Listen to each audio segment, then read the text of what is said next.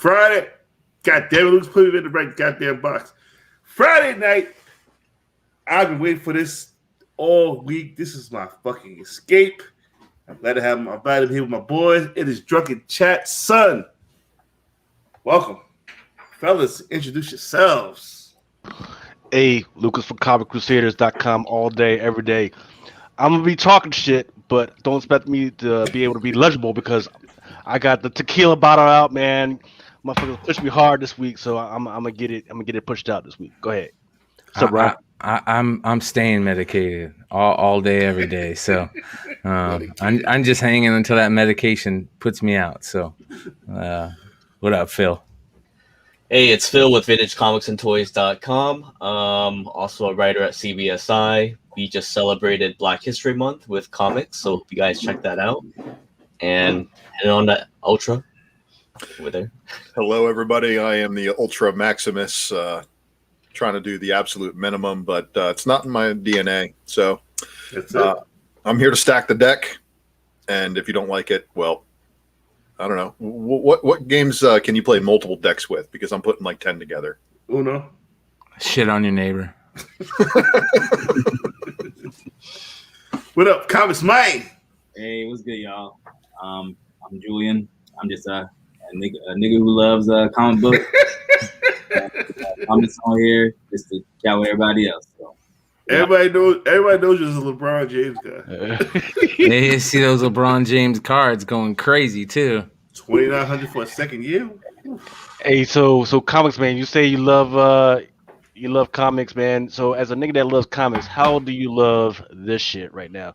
This is what DC has to offer us right now. Fucking, they're trying to bring back Milestone Comics for some goddamn reason. Nobody asked for it. No, it kind of asked for the static shit. No, there were some rumors that the dude was it Michael B. Jordan wanted to do the static shit, but we really haven't heard any news for like the last 2 years. What did you think about this shit, man? To be completely honest, I was pretty excited. I'm pretty excited. It was last year when I learned about most of these Milestone characters. I knew about Static, but Hardware, Icon, Syndicate, all the Shadow Cabinet, all of them. I didn't know about them until last year, so I'm actually excited to see comments about them. You gotta fix your microphone, brother. Going in and out, kid. But I thought, yeah. Why you don't like Milestone, Lucas? Was like, what? I think it's if you do it right, if you don't pander, if you don't make it's DC. DC. If it was anywhere else, where's anywhere else? I would have took them as a freaking indie.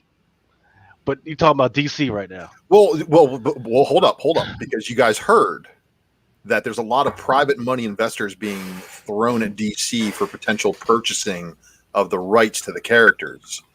And Robert Kirkman happens to be one of the people throwing money at this. So DC may end up becoming more independently owned than we all would have ever thought in a million years. What about Marvel? Marvel ain't trying to buy this shit? Oh, Marvel, of course, is trying to put together all the Infinity Stones, and one day they will probably have that one DC one just blink right on the gauntlet. But I heard Disney ain't got that much bread. They lying about their bread. They friends for the gram. Man, they front for the gram. Everybody gotta have that clout, man. Everybody have that Insta clout. You know what I mean? Right. See, there you go. Lucas got his numbers. All right. So Lucas, are they front for the gram? I did want to do a little bit of stuff about stocks today, and yes, I'll sir. just jump it. I'll just do it whenever it comes up that makes sense, right? Yes, sir. So AT&T, once again, the AT&T, they own Warner Brothers Productions, which owns DC Comics and DC Productions and all that other stuff, right? Here's what happened this week. Texas, right? They've got the God bless their souls, man, and God bless what's been going on in Texas. Our hearts and thoughts go out with them. If you can, freaking donate to the freaking cause, give whatever you can, whether it be closing. If you want to open up your house, go ahead. But on the other end, what's happening was their bandwidth for AT&T for those customers, they were having a hard time receiving and putting out phone calls, right? So AT&T, they got bashed in the media long enough, so they said, you know what, screw it. we're going to cut down some of the costs. We're going to freaking charge. We're not going to charge people for some of the stuff. So as a result, there was a loss. There's going to be a loss of revenue for AT&T this quarter. And you would go, well, so what? 1 quarter, that's not too bad. Well, that comes at the same time that they just borrowed like 185 million, like 185 million to like a billion, because they're. I'm getting some weird feedback. You got feedback? Yeah. Yeah, it's weird. Yeah, it's because they are trying to they were in this weird auction, right, for a C-band. C-band is the megahertz for the new 5G stuff, right? So they're in a big battle with Verizon and Sprint, mostly Verizon for that C-band. That's a lot of money that they're going to have to put towards that. And we don't know who won yet. We're going to find out on the 24th, so that's going to be a big day of reckoning to figure out what's going on. If AT&T won, then guess what? I think they'll be good, but if they lost, that means that a lot of their stuff is going to be slower and everything. They're going to lose a lot of customers. If that happens, look for them that they're going to have to bring out a lot of revenue, because a lot of these stockholders, including myself, are going to freaking jump ship. That means they're going to have to make revenue up some other way, because once again, AT&T, they actually put out dividends, right? So they're going to have to pay the stock investors somehow to keep them from jumping ship. That means they're going to have to get rid of some stuff. And the speculation has been that one of the first things that it might go is DC Comics. It's because they know they can liquidate. It's Yes. So look, AT&T's got a lot of problems. Hey, Wall Street Comics from IG, man, what's up? Oh, you know them? I follow. Yo, some listen. Yo, I don't mean to cut you up. I don't mean to cut you up, Luke, but IG Comics. Wall Street Comics on IG. Yo, follow those guys because they have the most unique system of selling books, and it might be the future of selling comics for me, and also buying comics, because the way they got their thing set up, it's very unique and it's very golden. So I want you guys to check them out. Lucas, I just actually just sent you the picture, Lucas, so we could throw them up on the joint if you get it. But yeah, Wall Street Comics, man, they could stop by. So think about this, because you guys heard like if you keep up in entertainment news, and it's funny, I got a slide that kind of makes a joke at this tonight. The liquidation of not only assets for those channels, but there's also a certain president, head of a certain network, that's also going to be stepping down here shortly. So there's a lot of shakeups and stuff going on at AT&T as far as all of their portfolio. And it's just, look, this is what happens when a conglomerate gets too big, gets poorly managed. Because that's all it is. It's poor management. If the editorial staff at DC Comics was doing their job correctly and scolding their writers and keeping everybody on task and trying to put out a quality product, DC wouldn't be in the sales slump they're in. And let's talk about this, because Batman's probably the only book that's not in a slump at DC, but everything else is underperforming month after month after month. There's a sales decline month after month after month on all of their ongoings. So the whole reformat. You think Clown Hunter could save them? Clown Hunter and Punchline, yeah. No, they've actually got two new characters, female villains. They look pretty cool. They're not going to save DC Comics. Wait! No! The Billie Eilish looking chick who's coming up in Batman. There's I forget what her name is. Is it Dead Girl or whatever her name is, and then there's another one. I forget what her name is. The one one of them looks like a Punk Mambo ripoff.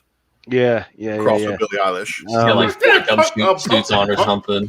Yeah, Punk Mambo was a fucking Harley ripoff. What the fuck? Y'all hear me now? Yeah. Mm-hmm. Okay. Right. But let's be straight. I mean, they're not Miracle Molly. I noticed that. Yeah, Miracle Molly. There it is. No, it's not. Yeah. No, the fuck it's not. Yes, it is. That's the fucking name, dude. This is why AT&T is selling Yeah. Look, it takes about 7 years before a character really catches on, or they can actually do something and people will start to recognize it. So they're just coming out with these characters and they're not going to be able to do anything with it. So AT&T might as well just go ahead and freaking let DC die on the vine. Bring it on the ha-ha. Yeah, Yeah. motherfucker here for the ha. We're gonna get there. Calm down. We're gonna get there. Question, Lucas and Mel. How do y'all feel about the fact that Monica Rambeau has never had her own solo series? No, actually, no. She had a Captain Marvel. She had a Captain Marvel. Yeah, she had one shot. Right. She had 2 one-shots, but never had her own. And that's fine, right? Because I mean, when you really think about it, she's been powerful enough. She's like the Captain Marvel thing where she's too powerful where you can't just freaking keep going on talking about it before you go, wait, hold up. If she can do all this, why can't she just solve world hunger, right? That's Superman. That's Superman shit. Yeah. But you know what? I will say this: after that last episode, there's no doubt that her name will be Spectrum. Yes. Look at the way she was able to interpret the light spectrum in different ways. There, Photon was her mama. All right, so that Avengers Unplugged, probably a dead spec at this point. And you know what? For a $1 book too, it wasn't a bad play. But I always had a bad feeling that they weren't going to do that. And it's like they're going to the latest iteration of her character. They're updating her the most they possibly can. Yes. And man, right. I got to say that, yeah, I think Spectrum, besides being in the Ultimates, needs to have her own book. I mean, Reptile or whatever is supposed to be getting one, right? Reptile. Or Man. So hold up. you fucking with me, man. Mel already knows this guy doesn't exist, Bro, Right. he's all right. A Mexican dinosaur. That's just the fucked up. What the fuck? What? So, hey, Kevin Feige and no boy, they just woke up and said, you know what? Fuck Mel. Yeah. Yo, we're not gonna make him a full. This dude one shot. We're not even gonna give him the cool shit that make we're not giving him cool that make dinosaurs look cool. We're just give him a regular Mexican face without fucking fangs or nothing. But imagine that boardroom there, and they said, you know what, guys, fuck Moon Girl and Devil Dinosaur, but let's do this Mexican dinosaur shit. Let's take the Moon Girl dinosaur dynamic and put it all into one package. Oh yeah, and he can fly, he can do all this, and we're gonna give him a full and on his website we're gonna say he's gonna be the next big thing. Again, the cool shit about dinosaurs, a Tyrannosaurus Rex is the big face, the fangs. He can just fucking. I'll whip his ass, tail it off. Then fuck you with your feet. I mean, does he got a healing factor? Yeah, what is his powers? Can he outrun bullets? Because if not, he's able to. It looks like he's able to adapt like all the major parts and everything of all the different freaking dinosaurs. Like at some point he can fly. He's got the tail, all the other shit. You know. But he stole Wolverine's shit. He's got all the reptile powers. He's got every reptile's powers from the planet, apparently, or something like that. And what about this fucking picture tells you that he's fucking Mexican? I thought I read. Except for it's got fucking tacos in the fucking background. That's it. That's racist. I know. But I read somewhere that it was that he was Mexican. That he was Mexican American. Yeah. Like Humberto. I forget what the fuck his name is. Blah blah blah. Yes, it's not even in here. Where's Lucy? Well, Lucy, how do you feel about this? I know she's around here somewhere. Humberto Lopez. Look at the people in the background. They're not even the fucking press. Whatever. I mean, so all right. Well, first off, this is what we call a horrible idea from Marvel, right? You're right. Okay. That is not as bad as that other shit they try to do. Well, they're trying to do a lot of stuff lately. Okay, look, and this is bad. I agree. You know, even though I am the pasty alabaster boy on the panel tonight. But yeah, I agree. You probably not want to say nothing about this.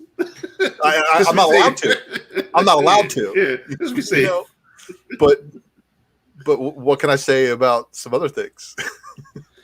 Yeah, y'all just cruel. This is just fucked up right here. Yo, the amount of people we got cussing in Spanish in the fucking chat.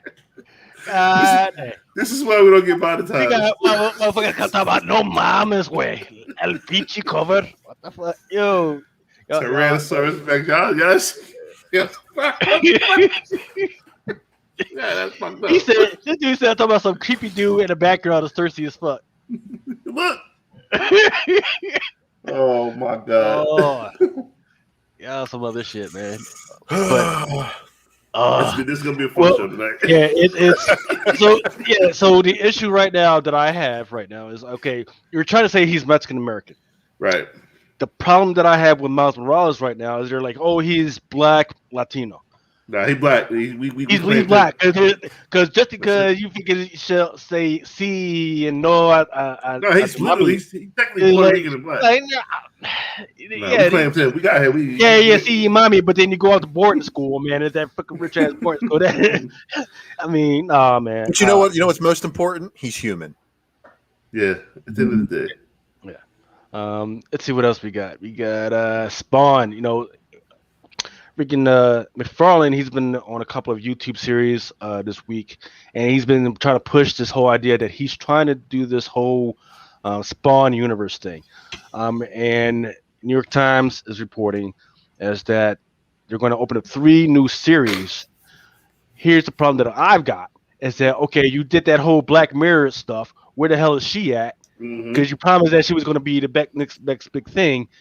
But if you look at the list, none of that, she's not in that. They're on to some other shit. So what the hell? What do you guys think? Do you actually care? Or are you guys just in it for the covers? I was telling my man McClare, I was like, who reads Spawn? I buy Spawn for the covers. I know some people who religiously read Spawn. So how many people versus people who buy the covers religiously?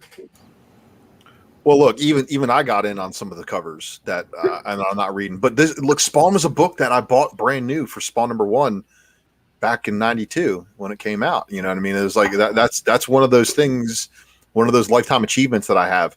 But let's point out a couple of things. The Gunslinger Spawn, sick. And Spawn, like, what would you say, 125 through 264, The Return of Al Simmons, probably some of the lowest fucking ordered Spawn books in the run. So I know some of those sales totals got under 10,000, which is not a lot. I mean, think about that, man.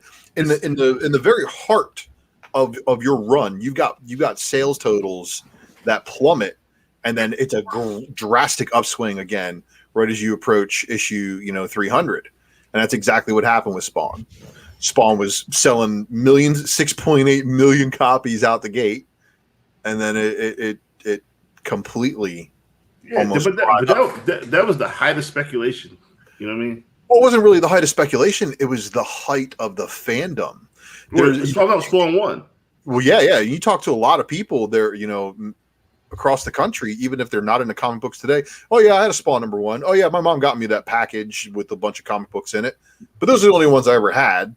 I know a ton of people that are like that. They're like, oh man, hey, you're into comic books. Can you tell me if these are worth anything? And I see that, and I'm like, Oh, I raked them. I used to be nice. I raked them over. Well, now it's consignment. Oh yeah, look at that. So there was a couple of those at the comic shop. What's that number of 700, 7,500 or something? I'm not sure. I mean, this is number 237, but I'm seeing that on eBay. These things are flying. Yeah, like the Chrome sets, like in the deck of cards, it's like a deck. They're selling for. I mean, they've cleared out. It's like you can't even buy it now anymore. They're all in auction right now. It's insane. And it's so crazy to think about that coming in a Wizard magazine and coming so far after the Comic Cavalcade stuff. But there's collectibles for every single one of these markets, and Spawn has its own very dedicated fan base with a bunch of different variants and exclusives, like the German Spawn #1 or the German Spawn 9s. I know that some of those are really, really cool, like the white embossed covers and stuff like that. So there's a ton of niche stuff.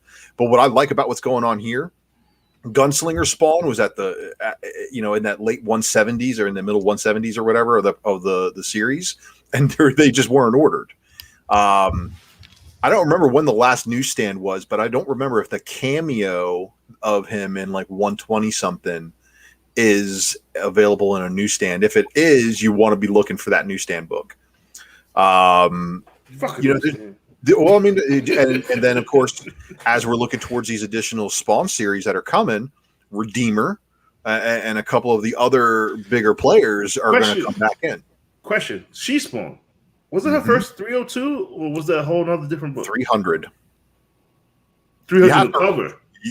Well, 300 in pages, from what I remember. I thought it was 302. Everybody was telling me, 302, pick up 302. 302, I think, is like the first story and first story. But I think she had a pinup or a McFarlane drawing in 300. That ain't the man. Listen, and it doesn't matter because that character appeared before 300 also. Yeah, that's. But she didn't appear as She Spawn until 300. But she was just a chick. It was as a character total. She was in Spawn number 122 as Nyx. Mm-hmm. So she was just a brawl doing the costume in 122, and then she became She Spawn in 302. Looks like 300. Well, you get the picture in 300, and I think there's something else in 301, and then 302. I think was the first in story. So why is it 302? I'm not reading it enough to know if this is 100% accurate. I'm going on of secondhand information here. So everybody says Spawn 119. The motor is let me get my shout out because the shout outs the chat is popping right now. Let's go down the line real quick. Only 25 thumbs up too. They need to get that up. I ain't worried about that. Numbers you need to pump that shit up. We cracking over 200. Trust me. We got Gus Checo of Royals Tiger, Biscuit King in the building, K Titus all the way from Japan in the building. Mama Comics, what up, baby? Manny the Comic Collector, what's up? Papa HG1 Thunder, who's a big winner of all the time. Hey, I'm about to put Let Cover Zach in and freaking timeout. Who? Nope, Lonzo's a caca. Just don't say it's a small fan. Jim City Assassins in the building. Tino 73. Time out, motherfucker. Time out. Manella's God. Emperor Slid. Nigel Tunch in the building. Dwayne Scott is in the building. Once again, big shout out to Wall Street Comics. The legendary Patrick Milagiano in the building. Eric Hurd, Rookie of the Year. We got the Mel Cast Wakanda. This dude right here. All for the G Kid. It's a funny dude. The first time I see his name, so he should Australia. Yes, if you do win the I will ship to Australia. Whatever. James Crowder's in a Miracle Molly. This is some nonsense. Yeah, but if he ships to Australia, he expects a New Mutants 98 Australian price variant shipped back in. I didn't even know that exists. Yeah, in return. Jesse Bell, Franco, the Art of the Chemist in the College C. It's a lot. Chat popping, like I said, man. Man, these guys are killing it in chat tonight. My man said Tyrannosaurus Max. Wild boy right there, man. So I will say that Todd McFarlane skipped the last CGC signing in December. People thought he was going to sign in December, so the speculation is he's going to do another big CGC signing in December at the end of this year. So I would bet that there's probably going to be some news attached to that signing to really, really. But I heard he won't sign my Spawn 9. Is that right? I think he doesn't sign Spawn 9s. I think he doesn't sign Spawn 9s. Huh? Yeah, because of the gaming issue. And I think also with 10 because of the Cerebus issue. What? So I think, you know how some of these artists get to choose, man. They're like, nope, I don't want to sign that book. So I don't know, man. So I was boots to the ground in New York Comic Con the year before when Spawn 300 came out with the gold and the silver. It was mad drama with how many copies were sold to certain people, this and that, and stuff like that. The thank you variants and stuff like that. Yeah. Shout out to Blind Adam. Blind Adam was like, "Pal, stay with me. I'm gonna get you a copy." And sure enough, he got one. But I was like, you know what? I'm not doing that. I'm not going to use anybody to get no fucking copy of Spawn shit. But that was a fucking shit show.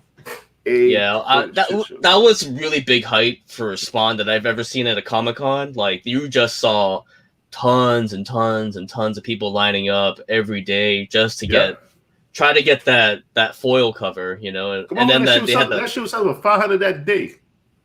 Wow, and there were actually people walking around with the con exclusive, selling it to other people and stuff. It's Yeah, you know, it was funny. I love playing that game, going to the booths at the con and finding the con exclusives for sale in the booth that are sold out at the con. And then trying to negotiate, be like, "Hey, man, I know you paid $20 for this like 2 hours ago." I missed out. We got a deal. Hey, if you can get that one book that can pay for your whole freaking hotel room and ticket, Yep. I ain't mad at you, bro. I am not mad at you. Shout out to Tina. There definitely was a fight online. It's definitely a fighting line. I helped cause one fight. So yeah. Just had some dude roll up on you. Hey man, you can't cut up in line, and that's what it was. Okay, so I was standing in a certain spot in line, and there was some other dude that was standing way behind us, and the line got pushed back. I said, well, I'm not gonna move because I'm already standing in the spot. So if this is the beginning of the line now, this is the beginning of the line. Big argument happened. Like, you know what? Nah. Some other dude was behind me, came up, stood kind of in front of me. He was there first, but he had moved back, thinking that everybody else was supposed to move back. I didn't move back, so he's like, "Well, if I'm not moving back, I was over here already." Him and the other dude started getting into it. I was like, "I'm done. Fuck this spawn shit." Damn comics. Yeah, I'm not doing it. Black history is sad. Anyway, so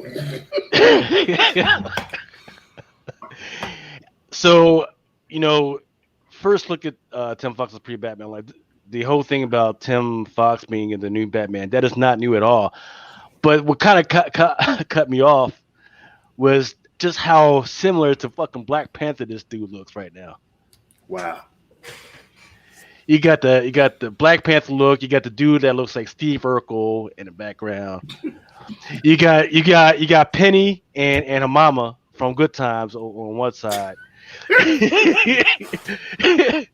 Y'all could go ahead and pick the other two, man. But it's just they just look like they went for black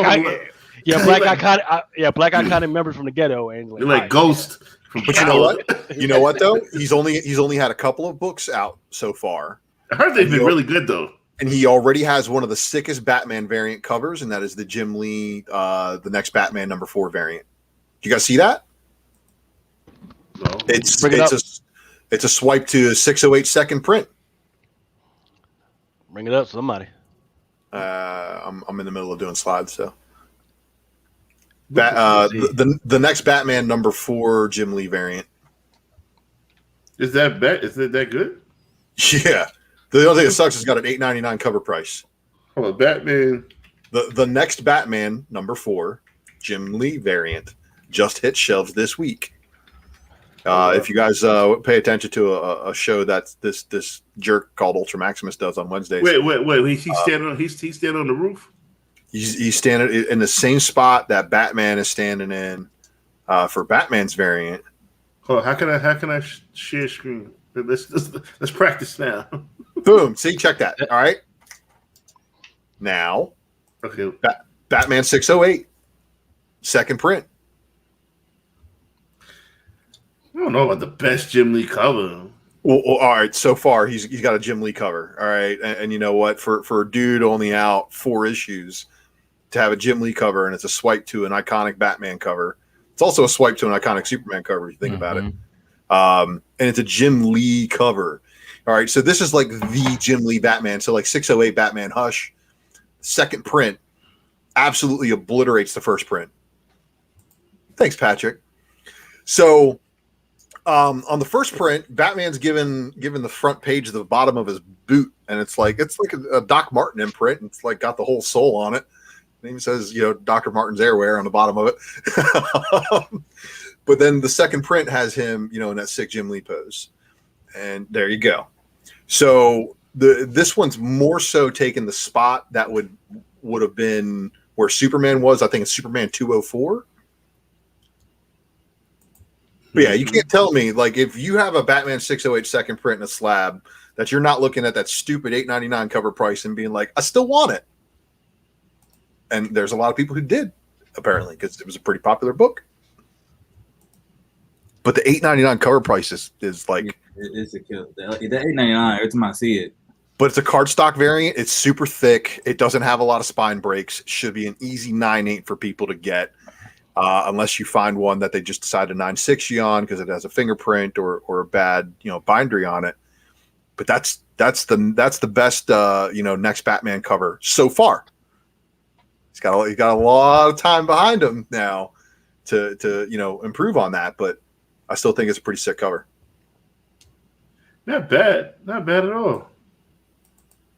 Are you reading the series or no? And that's the truth. Well, damn? Look, if you guys watch the presser, look, my approach towards next week is I'm going to hit DC on Tuesday and try to read more DC books. I really am. I don't read enough DC. You're not going to be able to because the fucking lettering and the panels are just so jacked up. It's so hard. It is literally my freaking job to read books. And Where's Harm's at? She's supposed to be fixing this stuff for us, right? I don't know. I mean, cause it is literally my job to read all the books, and I just can't I struggle through DC. I whip through the Marvel and Image stuff and IDW stuff, but when it comes to the DC, that stuff just drags. What is it? The word bubbles are just like too tiny, or is it just too much text? It's that they sometimes they try and fit like 7 panels on one page, and I'm like, oh, for $8.99, just stretch it out. See, I read one of the most dialogue injected Transformers books written by James Roberts, where word bubbles would take up a majority of the page at sometimes. So I can not saying anything, not saying a damn thing. Well, no, the difference is the Transformers actually had context and story. I'm assuming that the DC isn't going anywhere. Look, I'll give it a shout because now, look, this is the final issue of the Future State story. So you should have a finite story to get a sampling from to see how much you like this Batman. And if this Batman is one you want to move forward with, I know that the future solicits that they're gonna give Tim Fox a good, hopefully a good run, and I'd like to see it. I'd like to see it happen. Well, we'll see. I have no faith right now. I mean, it's a nice thought. You've got the African American Batgirl right now. Now you got the Future State, freaking Batman, who's African American as well. And she's wait. So she first appears in that Teen Titans Future State #1, also, doesn't she? And she's about to be in the Titans Academy. But that would be an interesting thing to look forward to, right? Or to look out for, right? Well, I'm just further pointing out all the more play that's in spec, related to that Teen Titans #1 and Future State Teen Titans #1. If all those are first appearances, I don't read enough DC to know. I may be wrong. Like the Batgirl who has her hair as the horns is the one you're talking about, or the Batwoman? Well, I'm just talking about the CW Batwoman. Oh. Yeah. Oh, we spec on CW? Is that good? No, it's come back around. It's not, man. Freaking people were in the Flash and everything, and it was like, okay, they're doing okay, but then it just got too complicated. It should have been done way before they freaking got done with it. I don't even know if they're still going on with it, but here we go. What else we got? Oh, Constantine reboot in the works at HBO Max with J.J. Abrams. You guys think about that shit?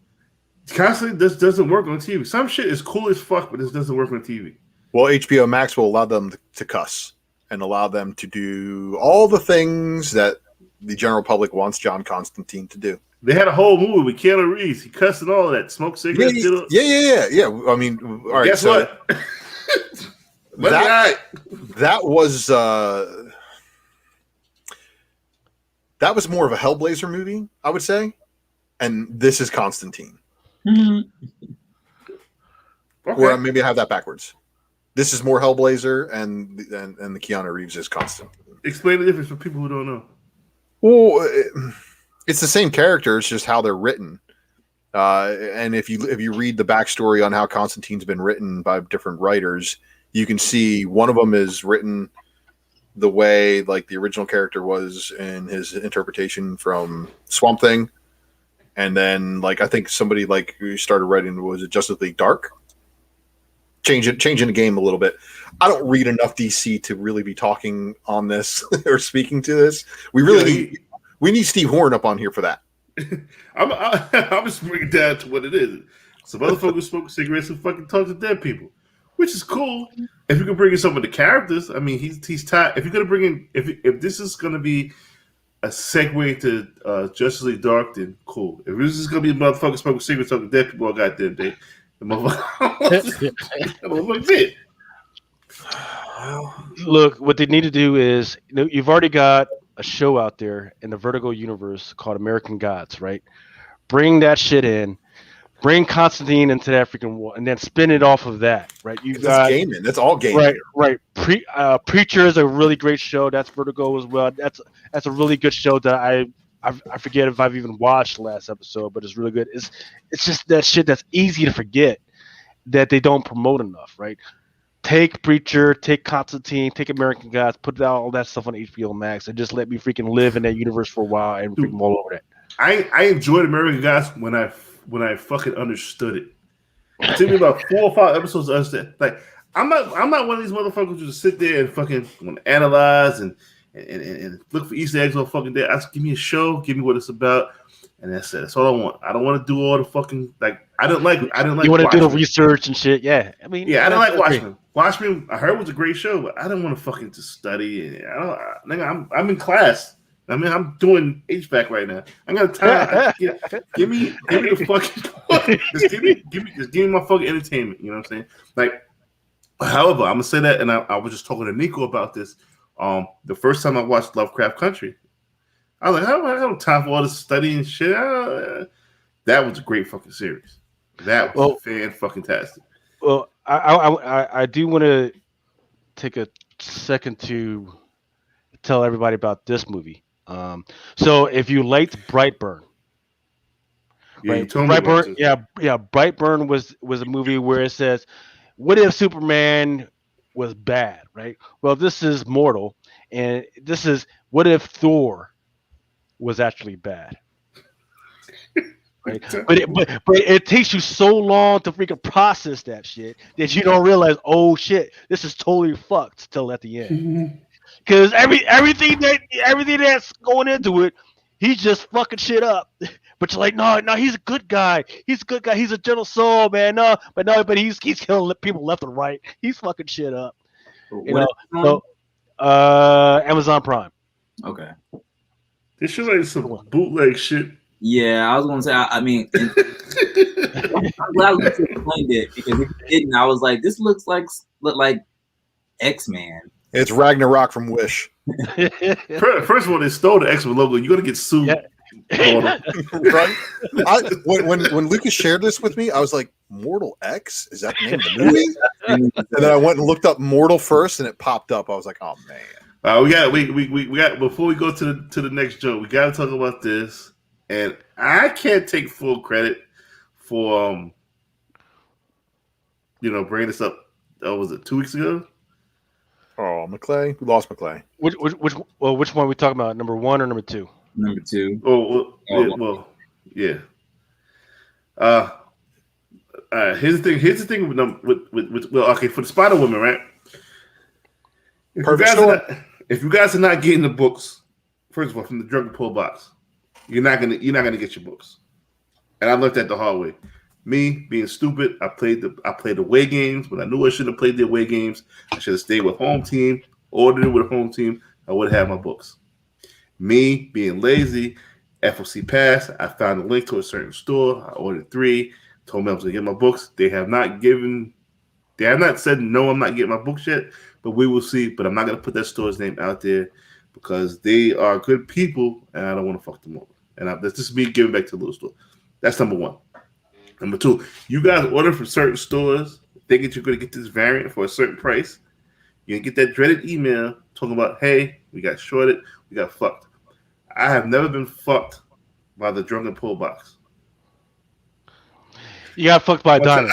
You got fucked by a diamond. Yeah, let's be real. It's going to happen. And, you can be the world's best comic shop and you will still eventually one time at least get a really big fist from Diamond with no tube. I spoke to Comics Man about this. Actually, it's funny that you're here. The fucking solicits lead towards it might being a new villain introduced in Silk #2. So it wouldn't be a bad idea to order. It don't have to be from the Drunken Pull Box, but to order enough books to get the 1 to 25, as well as the variant. Order from somewhere that you know that you feel comfortable with, getting these covers, and then boom. Now, Lucas, do you have the picture of the cover? Boom, there you go. Amazing. Yeah, this shit looks like a I feel like an anime characters. Anime graffiti. Yeah, it's a really big mashup of a bunch of styles, but she's made her own out of it, and it's definitely very modern.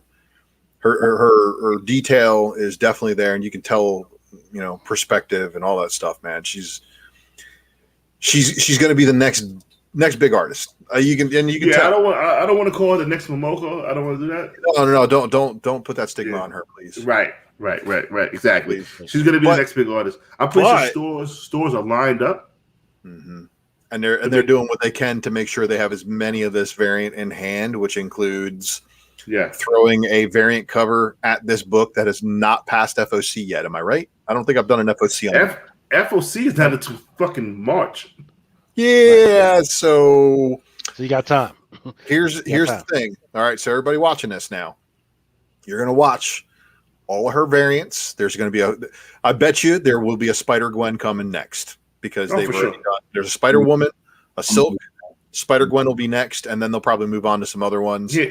But the Spider Woman will be the one that probably commands the most because it snuck up on everybody, except if you watch the Drunken Chat. It's not that it snuck up on everybody; is that other people didn't capitalize on the opportunity to obtain more variants by doing a store variant for that book. Yeah, because I haven't seen any store variants for Spider-Woman 9 yet, so I don't think there is, and with rightfully so, it should not be. But Silk #2, like you said, Mel, if there is a first appearance of a villain or a foil, and we all know our track record with villains at Marvel. Most of the time, the villain will become a hero eventually. Start off bad, turn good. So order through the Drunken Pull Box, and if you are not part of the Drunken Pull Box, this is the time to do so now. Yeah, because I have actually done the math, and I've seen what's out there, and I think this is one of the few times when you not only make out if you just get. Because if you get the single one, I've seen those prices out there. But remember, for the pull box, you're not just getting this particular comic, but you're getting 25 of those. So you can use those 25 to try and make up your money on this one. And even then, you're still making out for a discount that's less than what's out there right now. I mean, I will say as an Asian American, like this cover really, really speaks to me. And as because Korean American, right? And my wife's Korean. I go to Korea at least once or twice a year, and they're it's all K-pop, this street fashion. They get a lot of influences and from the U.S., right? This cover really, really speaks to me. My wife is a fashion designer. She just loves this cover. I mean, I don't even think I've seen a cover with a boba tea, and that's got, you know what I'm saying? Like, oh shit! And it's not even like the straight; it's like the mixture one. And like Mel, I'm sure you've seen this in Chinatown. Like you can buy this, So I mean, this is really, really cool. The kicks she has is pretty on spot. She was wearing I didn't even peep that she had a fucking tea in her fucking hand, bro. Yeah, she has some boba. You know what I mean? Yeah, not just tea, boba tea. Yeah. You go like if you roll out to San Diego or San Francisco, man, freaking into those little freaking spots, man. Yeah, man, them girls love. Don't be out there like trying to like roll up a girl like, hey, I'm gonna go to dinner. No, hey, girl, I'm gonna go get some boba tea. You in there? You in there? Look like Jordan 5 or Jordan 4s. For Rizik 78, you already entered into win. Luca's gonna put you on the wheel, and that's what you had to do. All you had to do was just come in and say something in the chat. That's all you had to do. For those, I don't see. There's so much shit going on. I want to finish talking about stuff. Then we're gonna talk about So yeah, Phil, I love your input on that because I didn't really think about it like that. You know what I'm saying? I mean, if you want to get those Asian comic investors, this is like at that street fashion vibe, and these are the type of people that I meet at Comic Cons that are like really into modern, you know, minorities, Black Americans, Hispanics. Like they love these type of covers that just pop, and this is really, really in with the times. And I mean, like I said, my wife's a fashion designer, right? So she really knows what's in the trend, like day to day, and all across the world as well. So I mean, this cover really, really speaks, really, really for me. Right. I think. Yeah, I mean, the only issue right now, that's real dope. Absolutely. The only issue right now is that the FOC is so far out. Everybody's going to know about it. Right. Everybody's going to know about it. No, I've unfortunately done my part and freaking putting it out on my freaking Instagram without thinking about it. But it's just going to be up to everybody because this is going to be an iconic cover. So it's just going to be up to everybody to go ahead and every time it's out there for cheap, just to freaking go ahead and dig into it. You know? Yeah. Yep. Okay. Everybody's talking about the Demon Days coming up. As we all know, I might get one. I don't know. I might get one. Probably not after I get done talking about it. Yeah. That's a nice segue. It's a nice segue. We are 46 minutes into it. We have 102 live listeners. We're not ready. We're not ready for Spec Matrix yet. We're not ready. We're not ready for anything yet. I'm fucking just getting the alcohol. I'm here. I'm here with it. Let me take you off, Phil. I'm sorry. So let's have a little powwow about this Peach Momoko Demon Days real quick. Hey, hold on. Let me show the people what I'm giving away right for 2 seconds, brother. You giving away something?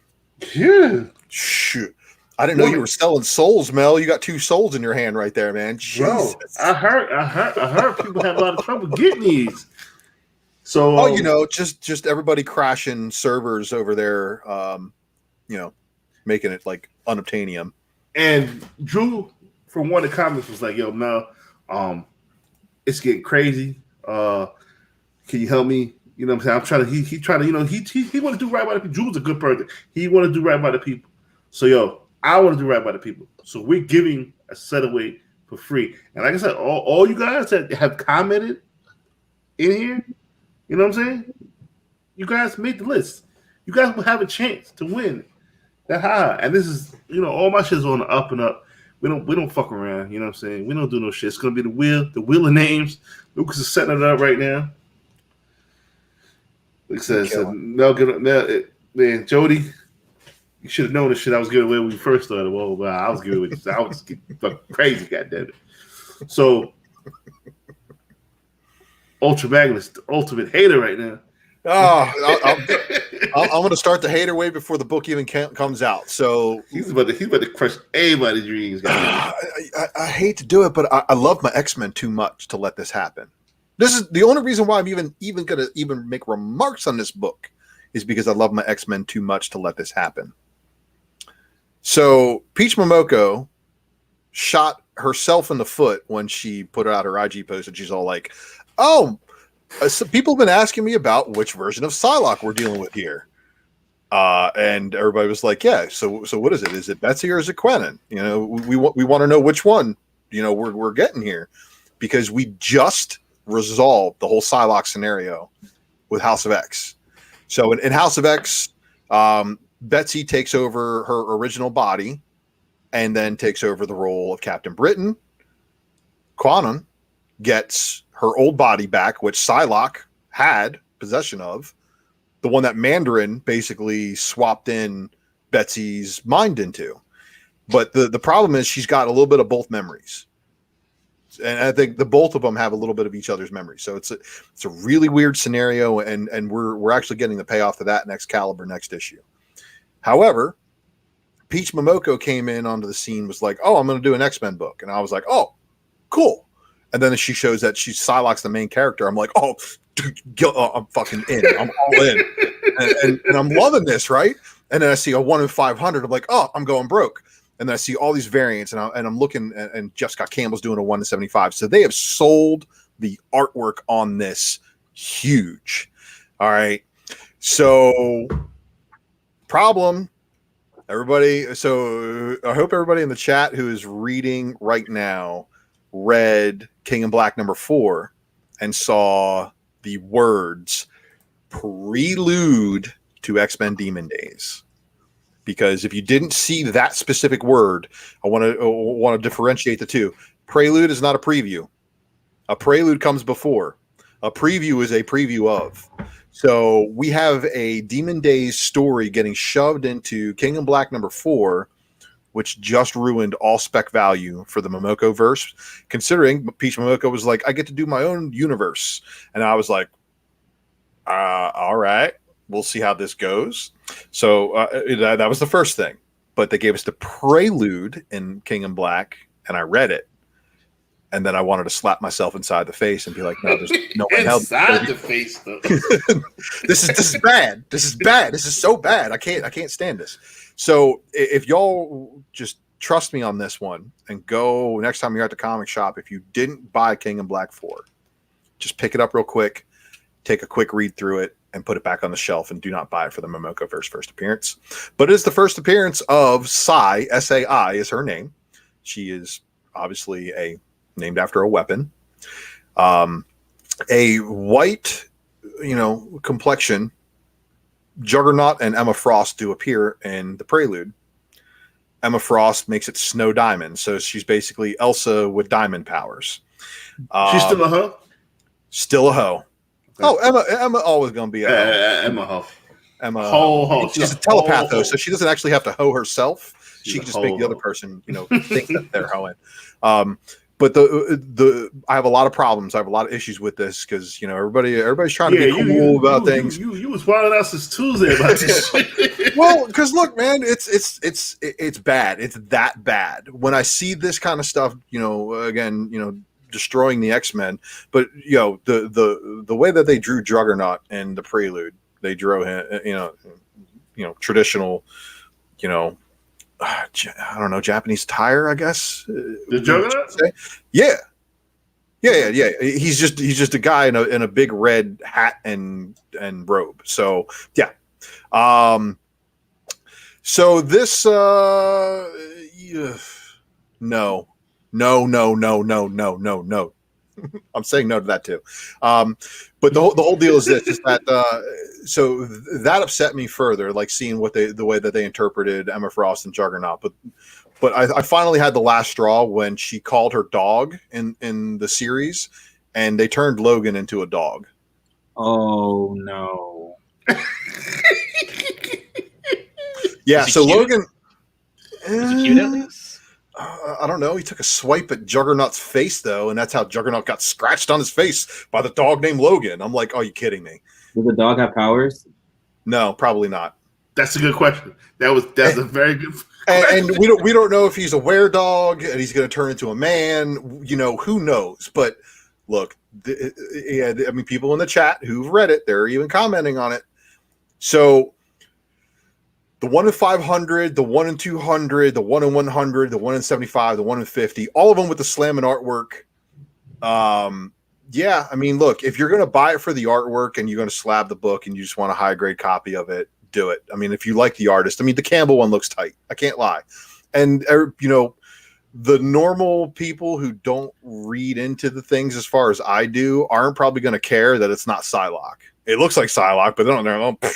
She's on the cover. It's Psylocke. So we have a situation here where I'm a reader. I will absolutely not have ultra hate-imus. I am fucking ultra hate-imus on this shit right now. I will not be buying this one. And that's just my honest opinion. But if you guys like the artwork, if you're chasing any of the ratios or whatever, chase at your own risk. But her first appearance, for the cover, not for the interior. But her first appearance is in King in Black #4. So if you actually want to spec on that, that's the book you buy. Now I gotta go fucking buy fucking King of Black. Hate-imus out. Troy Williams. Yeah, I wish the show was earlier too, brother. Trust me. Check us on the replay, Troy. Troy, your name is already gonna be on the list, so you have a chance to win the Ha Ha Tuesday. All you gotta do is come through. Like, I understand you gotta go to bed. I understand. People that work, people that shit do tomorrow. You got that, Mel. We just went from 100 to 101. Looks like we're back at 100 right now. No, we hit 102. Okay, all right. So we're good. We're good. I mean, I put it on the IG. We're good. So I'm gonna get hate mail over it, but whatever. It's whatever. But they shouldn't be doing that shit, right? You freaking put and DC does the same shit, right? Who's the editor? I don't know. They put the first appearance in one book, and then the other book, that's where they have like 1,000 freaking doggone covers that are too expensive. That makes no doggone sense. Peach is going rotten. Yeah. Hey. Look. Yeah, y'all motherfuckers some cruel motherfuckers. So someone in the comments, the Momoko verse is going to start an anime verse. Y'all think y'all can get more characters? I'm not going to let it happen, and neither should y'all. Well, but that's anime, so good luck on that one. I remember the Marvel Megaverse and the Phoenix. That was all like TNA, and Heartless knows all about that stuff. My man Smooth Burner's in the building. What up? That's my dude right there, man. Smooth Burner. Yeah, they're still trying to kicked off that freaking their Asian part of the Marvel Universe with Arrow and Swordmaster and 5 other motherfuckers that you haven't heard of since the first issue. Now they're trying to match them up with Black Knight and the King of Black, and nobody gives a damn right now. So Ruby or DC Comics, they were supposed to have an HBO Max deal. They still have and Dolpho actually did the interior on that series. Yeah, Aaron, I sent you the link. If you got power, we want to know how you doing. Aaron Yee is definitely one of those people that's in Texas. Nas, I'm not. No, we don't eat no more, bro. We don't eat no more. T-Bone, my man.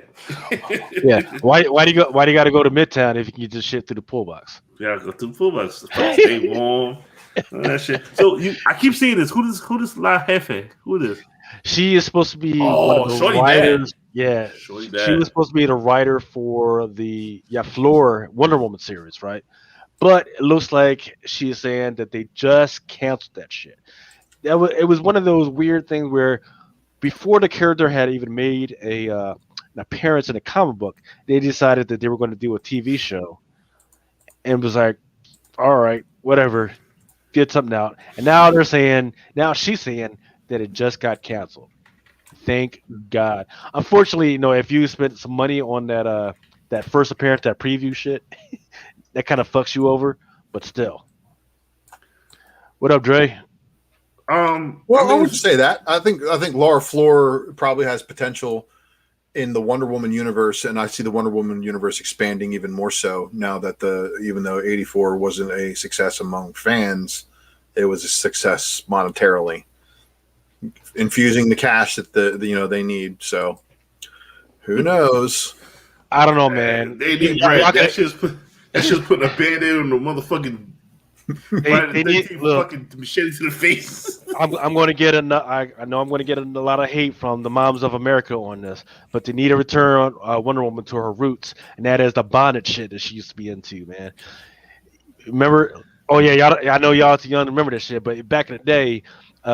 It was all about bondage. Every freaking issue, she would end up freaking tied up somehow or in chains or some shit. It was kind of some freaky lesbian shit. So why would the moms want that though? No, I'm saying they would hate. They're going to hate me for saying that. Oh. But that's what it was, and that's what made her popular during that whole freaking joint. Check out Chasing Dragon. The premise seems like good stuff. Games of Thrones. I can't get into dragons and King Arthur shit and freaking The Witcher shit, man. I don't know what the fuck. I still haven't watched The Witcher. You what? I still haven't watched it. Like, look, I never read the comics, so for me, it was like an easy. I mean, you've been around me for almost a year. You know why I didn't watch The Witcher? Fucking magic, magic bullshit. Is it magic? Yeah. Yeah. Fuck The Witcher. Like fucking Game of Thrones. I couldn't get into that shit until I accidentally watched one episode, and that was the Red episode where almost every motherfucker got killed off. I was like, "Oh shit, this is awesome!" So right before the next season started, I was like, "You know what? I'm gonna go ahead and watch the shit." And then it was totally not what I thought Like I said, yeah, that shit. They killed main characters like it was a fucking hobby. Nobody was motherfucking safe, motherfucker. They said motherfucker was coming to work looking at the scripts like, whew. Fuck that. Hey, they're like, hey, we're gonna kill everybody here, and then we're gonna make freaking this dude mess around with his sister and his aunt. Yeah. You're gonna bring some dragons around every once in a while, and that's gonna be it. Like, I said, Lucy. I see her. Lucy, I want to get your thoughts about this Mexican dinosaur kid. Let's see, DC Comics Pro virtual presentation. They had something on the 18th. I don't know what went down with that. I got invited and then I got uninvited. You can guess why? Because my hate for DC. So fuck. Yeah. My hate for the whole industry is. So yeah, go fuck. Well, is that a list of shit that's for sale? It's supposed to be free though. It's supposed to be a free comic book day, right? So they're going to have Deathstroke and Harley Quinn animated series sequel, Wonder Woman 80th anniversary title, Elseworld, DC Vampires. That's the working title, so that might be something you might want to look out for. Robin and Batman, Joker, a puzzle box, The Legend of Batman, Crush and Lobo, right? That shit. Nubia and the Amazons and the DC Middle Ages, which I guess is a ripoff of fucking BC Avengers. So go fuck yourself, DC. But at least it's free, right? This is why we don't monetize. Well, we cuss every 3 seconds. That's why we're not monetized. I'm gonna start taking some money from the goddamn Drunken pool box just fucking get this monetized shit going. Goddamn. I'm at with this bottle. All right, so I'm not slurring my words yet, so we're still good. So it looks like Marvel thinks that most of their readers are in their like 40s and 50s because they are still collaborating with freaking Def Jam on something. It looks like with Def Jam recordings, a celebration of the Black Panther series. Like I see this show. Like, what is the fuck is happening right now? You know, what you say? Comics? Which kind of? I said Def Jam focus on bringing back Def Jam Fight for New York. They should. Oh man, that was the greatest thing to happen to Def Jam since Jay-Z. Are we gonna get a remaster or what? We need one. Just like Final Fantasy VII needed a remastered version. I feel like Def Jam Fight for New York would be a moneymaker. Yeah, I agree. You think they'll put LeBron James in it? Oh, they put Jordan in. Jordan. Nah, I fuck with LeBron though, bro. St. Bodie, Bobby Sessions, and Cash Page supposed to be in that. So what is this? What is this supposed to be? So Def Jam is doing variants? I guess so. It doesn't necessarily says. It just says they're collaborating with them. And if that St. Bodie, Cash Page, and Bobby Sessions, they're going to contribute short stories to the final 3 issues of Landmark comic series. Bobby Sessions, the reggae guy. Yeah. Yeah. What up? FGM covers. So in the meantime, what is that? That is a Black Panther cover. Well, put me there for 5. Stormbreaker. Now, is that going to be one of the one per stores or the open orders? Yes, that's the question, right? Because what people don't understand, if you see those Stormbreaker freaking joints on the fucking shelves, grab those motherfuckers. Yo, grab matter of fact, because you can't just because a lot of them you can't just order. Well, now they're changing that. Did you know that? They actually did that with X-Men Legends? They allowed their Stormbreakers variant to be open order, and that threw me off too because I've been tracking these and all of them previous were one per store. Mm-hmm. Yep. So, but everyone, all the other joints, you might want to freaking go ahead and pick them joints up. No. Matter of fact, Jack DeMeo showed me this. And it's a peach. The peach looks crazy. Oh, there's some bangers in this motherfucker. So this one is the Natasha Bustos. I freaking like this joint. That's cool. Yeah, I fuck with it. Juan Cabo, Flemish Renaissance. That's cool. So if these are all Stormbreakers variants, then I bet you these are all open order. I don't give a fuck. Yeah, this one is like, it's okay. Yeah, he's like. Does Souza have one? He's been doing all the Black History variants this month. I would love this one as a poster. I like that one.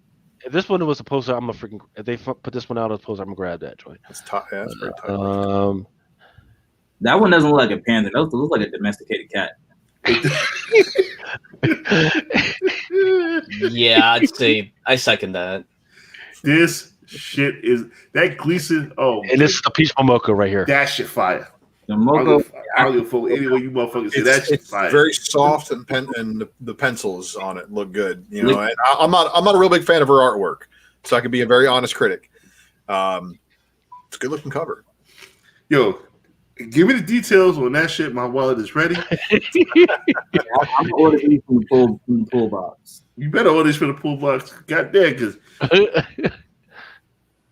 please make that Gleason, make that a 1 in 25 or 1 in 50, and I'm because that could spread out my 50 between all these other covers. That'll be a blessing. All right, see, so once again, like every single There you week, go. Rookie of the year. Rookie of the year. Gleason is open order, $5.99 cover press. Yep. I still want 10. Open order from where? Pull box, Diamond. goddammit. Or yeah, I mean from Diamond, it's an open order variant basically. Pull box, goddammit.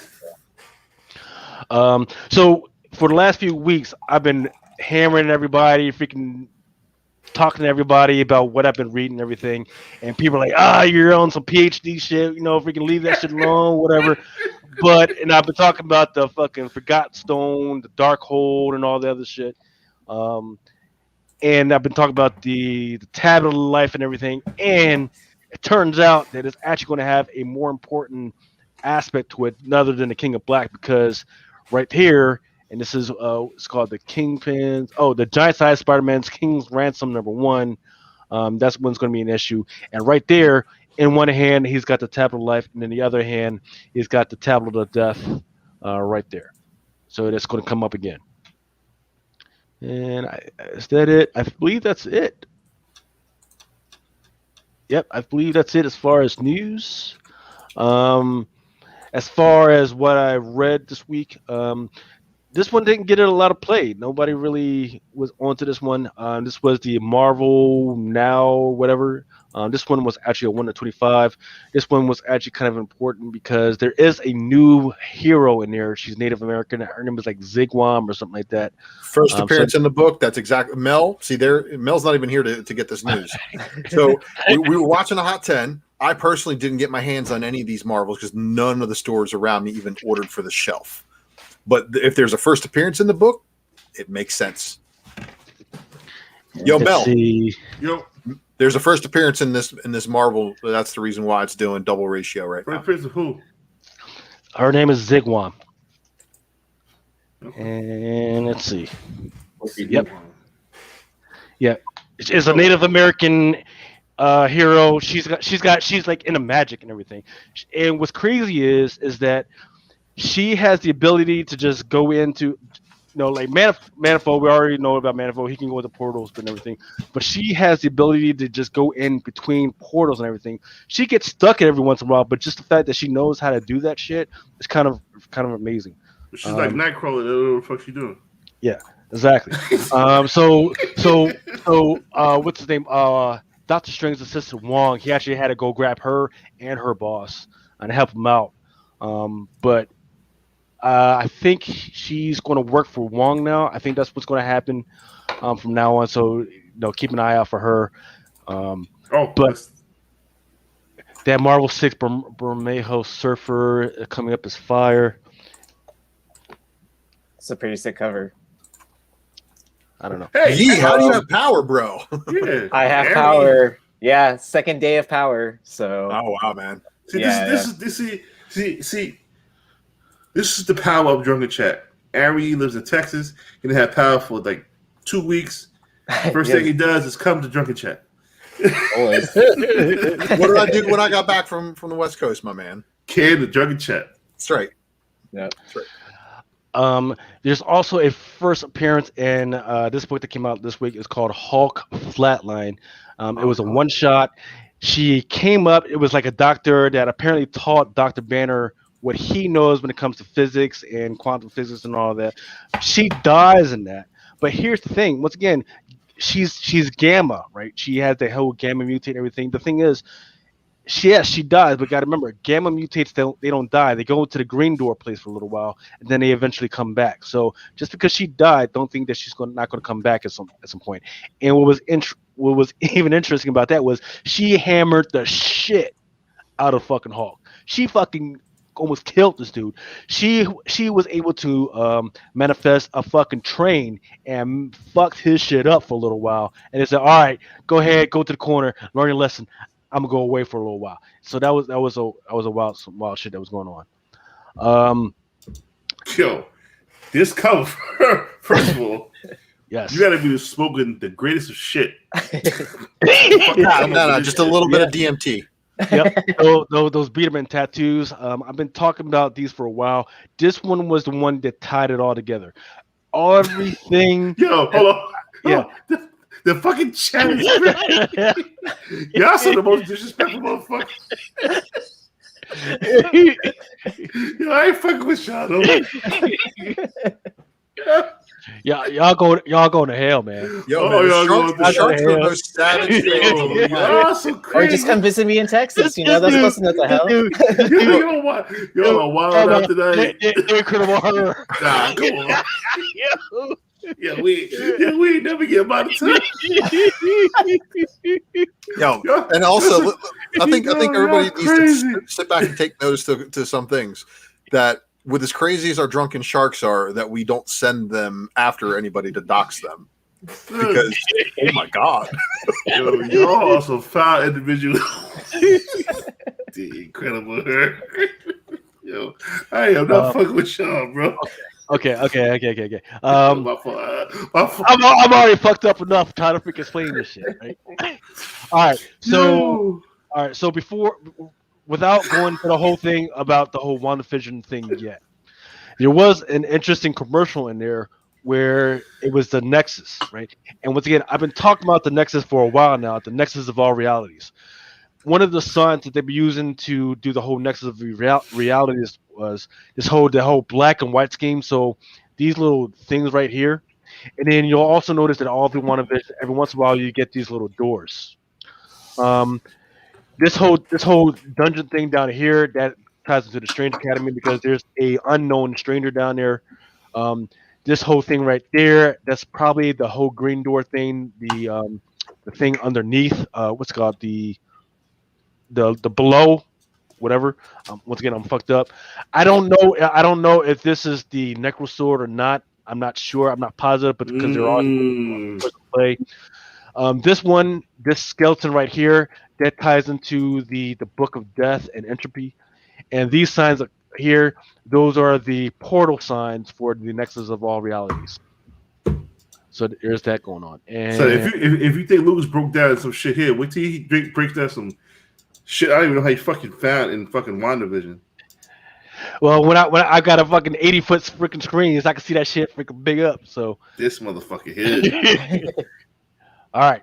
So I forgot to pull the panel for this, but in Guardians of the Galaxy, once again, it's Peter Quill and a crew, and they're getting ready to fight. I did not see this on the shelves in Midtown at all.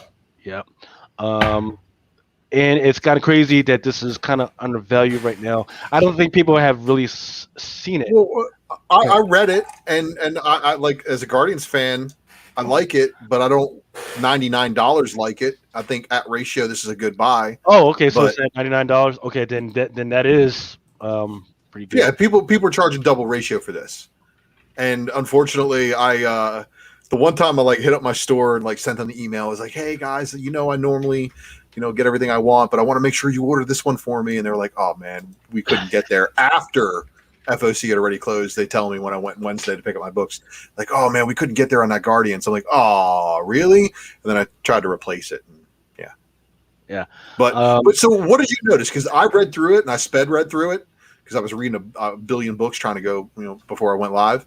I didn't notice anything that would warrant the double ratio. Right. Well, so here's what's happening. So once again, at one point, Peter Quill, when he was fighting the Olympians, he blasted them, and he and the Olympians, they went to the microverse, the microverse inside the M-Cran crystal. While he was inside the M-Cran crystal for what was it 200 years or something like that? Yeah. He actually met up with these other creatures. he developed a relationship with the creatures. He ended up fucking. He had a trio relationship, whatever, with these creatures. And the suspicion is that he had made one of them pregnant. And that was most likely confirmed in this book because there's actually a panel in there where there's a baby, and they show the baby that's still back inside that dimension. So that's And also, I remember girl getting knocked up in the previous issue, and then she showed up in this one, not pregnant anymore. I was like, oh, Peter. Let's see if I can pull this one up. Peter Ho. Yeah, man. And like the Here we whole go. thing about Oh, this is what Lucas was showing me. Lucas be on some crazy yo, shit. for real, Lucas, let me know if they ever come out with this jacket because I need this in my life. we need, yeah. I do need to. Me and you, man, we're gonna have matching freaking joints, man. Freaking. Don't worry, I'm in Florida, Well, wait, so wait. I get to wear it like twice. We don't do baby spec though, right? Baby spec is no good. Yo, man, what you got a problem with my X-Men 201? Who was the baby in it? Cable. You always talking to me about Cable. I don't know. I'm baby Cable. I feel like I'm racist. As long as I know Ultra and talking about some damn baby Cable. I feel like I raised this motherfucker. Let's see, what else do I got? I think that might be it. And that's just a quick joint that I got before we go into any other stuff. Fantastic job, brother. Fantastic job. So yeah, hour 16 minutes into It's Drunken Chat, son. We are having a fucking blast.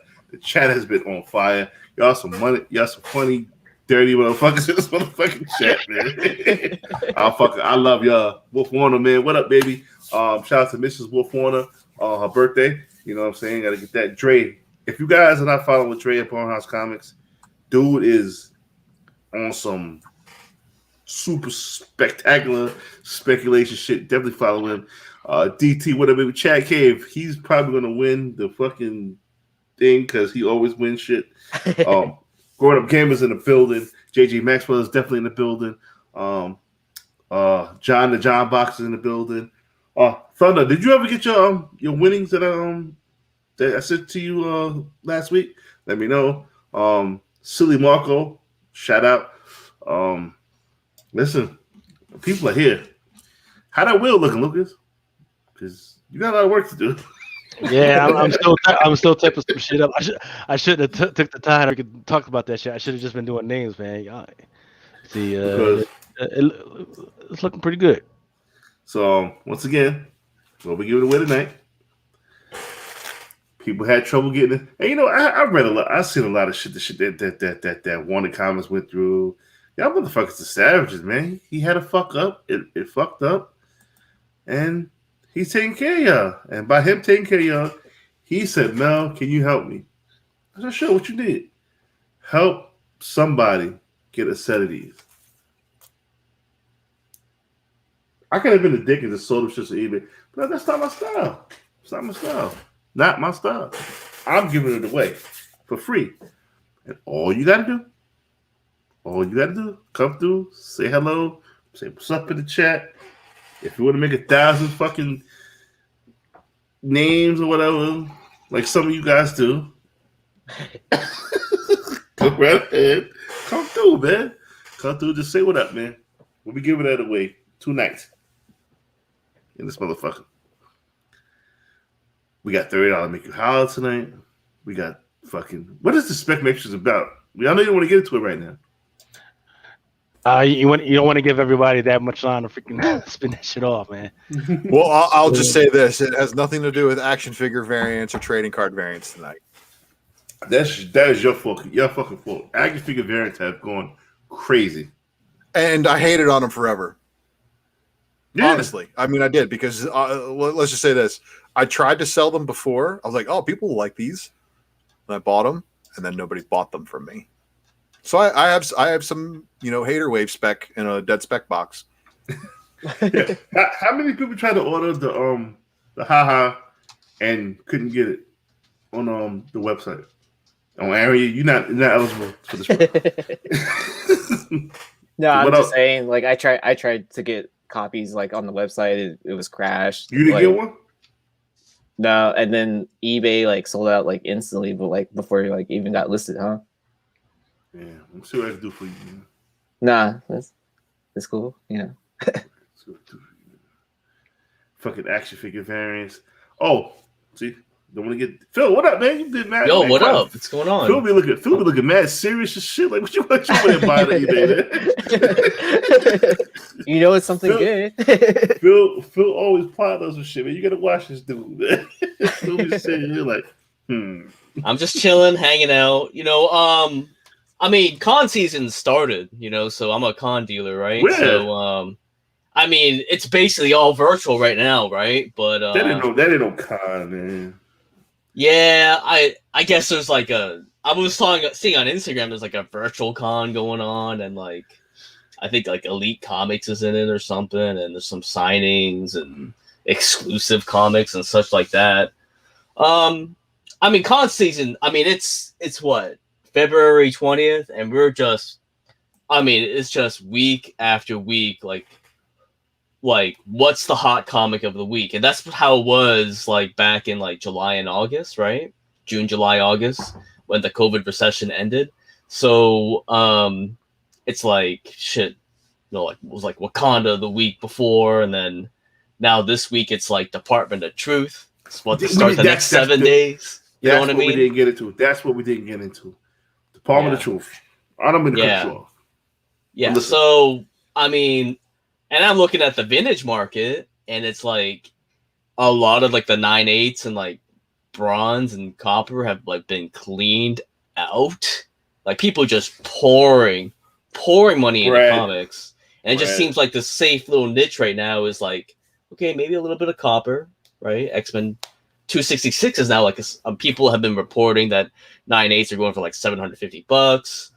And now we're looking at modern, right? And Miles Morales, Ultimate Fallout 4, 125. I mean, didn't it hit like $12,000 twice or something like that in a 9/8? So I mean, like that's the first domino, and then now we gotta see. I like Spider-Gwen variants. They're not really getting killed right now, and Edge of Spider-Verse 2 is still a very good value play. And Silk, my girl Silk, she's been rising a little bit. I haven't followed her in the past month on that that Ramos variant. It was like in the dumps at like 350 and 9/8, but I think it's inching. I think at last I checked, it was like around $500. I think. I've always said Silk out of the two when they were both introduced, Silk and Spider-Gwen. I said Silk is way more of an original character than Spider-Gwen will ever be. I know Spider-Gwen is an alternate universe version of Gwen, so it's not really fair. It was a joke. But it's a joke. I know. Yeah. But look where jokes get us now. Yeah, and then I've just kind of been and then touch up on the Star Wars, right? I mean, it's like I just think it's just kind of you absolutely insane, right? Like you the Star Wars man. Yeah, I mean, I think I've stepped away a little bit. I bought Something Is Killing the Children that Mel did the casting 2 weeks ago on the show. Then I bought some Wakanda stuff. That's been pretty hot. And then this week it's Department of Truth. I'm like, oh, what variants haven't I bought yet? And thank you, Ultra, for recommending that Andolfo version, which is like you showed me was like big bucks right now. So you get it now is way more than what you could have bought it from.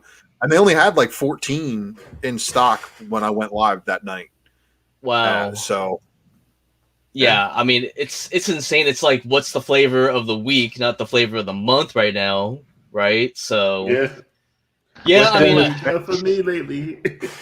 Yeah, I mean I think this GameStop, the stock, like how I tried to sign up for Robinhood, and like they're like asking for my social security card. It can't be laminated. I'm like, damn, I was just gonna dump money on like Deadpool cards or something. I mean, yo, shout out to Rafi. He gets it. He gets what's going on with fun. And number two on the DOT Department of Truth. The fucking the show that we're on, the Spectless. I had this as a pick. Number 2, Department of Truth. Still cover price. It's a tragedy Because don't shit happen in number 1, bro. You get a first person with a couple of characters, yeah, but number 1's man, important for first appearances, yeah, but number 2 is also important for first appearances. The first appearance, the fucking Starface man, bro. If done right, if done right, and I'm just saying this because I do have copies. Yes, that's probably why I'm saying this. But if done right, top 10 all-time TV villain. Dare we say this is swinging for the fences right here? What do you like about him, Mel? What makes him compelling? He's fucked up. He eats kids. Babies, right? He eats babies. He had a motherfucker on the plate. He controls all this conspiracy theory shit. He runs that shit. He has a pentagram on his face. How are you not that? What? What? Boy, John's box also.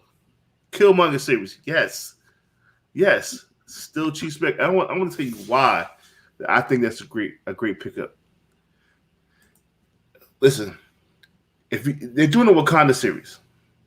The name of the show is called Tales from Wakanda, correct? World of Wakanda? World or Tales? No, I thought it was Tales. the TV show is called Tales from Wakanda. Right. The comic book is called World of Wakanda. Different shit. If anybody read World of Wakanda, it's not what you guys think. It's about 2 females having a love story, which is cool. But now you got Tales of Wakanda. And this is a perfect segue because I'm about to get into my shit. You got Tales from Wakanda, which I hope will be different stories from Wakanda. Wakanda is rich in history. Yes, stories. Yes, it is. And it's so many black actors out there right now. Great black actors. Dude, I think it's going to be phenomenal. Now, with that being said, let me cast Wakanda. So, how do I do this? Share. Okay. Share screen. Share screen. Where's that again? Why does it keep popping up, Lucas? Why does my name keep popping up? No, this thing about this. Yeah, I don't know what the fuck's going on with that. Let's see. All right, so share screen. Let me do share screen. Select screen. Which one? Entire screen? Yeah, if you want. Okay. Boom. Where we at with it? And then present mode. How we looking? I don't see anything. You have to. Hold on. Let me exit. Hold on 1 second. Let's see. I'm getting together. Share screen. Select the window to share. Entire screen, right? Yep. Allow. That's what I didn't do. There we go. Okay. And present mode. We good? Yes, sir. All right. Boom. This is Drunken Chat Son and Eric Hurd production. Gotta give my man credit. I will be casting Wakanda. This is part 1 of an ongoing Wakanda series. So let's get started. Again, shout out to the Rookie of the Year, the Rookie of the Spec Year, Eric Hurd. If you're not following him, at erichurd.com. I mean, not .com, at Eric Hurd on Instagram. He's following me. I'm following him. If you didn't get it, I should have put his name on here. I fucked up. Hurd S. Eric. Yeah, there you go. Thank you, Ultra, with the save. Say that one more time, brother. Hurd, Heard S. Eric, ERIC. There you go. On IG. You follow him and you hit him up and pay him monies for graphics. Yes, he's very nice. Very good with it. So we're going to get it started. These are some characters that I would like to see in a Wakanda series or just from Wakanda related. Let us start off with Queen Divine Justice. Now, if you don't know about Queen Divine Justice, she is the cousin of M'Baku, Man-Ape. She just takes over. Like, she's a crime fighter, and she helps Black Panther a lot. Black Panther sent people out to protect her. Her grandmother was part of the Black Panther crew.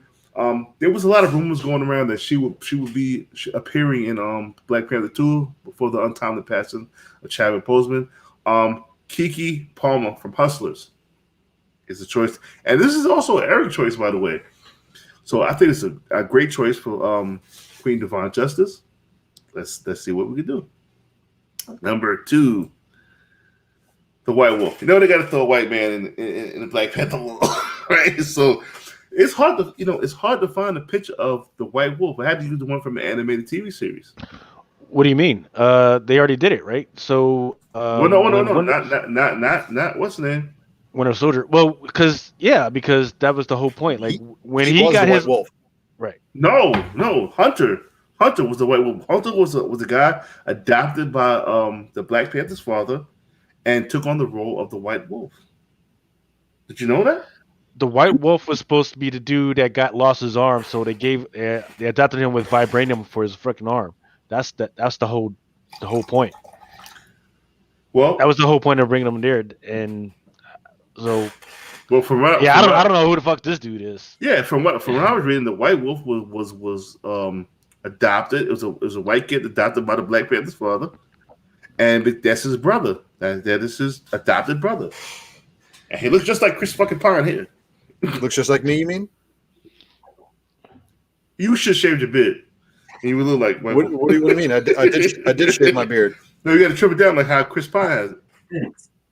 Ah, But I was asking Eric. I think shouldn't this have been Bucky? Bucky should have been the White Wolf, right? Bucky was the White Wolf. No, it was this guy named Hunter. Also, No. In the MCU, at least, okay. that happened. So White Wolf, they referred to Winter Soldier as the White Wolf at least once or twice. But in the comic, it was this But it gentleman. was in the comics, the other guy. That's I'm going with Hunter. that's you. Hey man, that's you saying that. Hey, that now that Bucky Barnes is no longer residing in Wakanda, he no longer gets the role of the White Wolf, and maybe there was a role of the White Wolf. And dude, if Pine wants to join the MCU, do it. Yeah, because I would leave DC too. Just like AT&T is going to leave DC. Let's go to the next one. Moses Magnum, played by Mr. Wesley fucking Snipes. Now, Moses Magnum, he has powers to control earthquakes and tremors and shit. Now remember, Okoye said off the island of Wakanda there were tremors. Everybody automatically thought it was Submariner, Namor. What if it's Moses Magnum who controlled the country of Canaan, which is right next door to Wakanda? First appearance, Giant Size Spider-Man #4.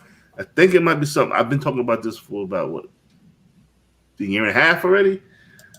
This could be this could be a possible role, a place they might go.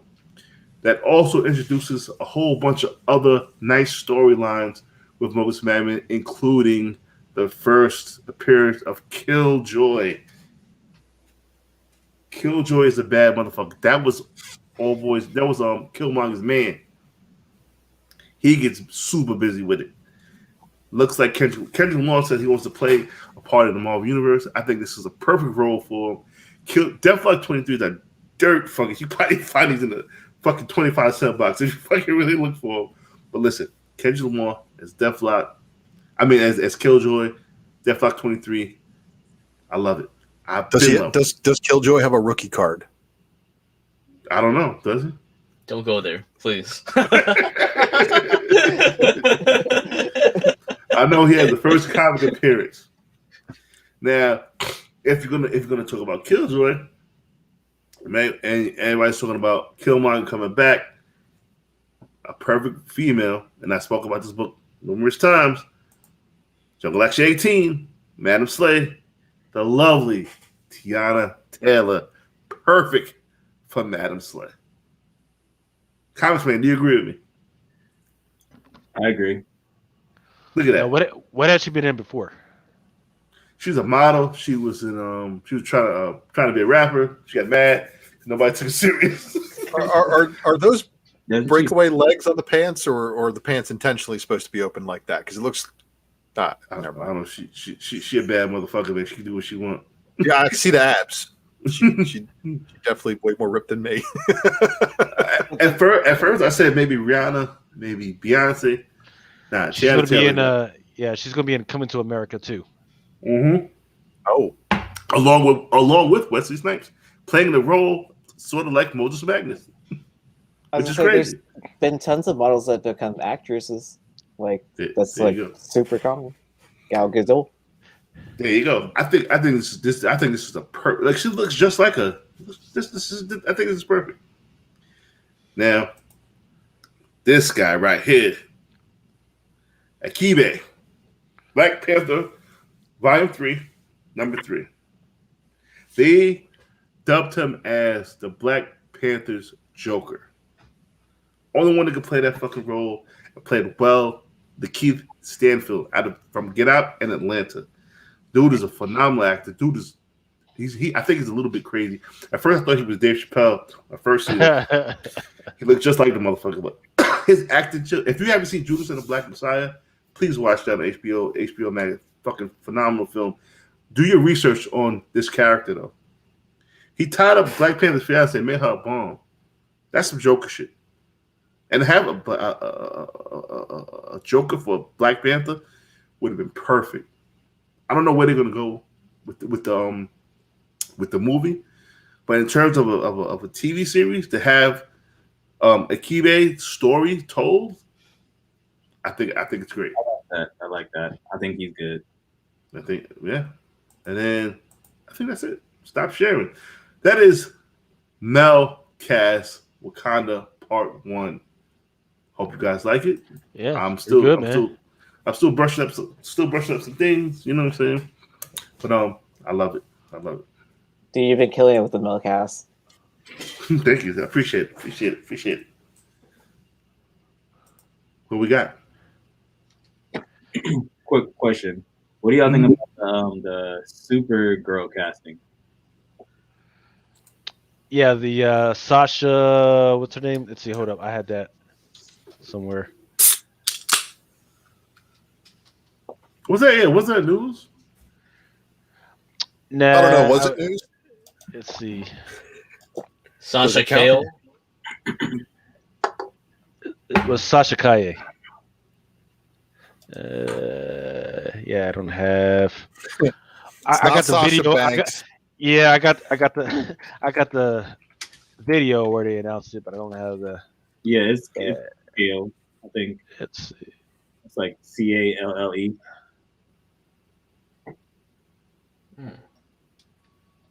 I see she's a brunette.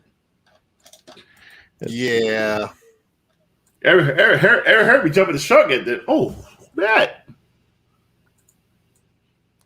Is that shorty you showed me earlier? yes, sir. She reminded me of old girl that was on the podcast. Who did the book? Harms. Yep. Yes. Yeah. So Yes. yeah, definitely. Yeah. Congratulations to Harms and I forget the name of the gentleman who actually wrote the fucking book. But congratulations to them because remember it was a Kickstarter, Right. but it's actually going over to Image now, right? I believe. Really? Yeah. Right. Yeah. So it's actually it got picked up by a publisher. So congratulations to them. But yeah, Sasha Kaye, shawty bad, man. Yes. Shawty bad. Yes, I she don't is. I hope they don't think they're just going to go off and freaking dye her hair because I don't want that. But you got to understand how crazy that is. She's a Colombian actress, and Colombian actresses make a lot more money in freaking in telenovelas Yeah. than they are going to make here. But yeah, she still went over to Young and Restless, and because she figured she would make it bigger later on. And here she is in this shitty. Is that going to be CW? Most likely. Most likely. But didn't they just cancel Supergirl and CW? That's what I thought. Oh, I it's think gonna it's be a, I think it's Oh, a it's, movie. it's in the Movie. Flash film. Oh, so this is going to be like with Ezra. What's his name? Miller. It's going to be in his Flash. Yo, did you guys watch the new Saved by the Bell? No, I saw the first episode. Yo, the Spanish? Yeah, she's crazy. What station is it on? Peacock.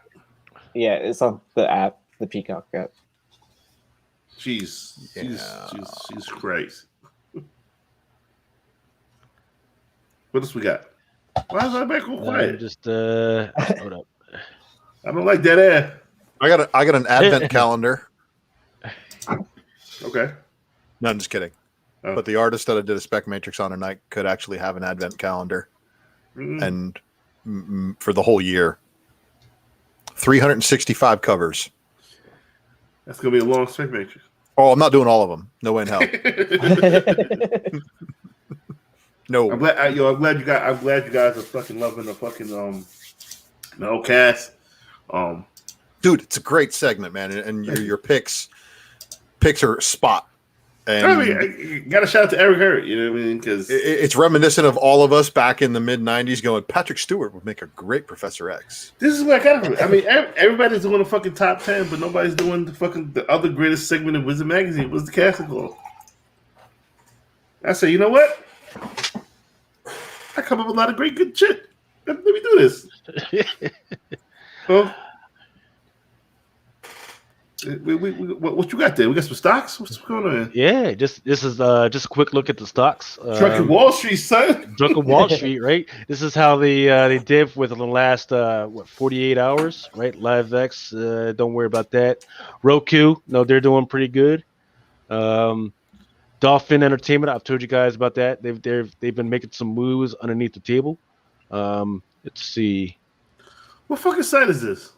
Oh, you don't want to read This is it says Finviz. Okay. WMG Warner Music Group, not to be mistaken with Warner freaking Productions and AT&T. Viacom CBS, that's one that I've been freaking keeping an eye on because of Star Trek, Ninja Turtles, and all the other shit. They've been getting a lot of slack because of the Super Bowl fucking ad that they put out there. But you know, I'm gonna keep an eye on them. Walt Disney, of course, you know that's the shit that I freaking blasted out 3 months ago. So what is that? What is that at? 183. I had it at 77. Right. See, Genius Dolby, Allied Esports. I've been telling everybody if you can just keep an eye on for right now. Especially, I think what's going to happen is as Biden keeps talking about, hey, sending people back to school, that shit might freaking go down because really kids are the only ones that are actually watching that stuff. Lionsgate Entertainment, they've been trying to freaking beef up their horror stuff, so keep an eye out on that one. What are they at? $12? Yep, $12.88. Not bad. WWE's at 46. Wow. Yeah. Mighty have Didn't far. they just get bought by somebody too? No, they sold their rights to the network to I think Peacock. I fucking see credit, man. Netflix, you know where Netflix is at. And then IMAX, you know, nobody wants to pay freaking $20 to see some shit on a 50-foot joint right now. And then that's about it. What about Mara? MARA? Let's see. You said MIRA? MARA. Remember, I was telling those motherfuckers about this shit when it was $8. Yeah. Yeah. Almost 50 now, Mel. That's a great pick. Yeah. Yeah. I got fucking ass raped with Sundial SNDL. I can fuck. Right. Yeah. Yeah, I mean, and well, yeah, Sundial. That's the that's weed, Weed right? coming. Yeah. Weed, yep. I got fucked. Don't listen to me because, bro. Well, yeah. I mean, it's a problem because right now you just got a new POTUS in office. We don't know legislatively where they're going to go. It was in the news was that Alpha. They're trying to buy Tilray. So right now the play might be to buy Alpha, which is actually cheaper than Tilray right now because Alpha was able to get more money on that. Yeah, I seen that. You posted it. Fubo, so you guys are in the team crap.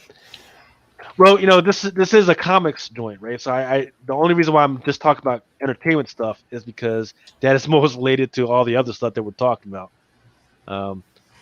Hey, we might talk about weed too because what motherfuckers like to do while they're playing games, smoke weed. So shit. There you So Fubo.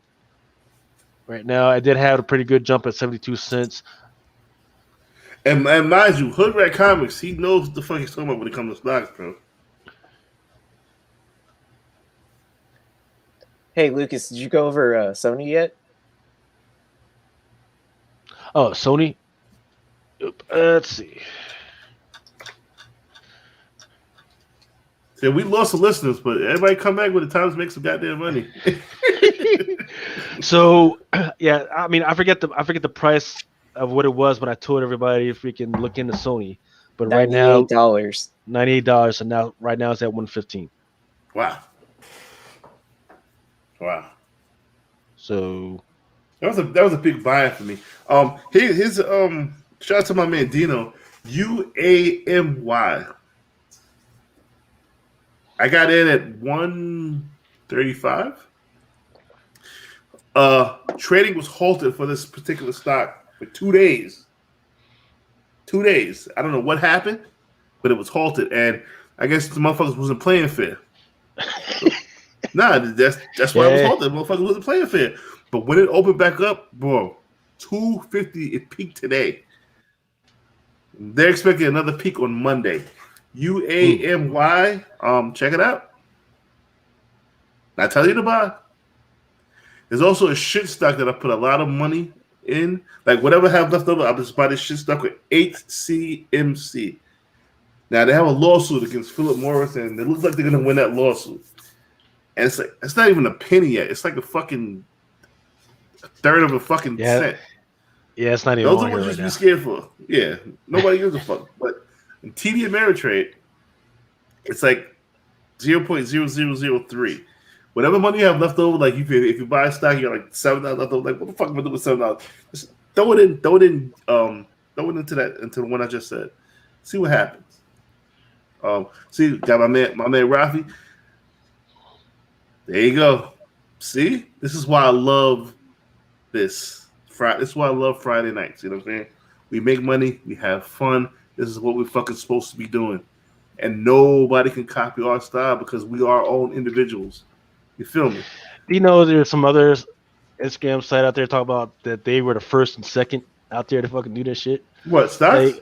Like bro, $30 holler.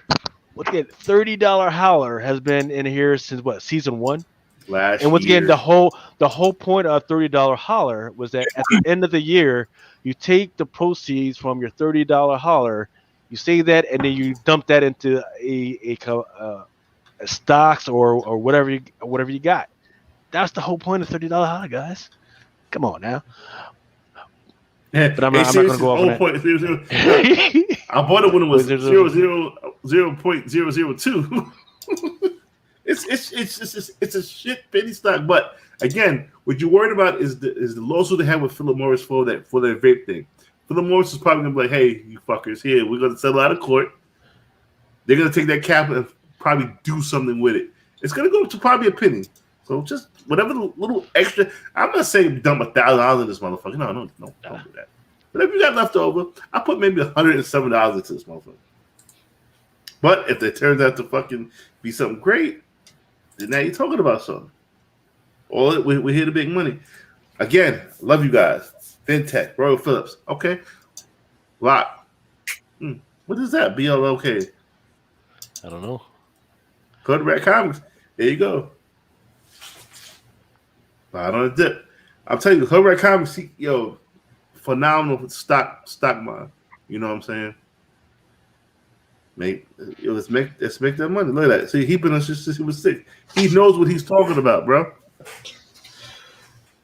I fuck with my man Hood Rat Comics. Now, I always got to check on this shit, man. Because once again, when did we start talking about GME? We talked about GME. You said no. I'm like, I ain't paying no $46 for no motherfucking GameStop. Man, suck my dick. Well, I guess no. It was at the beginning of the year, right? It was the beginning of the year. when we talked about that shit. I did the whole list. It was like 10 or 15 stocks that we talked about. We did it at the beginning of the year. And that shit was cheap. Yes, that shit was freaking cheap.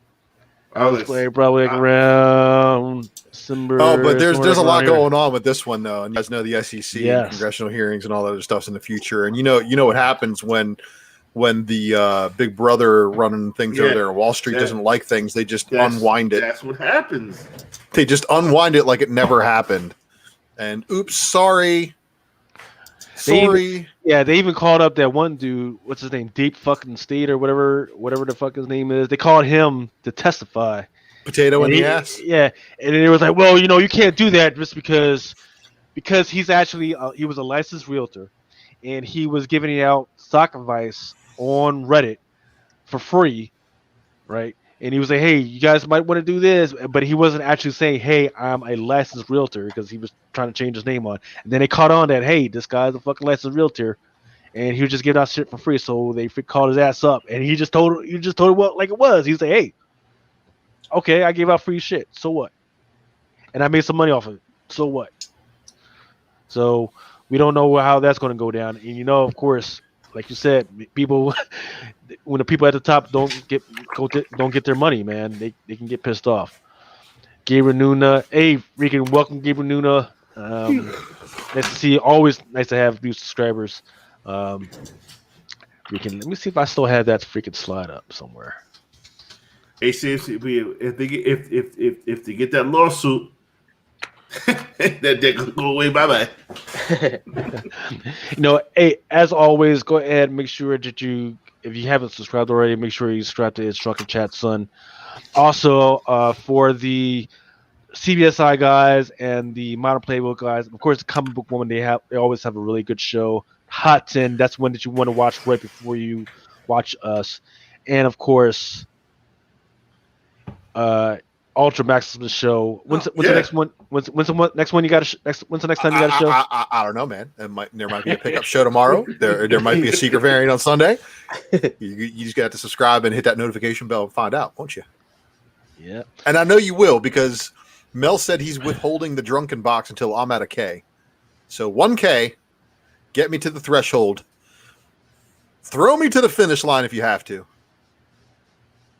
I mean. Yep. And then always make sure that you do look for Comic Crusaders on Twitter, Instagram, and YouTube and everything. And we got some shit coming up, and we always try and freaking help people out whenever we freaking can. And don't forget, with my boy that's here, Nick Heartless and Aaron Yee, we are trying to put together that anime alphabet. If you get wild, be weird wild sometimes, because I want to talk about animation shit, and Nick and Aaron, they be wanting to talk about hentai porn and shit. I'm like, hey, brothers, it's a family show. We can't be doing that. We can't do it. I'm trying to make some money off of that shit too. And they get buck wild. So you can't cuss on Comic Crusaders either. I got to give a shout out. That's why I'm here. I got to give a shout out to this brother I've been trying to get on the show for the longest time. JP's Budget Collecting on YouTube. JP's Budget Collecting. The dude has the illest shit. Like, he takes the top 10 from 6 months ago, sees how they're doing, what they're trending at. It's such a great fucking tool that nobody knows about. Bro, JP's Budget Collective, I want to get him on the show. He deserves to be on the show. I want him on the show. I'm trying to put him under the wing. You know what I'm saying? Come fuck with us, man. I love, that's probably one of the only other YouTube channels I subscribe to and watch religiously every week. JP's Collection. Check him out, man, because he does a fucking great job. See, they know. Motherfuckers know. Motherfuckers know what it is. JP is definitely fucking awesome. So, Mel. Hold on. Now and I'll say this all the time. I wouldn't be on Flipside without Mel just give me a chance to be on It's Drunken Chat. That's what we do. Jumping on, I think my first show was the pre-show to Virtual Comic Con. Yeah. Mel's cooler than Puff Daddy. Under the wing, man. I got under the wing. Dude, next time I go to New York City Comic Con, we got to meet up. Yo, Private Bottle, man. We got under the wing, man. It's with the wing, baby. Well, I don't know, man. I don't know if I can fit under the wing. Again, I'm kind of tall. I'm a little bit of the tree size. So the wingspan, son. Ultra, you sound like you're ready to go. You sound like your slides is ready. I don't know if they're ready. You don't know. And I'm not talking about the slides. I'm talking about everybody else because they are not ready, man. They are not fucking ready. So you know, it's really. I got to say this. Like, look, we didn't even go at the book. We haven't given the people are staying. You haven't given out the book yet or nothing. You haven't done none of that. So let me break the internet. Let me show these guys how hard it is to try to come up with content for the Sharks, because the Sharks have cleaned out eBay numeroso times, and I can't even begin to count how many sellers have come to me and be like, wait, you're Ultra Maximus? You're the one that does Drunken Chat? I love buying books on eBay and having the sellers message me, telling me how much they love the show. I think it's awesome. So for all you sellers in the chat tonight and all you guys watching on Rewind or watching live, I appreciate you.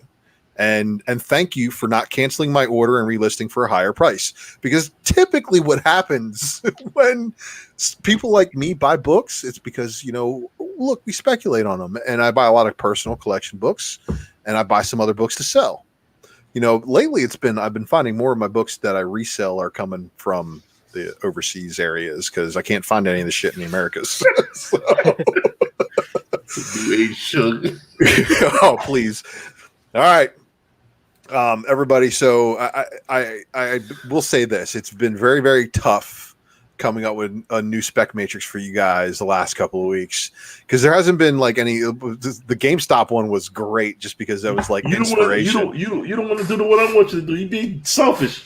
Well, yeah, because I want those books, and I'm not going to talk about them on air and let all these sharks go and destroy everything, because I know how it is. So I got to be very calculated about how I do a spec matrix with you guys, because you will affect my own wallet.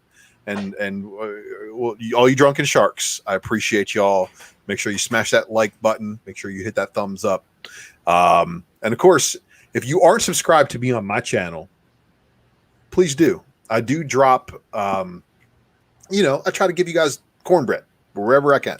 So, all right, Mel. There it is. Oh yeah, we ready? Ready. Oh, sorry, Lucas. All right, y'all. Y'all ready for the spec matrix? There it is. All right, here we go. I'm about to show you guys why the Raw Report speculation matrix is graded at a perfect 10, and why I need to pump my rookie numbers up, because I'm at like 360 something. You're not a fucking rookie anymore. You're fucking I got rookie numbers on my own page, because I be doing all the work over here on Mel. So be sure to follow me on IG and Facebook and Twitter. And all right, welcome to a wonderful speculation matrix variant edition. And this variant edition, I am going to show you guys. I'm a man of my word. I promised you no action figure variants, no trading card variants. But that should have been a clue that tonight we've got a little bit of a coverography from the man, John Tyler Christopher. The Lord of Action Figure variant. Oh God, what is this? This is how I'm going to start the list off. Just gut punch. You ready for that? All right.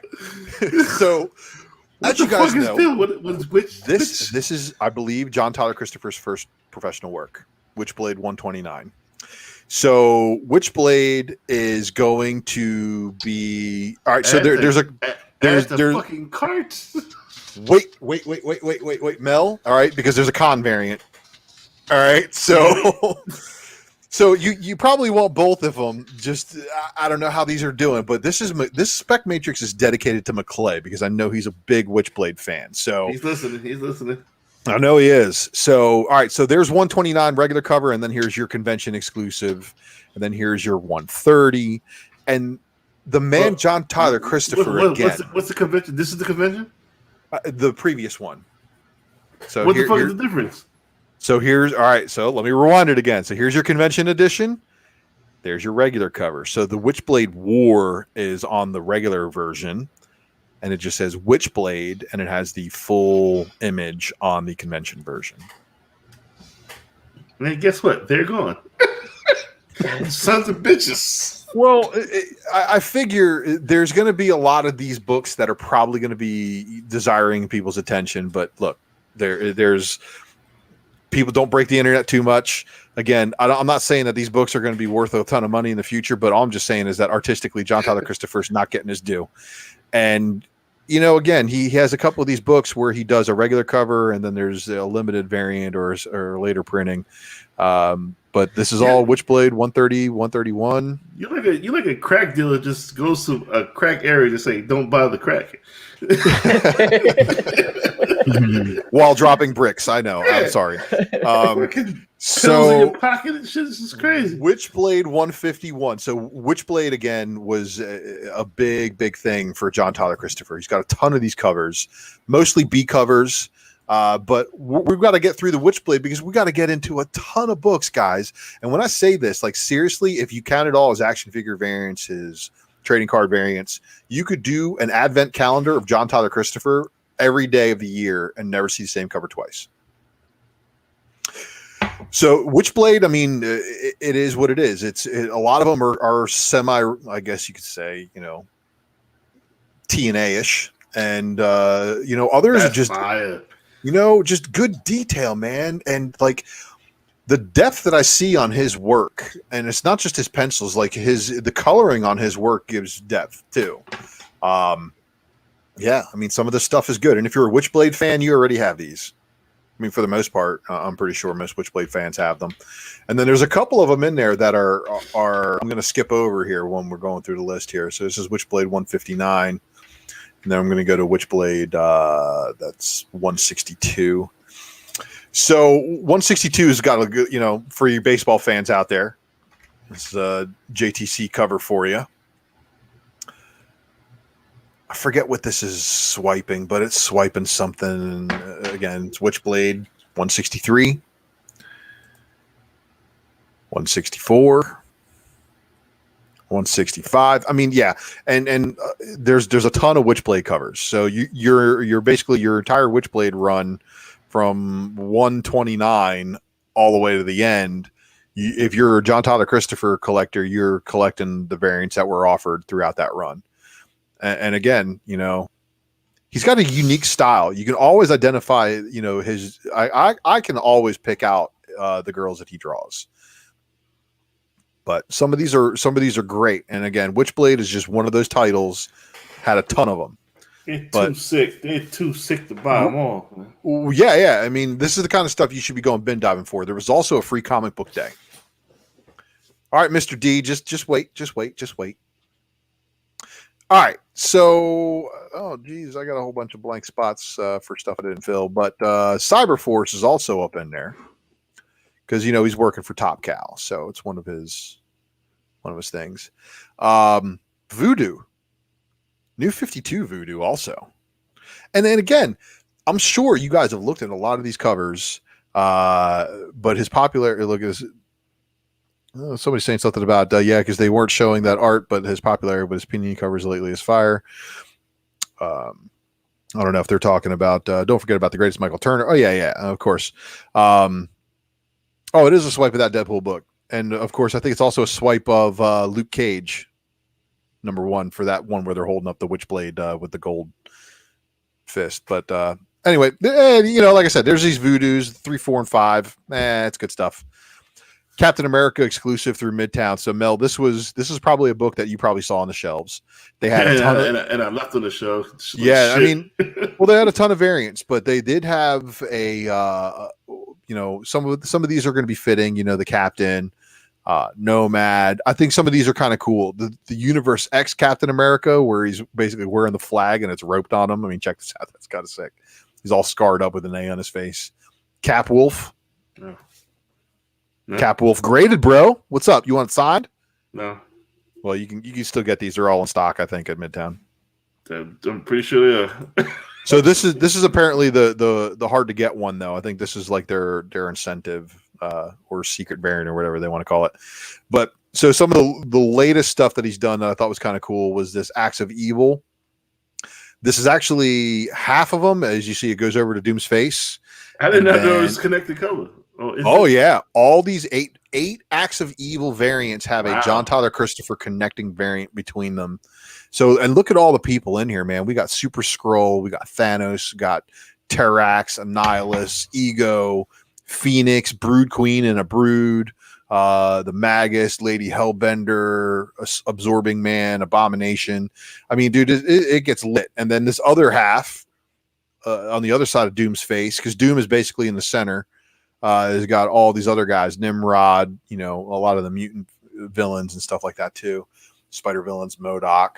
But this is cool stuff. And again, if you're into these characters, these might be variants that you might have missed. But we all know John Tyler Christopher does action figure variants. We all know John Tyler Christopher does all those trading card variants. We know he's got that one niche that he absolutely murks it on. But people tend to not remember that he does a ton of other good stuff. So this is actually the cover to an omnibus.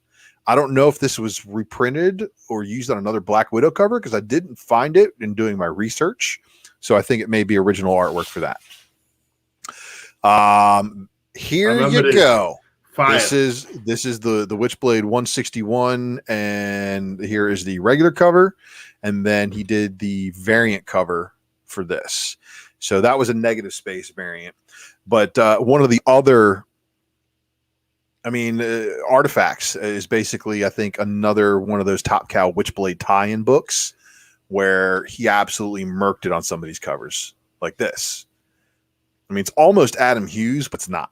You know what I mean? Yeah, what's going on there? Yo, man, just freaky angels, man. Just you got Nico on the cover. Go back to Nico. That is not a schmedium. That's Nico. Shout out to Nico. All day. If he's watching, hopefully he's watching on Rewind or whatever. He's fucking probably sleeps. He's looking at fucking fire right there. He's looking at the back of his eyelids. I mean, yeah, some of these characters are really, really cool, and this is all that Image Top Cow universe. So this is all Mark Silvestri stuff. So you've got Witchblade, and I believe you've got Cyberforce. See, you're not holding the Mac 10 like that and hoping for a good shot. First of all, you fucking probably snapped your fucking wrist. See? She's cybernetically enhanced. She ain't snapping shit. So, look, Artifacts is going to be another run besides Witchblade that you're going to look into. That looks pretty. Yeah, some of this stuff looks really, really cool. And it sucks is because the only place I could find these covers was on my comic shop. Like a lot of other places didn't have what I was looking for. So they unfortunately all have the My Comic Shop tag on them. But some of these are in stock there. So if you are looking for them, MCS might be your other way. This one is the Artifacts number 25 and then number 26. And then some really cool, some Virgin covers he's done. This is Protocol Orphans number 1 from Boom. And then Twilight Guardian.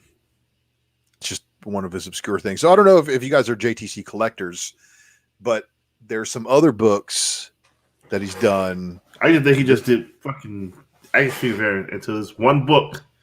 How's all this motherfucker draw? Well, and I think that book's coming up soon because I'm getting warmer. So first off, John Tyler Christopher milked the market when it came to Star Wars number 66, and the entire print run is due to him. And what do I mean by that is because there's 2 variants. He actually did 2 exclusives. He did this Yoda negative space. He also did a exclusive Yoda action figure variant, which I need one. How the fuck you negative space Yoda? It's like fucking green. With green Yoda with a green lightsaber, and you still got darker greens in there, man. And that looks amazing, right? And that's cool, right? No. What about this one? Better, yes. Okay. If you would have put black background on that Yoda, fire. Well, it wouldn't have been a negative space then. Well, he should have did it. Like the reason why I like the Yoda with the green lightsaber is because I equally love this one. And this here, you got black and red, not fucking green on green. Yeah, but this is fire. This is a almost impossible to find. Never seen it before in my life. Well, it's a Star Wars Annual 4 variant. This is a Nico special. And this is the John Tyler Christopher negative space 1 in 25 incentive variant for Star Wars Annual 4. Yeah, JJ knows it. This variant's rare. This one was just released as a 3,000 copy print run. This is the Luke with the orange lightsaber. I like that. You know, the yellowish lightsaber, I'm sorry, is coveted for Luke Skywalker fans. So it's very understanding why. This I can count as a negative space variant because even though this is the sketch, it still occupies that negative space in the same way that the color version does too. Color version definitely pops, but you see what I'm saying?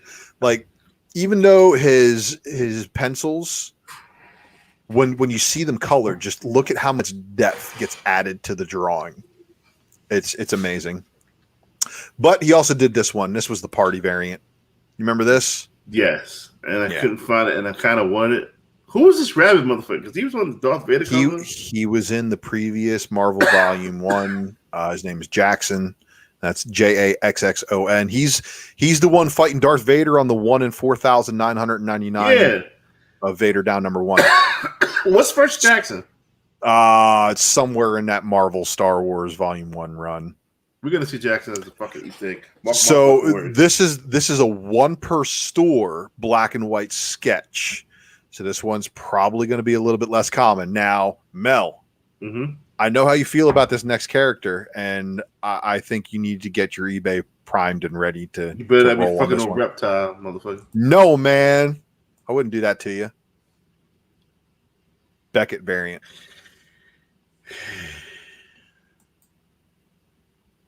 Okay, so that's gonna conclude the Star Wars component of the watch list here, but we're just getting warmed up. So guys, get ready because Strike Force number 1, negative space, and someone said they're looking for the banana.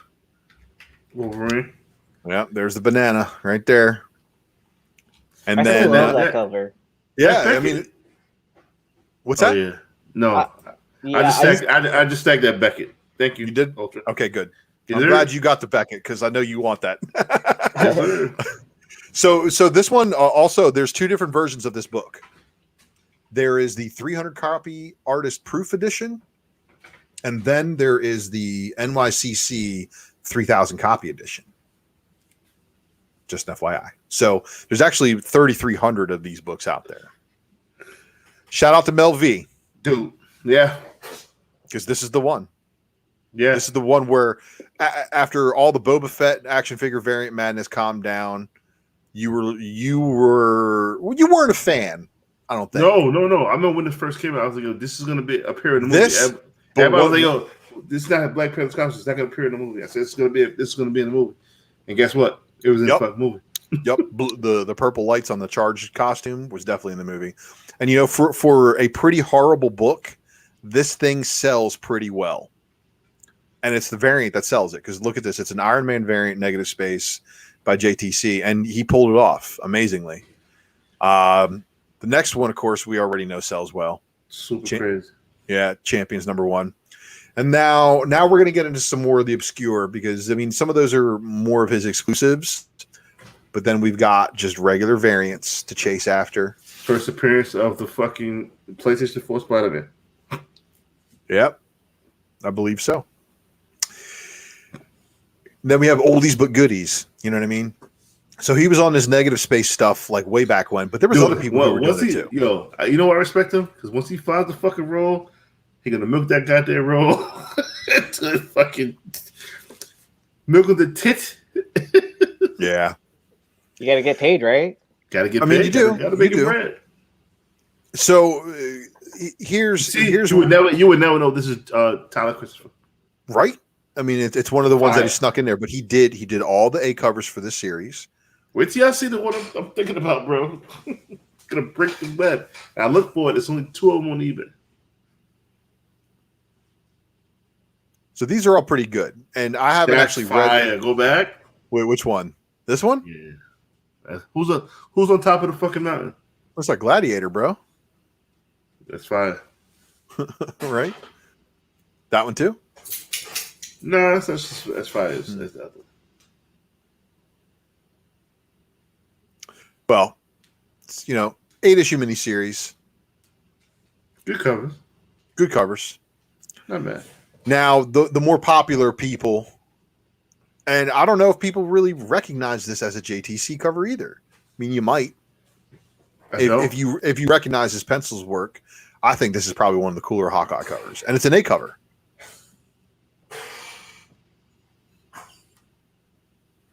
So we got Hawkeye on his Avengers solo mission.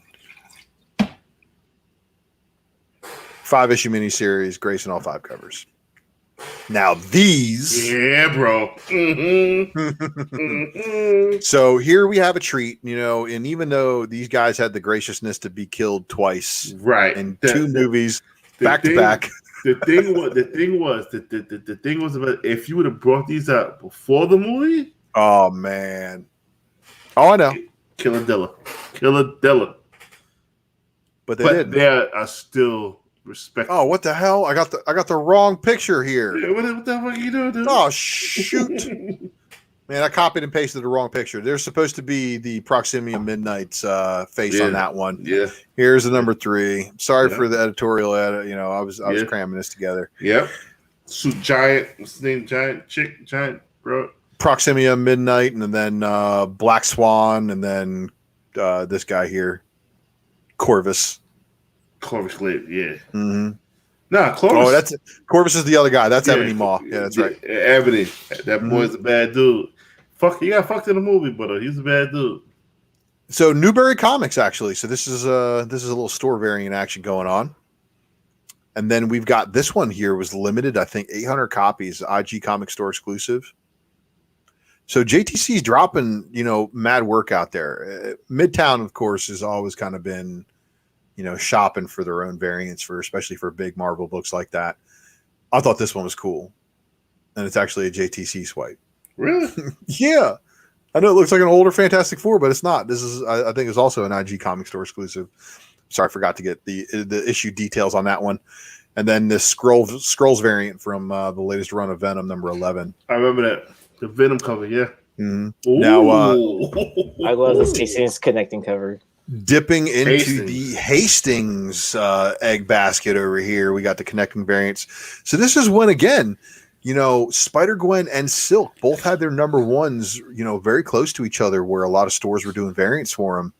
And man, these are volume 1s. So long term, I think those have some good play. I think this is a sick Thunderbolts cover. Okay. But okay. I remember this. I have this. I put it for 30 cents. I mean, it's a Midtown Comics. So here she is beating a frost demon with a frost giant with a fire demon. It looks like she ripped his nose off his face, beating him with it too. Not bad. I know. It's Captain Marvel. All right, now I got to give a shout out to Deadpool on this one because Deadpool and Deadpool and Squirrel Girl made me think this was a hip hop variant, but it's not. Right. It's a Deadpool variant. So they did the fake hip hop variant, which I'm actually ashamed that I don't have this in my hip hop variant collection. So this is fun. I don't have that in my Deadpool collection. I needed in my Deadpool collection too. This one I loved because to me, when I saw this is during the time when Deadpool was on the Avengers. Everybody else can't stand it, but Cap is the only one who's like, I've seen worse because he doesn't get it.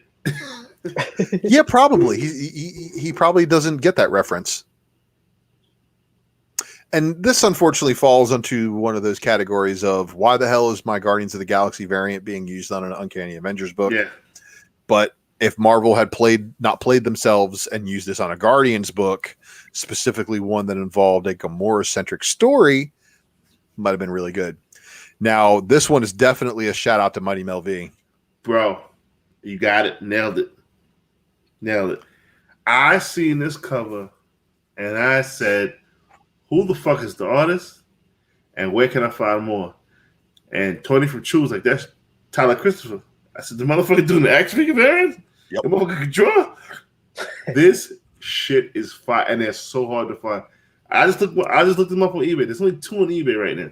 Mm-hmm. And they're under ordered. This was in that era of Daredevil where nobody was really reading Daredevil, and then they did the Shadowland crossover. Was their big crossover? And remember, this is a homage to the Ultra 340 Ultra Electra shit.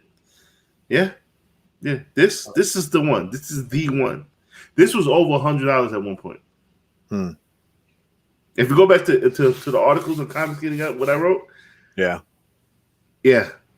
Thank you for putting this on it, because this is fucking fire. And I'm never selling my copy. I got 2 copies. I'm never selling my copy. Well, I'm probably never going to be able to get a copy after tonight, so it's fine.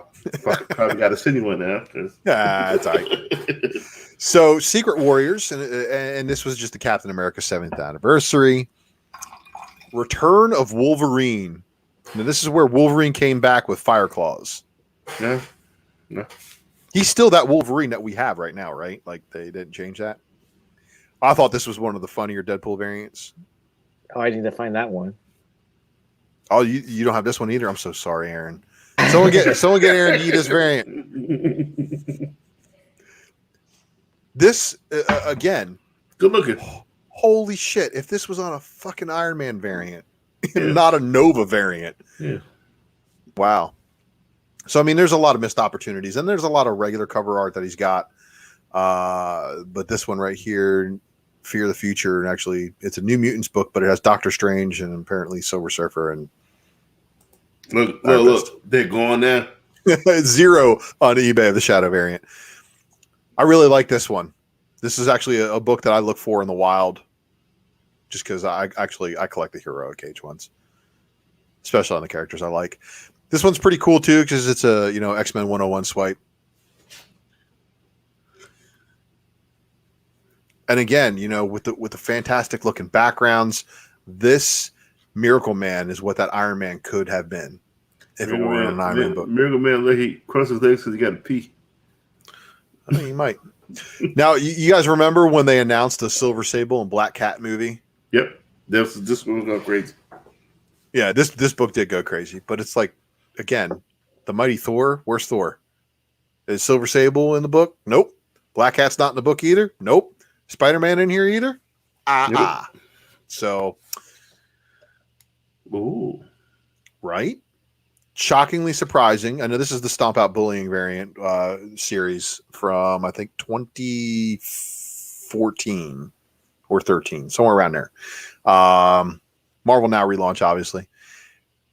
And then for all you fans of Angel / Archangel, I know it's on a Hercules book, but it is what it is.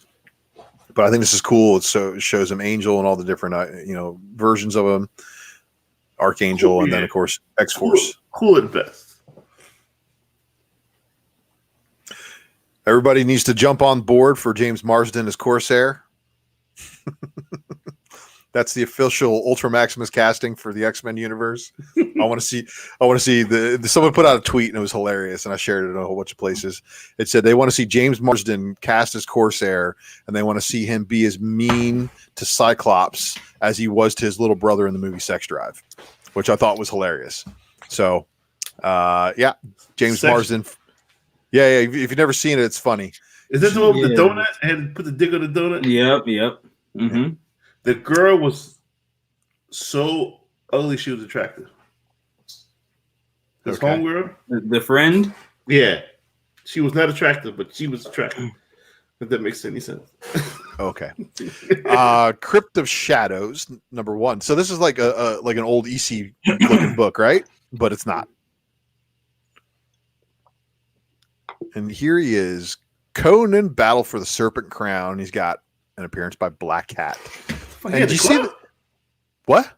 He at the club? What the Conan doing at the club? Well, you see, he's at the Hotel Inferno, and that's of course Vegas. Mephisto's little doing right there. So he's on the Battle for the Serpent Crown.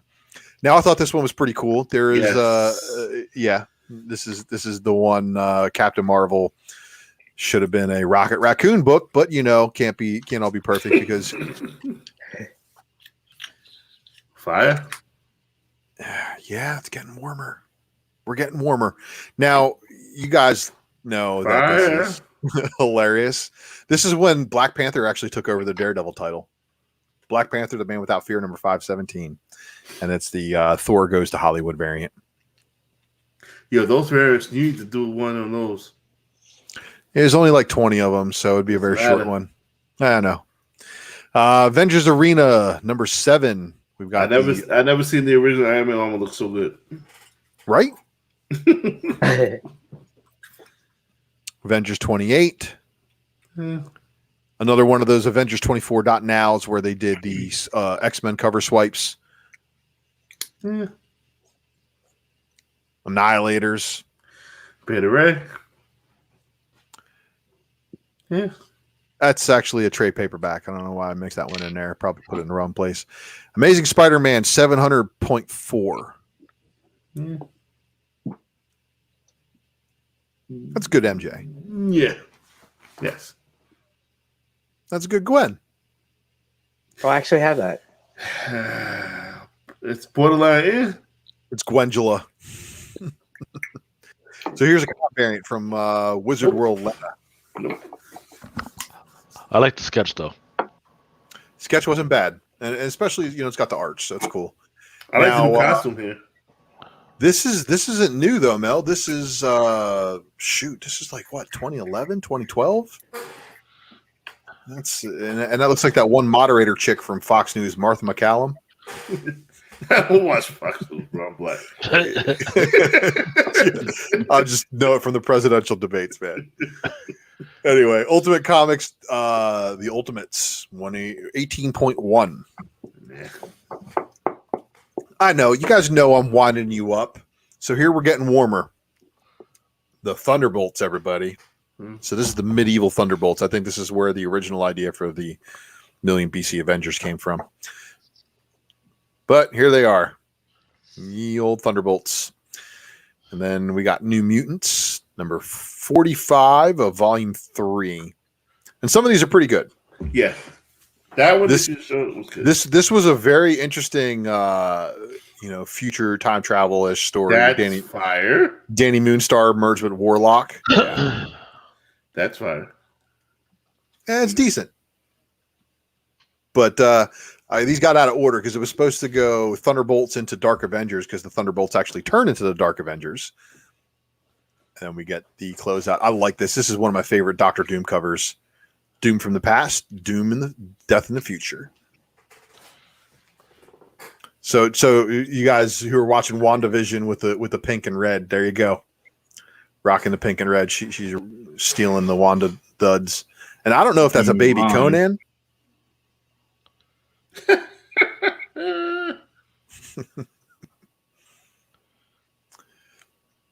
Yeah.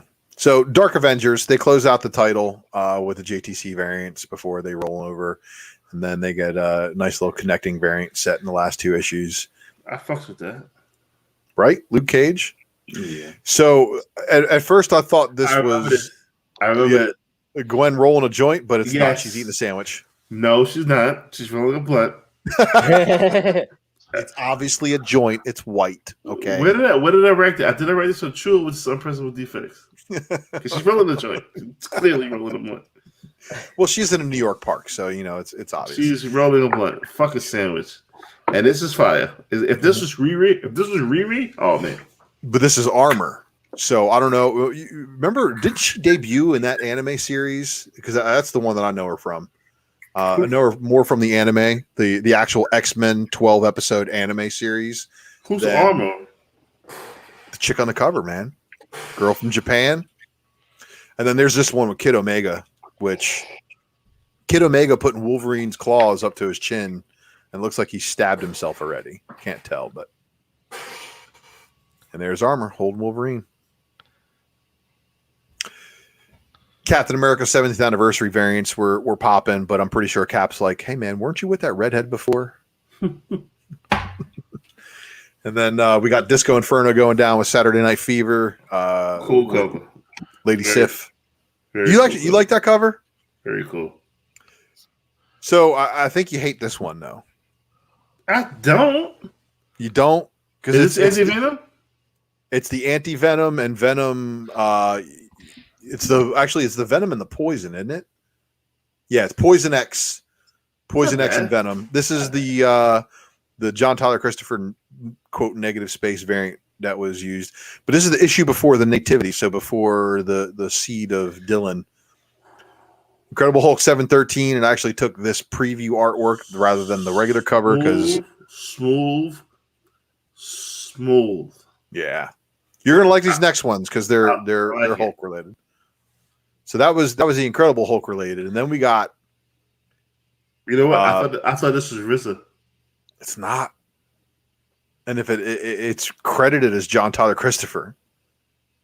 So, I thought this was RZA. You better check. I think this might be RZA. Dude, the list that I was pulling from was searched out for John Tyler Christopher and has him credited as the artist of these covers. Fire. So there was this one, right? Where is it? This one right here. And then watch. Crushing a donut, son. What? What? Yeah, don't like that. Yeah, she's crushing a donut. First of all, she huck you out. You fuck everybody. Fuck this man. She was PTSD She-Hulk at that time. And so here's an interesting book. So when I went to look this book up, I tried finding it on a few of the wikis. And according to them, it doesn't exist. Darkhawk? Yeah. Darkhawk, Adam Warlock, Quasar, and Nova, and Cosmo.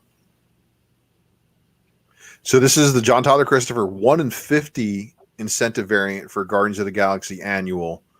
It's annual volume 3, number 1, but it's actually like volume 6, number fucking 1 annual, but whatever.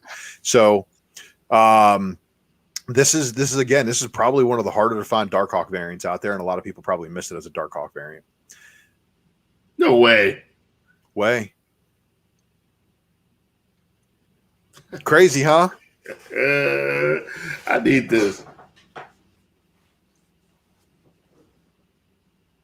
Did this Immortal Hulk? Yeah. Now this, I see a vision. This right here was an exclusive through Marvel Unlimited. You actually had to subscribe to Marvel Unlimited in order to get this book.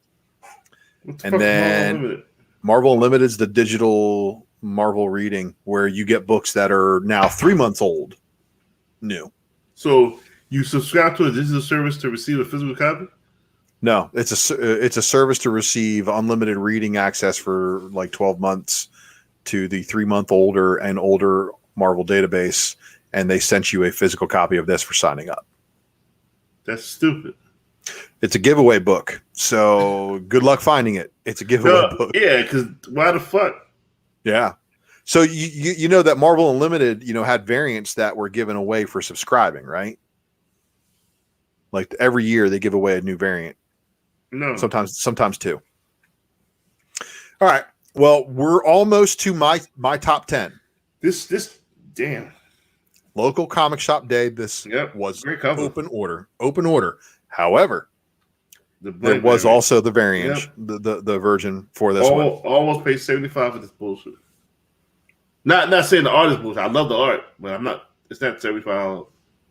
Yeah, okay. So, all right. How much did you pay for it? I didn't buy it. Would you pay $75 for it? I'm not that much of a Carnage fan, so probably not. But I know other Carnage fans that would probably pay $250 plus for it. I'm a Carnage fan that Carnage is going to let this one right here. Well, wasn't that a 1 per store for local comic shop day? Yeah, but how many fucking stores are there? Well, let me tell you something. The stores, if it's a 1 per store for local comic shop day, it's not very many because they might have allocated. And if it was the 500 print run or whatever it was, like the previous local comic shop days, if it was one of the limited exclusives that they had, I can understand it being a little bit more desirable still. However, number 10 on my top 10 list of John Tyler Christopher covers, Captain America, number 25, 1 in 25 Deadpool variant.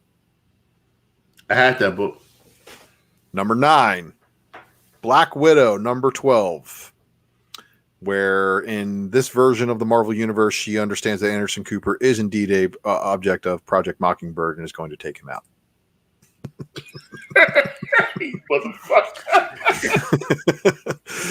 Here's the other Shadowland cover. I said, why do you of all people have a Democrat in your fucking cover? So Shadowland Bullseye. This is fine. Right. in the coffin. Didn't they kill Bullseye in Shadowland? Yes, I think they did. And then the Lady Bullseye came out, right? And she was all like trying to get whole revenge. big thing like you should have killed him. Blah blah blah. All right, so this is number 8. Number 7. Jeff the Landshark. He was in WandaVision. No, he wasn't. This fucking no, man. This dude right here got 4 legs like a dog and wore a symbiote. Don't ever discredit my boy Jeff like that into some magical shark made of claymation. Fucking Jeff Landshark. I forgot what number we're at, but we're getting closer to number 1. So, so this is a Venomized X-Men. This is one of the first Venom variant set. So this book does sell for a good amount of money. It looks good. It does look good, and of course, Warpath, Jubilee, Domino, Storm. I think at least Warpath and Domino, being members of X-Force, are near and dear to my own heart. But other people might have other desires. Now, Joker, good night, brother. Joker, I'm almost done, bro. If you want to hang tight, you're gonna shout out to Lucas. We're doing a giveaway next. But your name's already on the list, so don't even worry about it. Saw it coming. Everybody else, if they didn't see it on the list earlier, they knew it was going to show up here because this is fire. This is it should have been 25. This is issue number 22, Venom 22. Bro, this is going for like $25. Yeah. So I think it's a 1 in 10 or 1 in 15 variant. I'm not sure. Get the fuck out of here. Yeah. So another one that people forgot about, because I remember when this book at one point was selling for stupid money. Really? Yeah. Winter Soldier number 4, 125. It's not great. However, it's not great, but it's not number 1 because we got a book like this that follows it. And this is actually number 3. So number 3 right here is Venom number 9 from the run that had Agent Venom with Flash Thompson. So this right here was a regular cover, hard 9/8, black, just hard, bro. Impossible 9/8. How about that? Yeah, I know that's probably a little bit more fair assessment. This book presses like shit. It already came wrinkled. This is like trying to date a chick from the Bronx. It's just fucked up from the jump. Just you know what I mean? Never tried the Bronx before, man. No, it's Venom right here. Same thing. Okay. Well, I do need to give a shout out before I do this next book, because there's a person that we all know, and unfortunately, I was like, shit, that's a JTC cover, and he pulls these things out of boxes for places people don't even fucking know it exists. This is another one of those books that, upon doing my research, this book shouldn't exist, because it's not listed in certain places. So you have to go to other databases and try to pull information in order to prove its existence. And, well, this is number 2 on my list. And this is John Tyler Christopher's Spider-Man 2099, number 3. Good luck. That's all I'm going to say is good luck. Because most people forgot this one even exists. All right. Now, and I want to close out the list with my number 1 choice, and the reason why this is my number 1 pick is because this book, to me, is going to benefit whoever I think holds its possession more so in about 30 days. Do you guys follow me on that? Say it again. In about 30 days, what comes on to a streaming service? Winter Soldier. That's right. So one of my picks, and the reason why my pick for number 1 is this book, is because this is a John Tyler Christopher and is a Baron Zemo variant. Let me tell you how hard it is to find a variant for Baron Zemo. He didn't have very many. He got like 3. And this is probably like the only one that I think I would want. So shout out to Lucas for showing me the fine copy on my comic shop that I did not buy. So if we got any of the sharks out there looking for it, there's a beat up copy on eBay. What's it called? Avengers Undercover number 2. Some places have it mismarked as a 1 in 25, but it's actually a 1 in 50 incentive. Really? Yeah. So there you have it, everybody. I have just given you a discography or a coverography. And John Tyler Christopher, you are now all ordained experts in the Church of JTC. If y'all can write him a nice little letter and tell him about all the work that I've just done for him and promoting him, that he helps me, fill in the gaps in my action figure variant collection, I appreciate it. And y'all don't forget that we got that giveaway coming up from One Comics. Shout out to my boy Eric Hurd for the wonderful stuff. What was this? What was that second one? Which one? The Spider-Man 29. Number 3. You're not gonna find that. You're not gonna find that. CEO Suge Knight, Flipside CEO, is the only person I know of that can find those books. What's it? Yeah. What's the title? Spider-Man 2099, number 3. And that, ladies and gentlemen, is your Ultra Maximus Speculation Matrix, exclusive on Drunken Chat. I think I broke the internet for 40 minutes, 45 minutes. No, I don't think everybody's got enough money. And that's why I really tried to stretch it out long enough. Oh man, we lost Phil. I tried to stretch it out long enough that they would all be broke by the time they got to the good books, so that at least some of them would still be around. But what year was that? 29. That's the volume 2, man. And I'm telling you, places don't even have it listed as existing.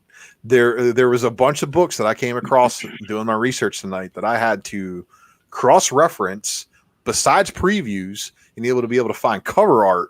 And some of them, as you saw, were like pictures of like eBay listings and shit, because I had no other ability to pull cover art. That 2099 is gonna be a fucking monster when fucking Edge of Spider-Verse 2 comes out. You should hit up the CEO to get a copy. I think he has multiple. Yeah, he ain't coming off those. He damn well it's not. That's so it's like one of those things. Like if there was ever a book that he chases, that he looks for intentionally, that's his book. And I don't want to take that. I don't want to take that from that man. That is his dive. I'm about to show him who the real sugar is. Oh, come on, man. No holding him by his ankles now. Come on, cool. That shit is definitely his. No, shit. Again, it's crazy when you come across books that shouldn't exist, but they do. And I'm like, I know this book exists. I got one in my collection right now. And then there's other places online that, I remember buying that 1 in 50 for a stupid amount of money and then watching it plummet to like $15. Yo, this 2099 series got some fucking fantastic fucking covers by Bettina as well. Yes, and the volume 3 series also has some pretty good ones. And maybe a Spider-Man 2099. All right, so look, I've tried to go through different spec matrices where I've done the different variant themes. I've done different artists. I've tried to do them, based on speculation of a specific character or story. So shout out to everybody in the chat and everybody watching this stuff on Rewind. If you want to see me do a spec matrix, leave me a comment below in the video, not in the chat, in the comment section, on either a character or an artist that you would like to see other than Milo Manara.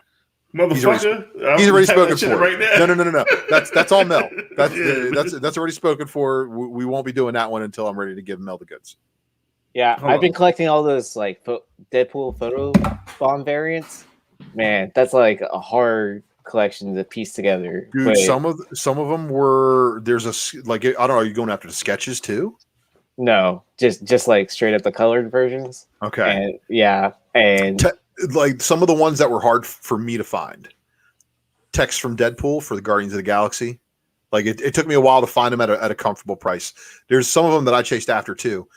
There's just other Deadpool variants that I'm just like, I gotta have. Yeah, I'm absolutely like, I just gotta have it. So Deadpool is also another one of the spec matrix that I have like in the works. I have a whole bunch of drafts. Like I've already used up half of my G Plus or my Google allotted drive space, and it's just all spec matrix. So making use of it. Shit, better get black. Where did fucking Mel go? Minar sensors. I was just gonna say though, but it's fun hunting for those like 1 in 25 photo bomb variants, something like that. Like, yeah, this. Some of those Deadpool books will get a little tricky because they are like the exact other cover, but just with a Deadpool like pasted over top of it somewhere. Yeah. So it's like, is that a variant? Oh shit, it's not. It's a regular one. So you better get the black boy. Now fuck that. We don't such a shit. We just never get paid. We're just never gonna get paid. Is that what you said? We never get paid. So, well, that's why we're gonna have to just turn it into a nonprofit. So yeah, fuck it. So we got 76 people still listening, and I hope the winner of this book is one of the 76. No, you know what? Sometimes this is the wheel got to be bigger than this. How many people got on the wheel? See, you're used to there that many people being on the wheel because of all the charity shit we was doing. And we had like 1,000 motherfuckers on the damn wheel. Shit. But this is good for listeners right now because is my man. All right, so you know how we do. We know how you motherfuckers like to pop up out of nowhere. If your name is not on the wheel, state your name now, and we'll get you on the wheel. Look, how is Joker leaving? Joker's got to go to sleep, man, and I broke his wallet, so he's probably a little mad about that. And he's got to go. Well, you got to explain to the wife, like, baby, you're going to see some weird charges on a credit card. Yeah, and yes, JJ, the X-Men 101 swipe was in there for New Avengers. So boom, Lucas, everybody. All right, so we got two more people say, "Hey, Lucas, am I on the wheel?" So this is the part where Lucas finds out. I got to go put water in my boiler. When I come back, I'm going to spin this wheel. Now I don't want to prolong it, but I'm cold as fuck right now. Water in the boiler, huh, man? Shoo. Water in the boiler. I'll be right back. Look. Am I there? Look, there they go. See, I know my people. I know my sharks, man. Come on, man. They're too busy drinking and enjoying the show. I'm like Aquaman. I know my sharks, man. Well, you guys didn't try hard enough. It didn't snow in Florida. That's the one thing that would be like make this last decade complete. Is just have it snow in Central Florida. Really freak people out. I can remember snow in my life twice. And this is one of them? And no, this is number 3. Oh. Yeah. Well, I saw a picture, or actually I saw video footage of the first guy to ski down the I-10 through Houston. On snow skis, being towed by a truck. That's awesome. It doesn't surprise me either. We got a whole bunch of motherfuckers I never heard of before in this month. God damn. Well, hopefully they'll contact me through it's the email. Is that right? Yep. Everybody dance now. That's right, your man Stan. You know it. Drunk chatting. Look, I'm even drinking a Lone Star beer. So I have family in Lubbock. Okay. That was the last time I was in Texas, like driving through it.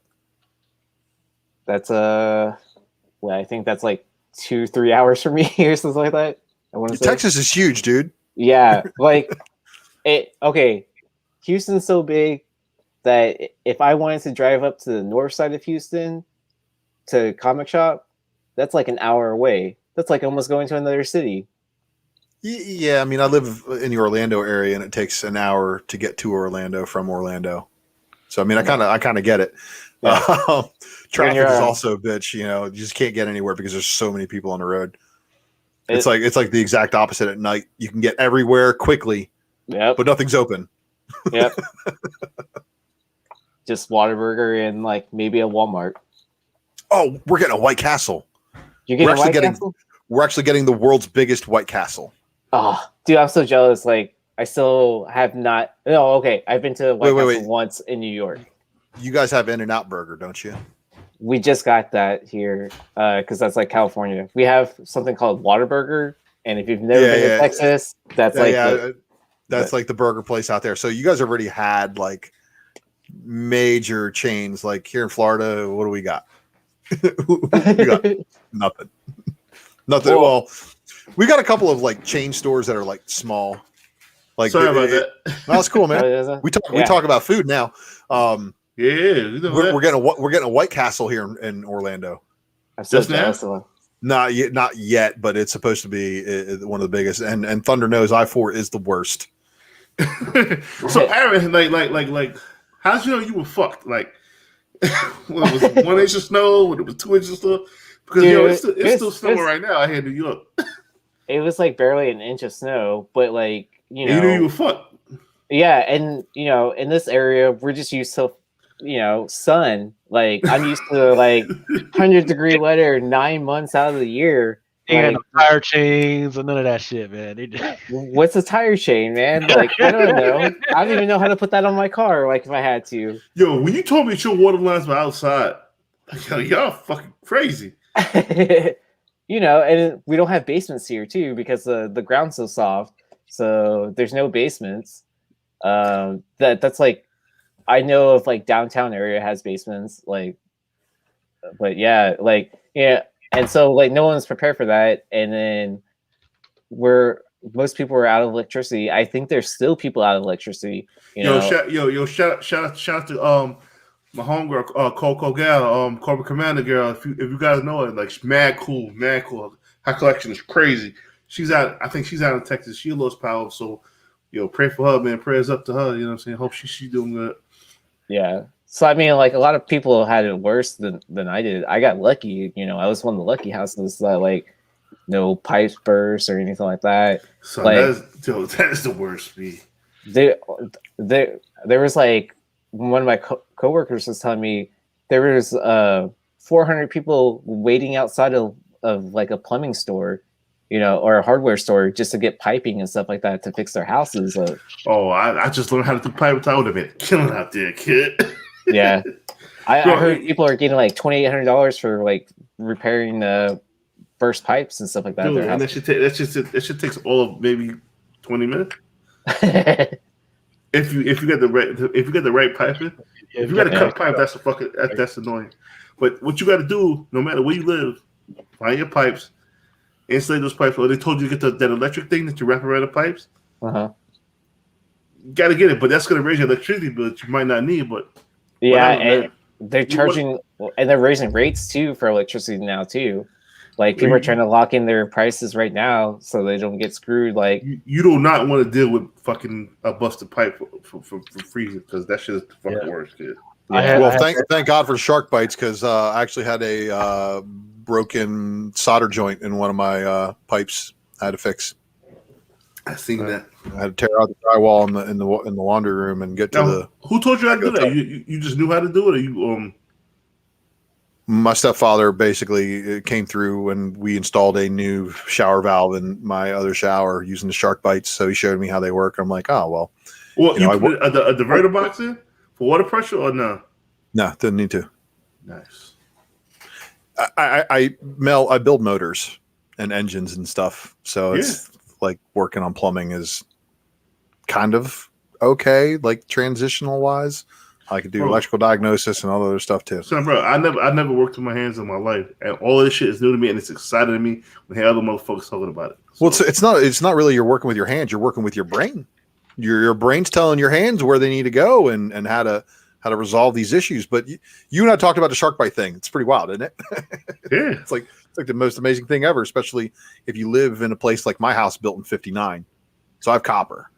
Yeah. So I can just replace it with more copper. But there's a lot of places out there that can't get copper in them buildings and they want PVC. Isn't that the regulations and codes? Don't go PVC because I know.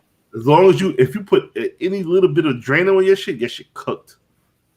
Not JJ. Mr. D, if you wasn't my man, I would ban you from fucking Drunken Chat because White Castle is. Yo, man, we used to drive from Baltimore to Philly for White Castle, so they will make you shit, but the shit is so good. Yeah, Doctor, he know. He from the hood. He from Corona. He know what he know. He know White Castle on the Boulevard, kid. Yo, shout out. First time I ate at White Castle was in New York. You probably shit your ass off. No, I ate it in Queens. It wasn't too bad. Oh no! Every White Castle got diarrhea. You're gonna shit. See, joking though. All right, so I fucked around long enough. Lucas, this is for the people who had trouble getting these. For the ha-has? Yeah, people cursing out my man Drew. Said they were like, yo, Drew's a fuck up. He fucked up the fucking whole shit.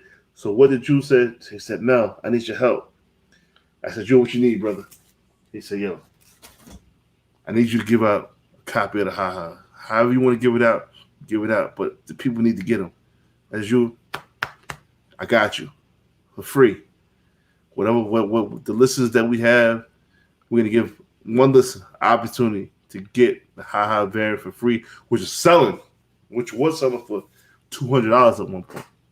I think they go for like $160 now. We gave away number one. I forgot who won it, but it was shipped out. They got the books. I don't want to hear no shit.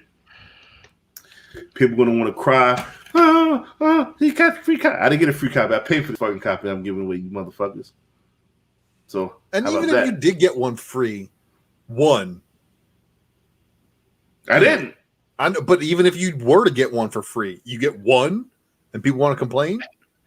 No, they don't know your life. No, but I didn't. That's the whole point. Is that I didn't. I paid for this copy. I'm giving it away. Drew was like, "Can you help me out?" Sure. I didn't ask for the money back. So I'm help out. This is what motherfuckers do. That's why you get under the wing, man. Get under the wing.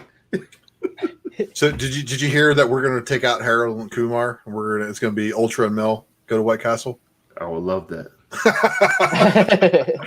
I would love that. And then it can be Ultra and Julian go to Guantanamo Bay. Oh no, hell no! I don't want no parts of that. Yeah. Ultra and Julian go to the Laker game. See LeBron. Any little LeBron shit I'm gonna come at you with, man. Can I throw popcorn at him? No, we can't throw popcorn. Yeah, don't do that. You should do that. I'll get ejected. Make him upset. Make him upset. LeBron is the greatest athlete in our time. But before we get into that, let's do this. Let's stop fucking around. Ha. Number 2, Gallagher. Lucas, spin the motherfucking wheel. What is noise? Yeah, sorry about that. No noise, man. But it's broken. It's still on the hard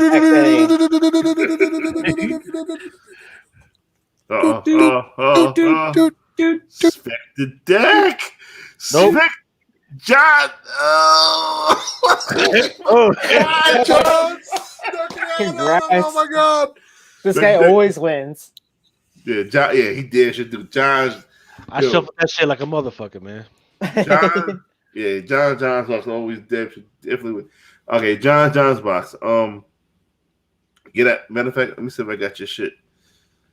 Because I'm not chasing you, motherfucker. I'll be too drunk to be chasing motherfucker at work. I got a fucking full-time job. I'm doing HVAC now. John's box. Come on, man. Holla at me. I'm gonna see if I got your fucking information. I think I should because you won like fucking 32 times already. But well, let's see. Okay, so somebody was asking me about the poster that I got in the background. Looks like it is in stock, right? So go ahead, go to the pull box and order that shit through the pull box, and I'll put that order in. That's for Joker 21, I believe. This motherfucker won a Thanos 16. He won. Yeah, I gotta ship this shit to Canada, you son of a bitch. Just do it. See, now we're gonna have to have that dude priority mail, and sure. We're gonna have to have that dude come on and prove that he's an actual person. Nah, he won. He won. Saskatoon, motherfucker. Hey, but you know what? You're not gonna pay that. That shit, West Coast Canada, my nigga. Like, what are you talking about? This shit like $30. Fucking spin that shit. John, I got you, brother. Can't you meet him at the border? He live in the West Coast Canada. Yeah. No, I mean, like meet the postman, like right at the American border. Be like, I don't want to pay international fees. Thank you. But it doesn't work that way. I know. I would have hit him because he one of the motherfuckers. He'd be like, because he texts me. He's like, yo, I'm not texting, but when he went to Thanos, he's like, "Hey, I want a Thanos book tonight, August 21st, 22nd. I want my shit." God damn it, John, like motherfucker. I got him, John. So congratulations, John. John about Comics wins the Ha 2 variant. I'm gonna get that shipped out on Monday. I'm gonna go to the post office and pay $42 for shipping. So I'm telling you, man, just use priority, and it's probably cheaper. Priority flat mail envelope, dude. I'm telling you. Where can I get one? And it goes at the office, at the post office. You can go get an international flat rate envelope. Nah, I just want to go and drop it off, and I don't want to deal with jackasses in the post office. Just pay the $20 shipping, where it takes like a month to get to them. Media mail. No. God no. What I got left? Because $39 Make You Hungry. Want to do that? Yeah, why not? I haven't looked at any of the books coming out next week yet, so I don't know what the fuck's I'm going to bed soon because it's 3:00. Let me see. I'm still there. I could fuck around for a little while. Unless somebody else got some other shit. And what do you guys got? Lucas working on some shit. Oh, so I have a new podcast coming up. It's called Comic Book Food Chain. It's going to be with Anthony Arroyo and Frank Gogol. So I'm pretty stoked about that. Oh, no shit. Why did you name it Food Chain? So if you think about it, it's going to be kind of like you have a creator, you have a seller, and then you have me as a reader. Oh, so it's going to be a fun time, like something a little different on like podcasts. We have all kinds of different guests coming up. Shout out to Frank and Dead End Kids, and if you ain't reading, you're a loser. Oh yeah, that's a great book. Like if you haven't read that, like you got to be crazy. Like and then No Heroin too. That was amazing. I like No Heroin, but I could not find a regular copy of No Heroin. Of cover A. Mm-hmm. First print or second print? First. Could not find it. I could only find second prints, man. I cannot find a first print. Yeah. Sounds like y'all missed that FOC. Yeah. Yo, Matt, shout out to Joker. Yeah, shout out to my man Joker, man. East Meets West, Sunday nights. Check him out. Lucas has been dropping some. I don't know what Lucas is up to. He's been dropping the images of variants. Yeah, I've been dropping that shit on my Instagram. Freaking, every time I get a new joint from Diamond or Lunar or whatever, I make sure that everybody freaking kind of sees that shit. But that's not what I'm dropping right now. What I am dropping right now is I was able to catch up on WandaVision, and it's more interesting now because once again, over the stuff that me and Ultra have been talking about over the last couple months, it's starting to freaking line up, right? It's starting. I could see where WandaVision is going and where it's supposed to be taking us, and that is through the rest of the stuff for the Phase 4. But then once again, I'm like anybody else. I pay attention to what the freaking rumors are, what everybody thinks it is, and some motherfuckers are so off fucking base. It's not even fucking funny. So like you really against Mephisto.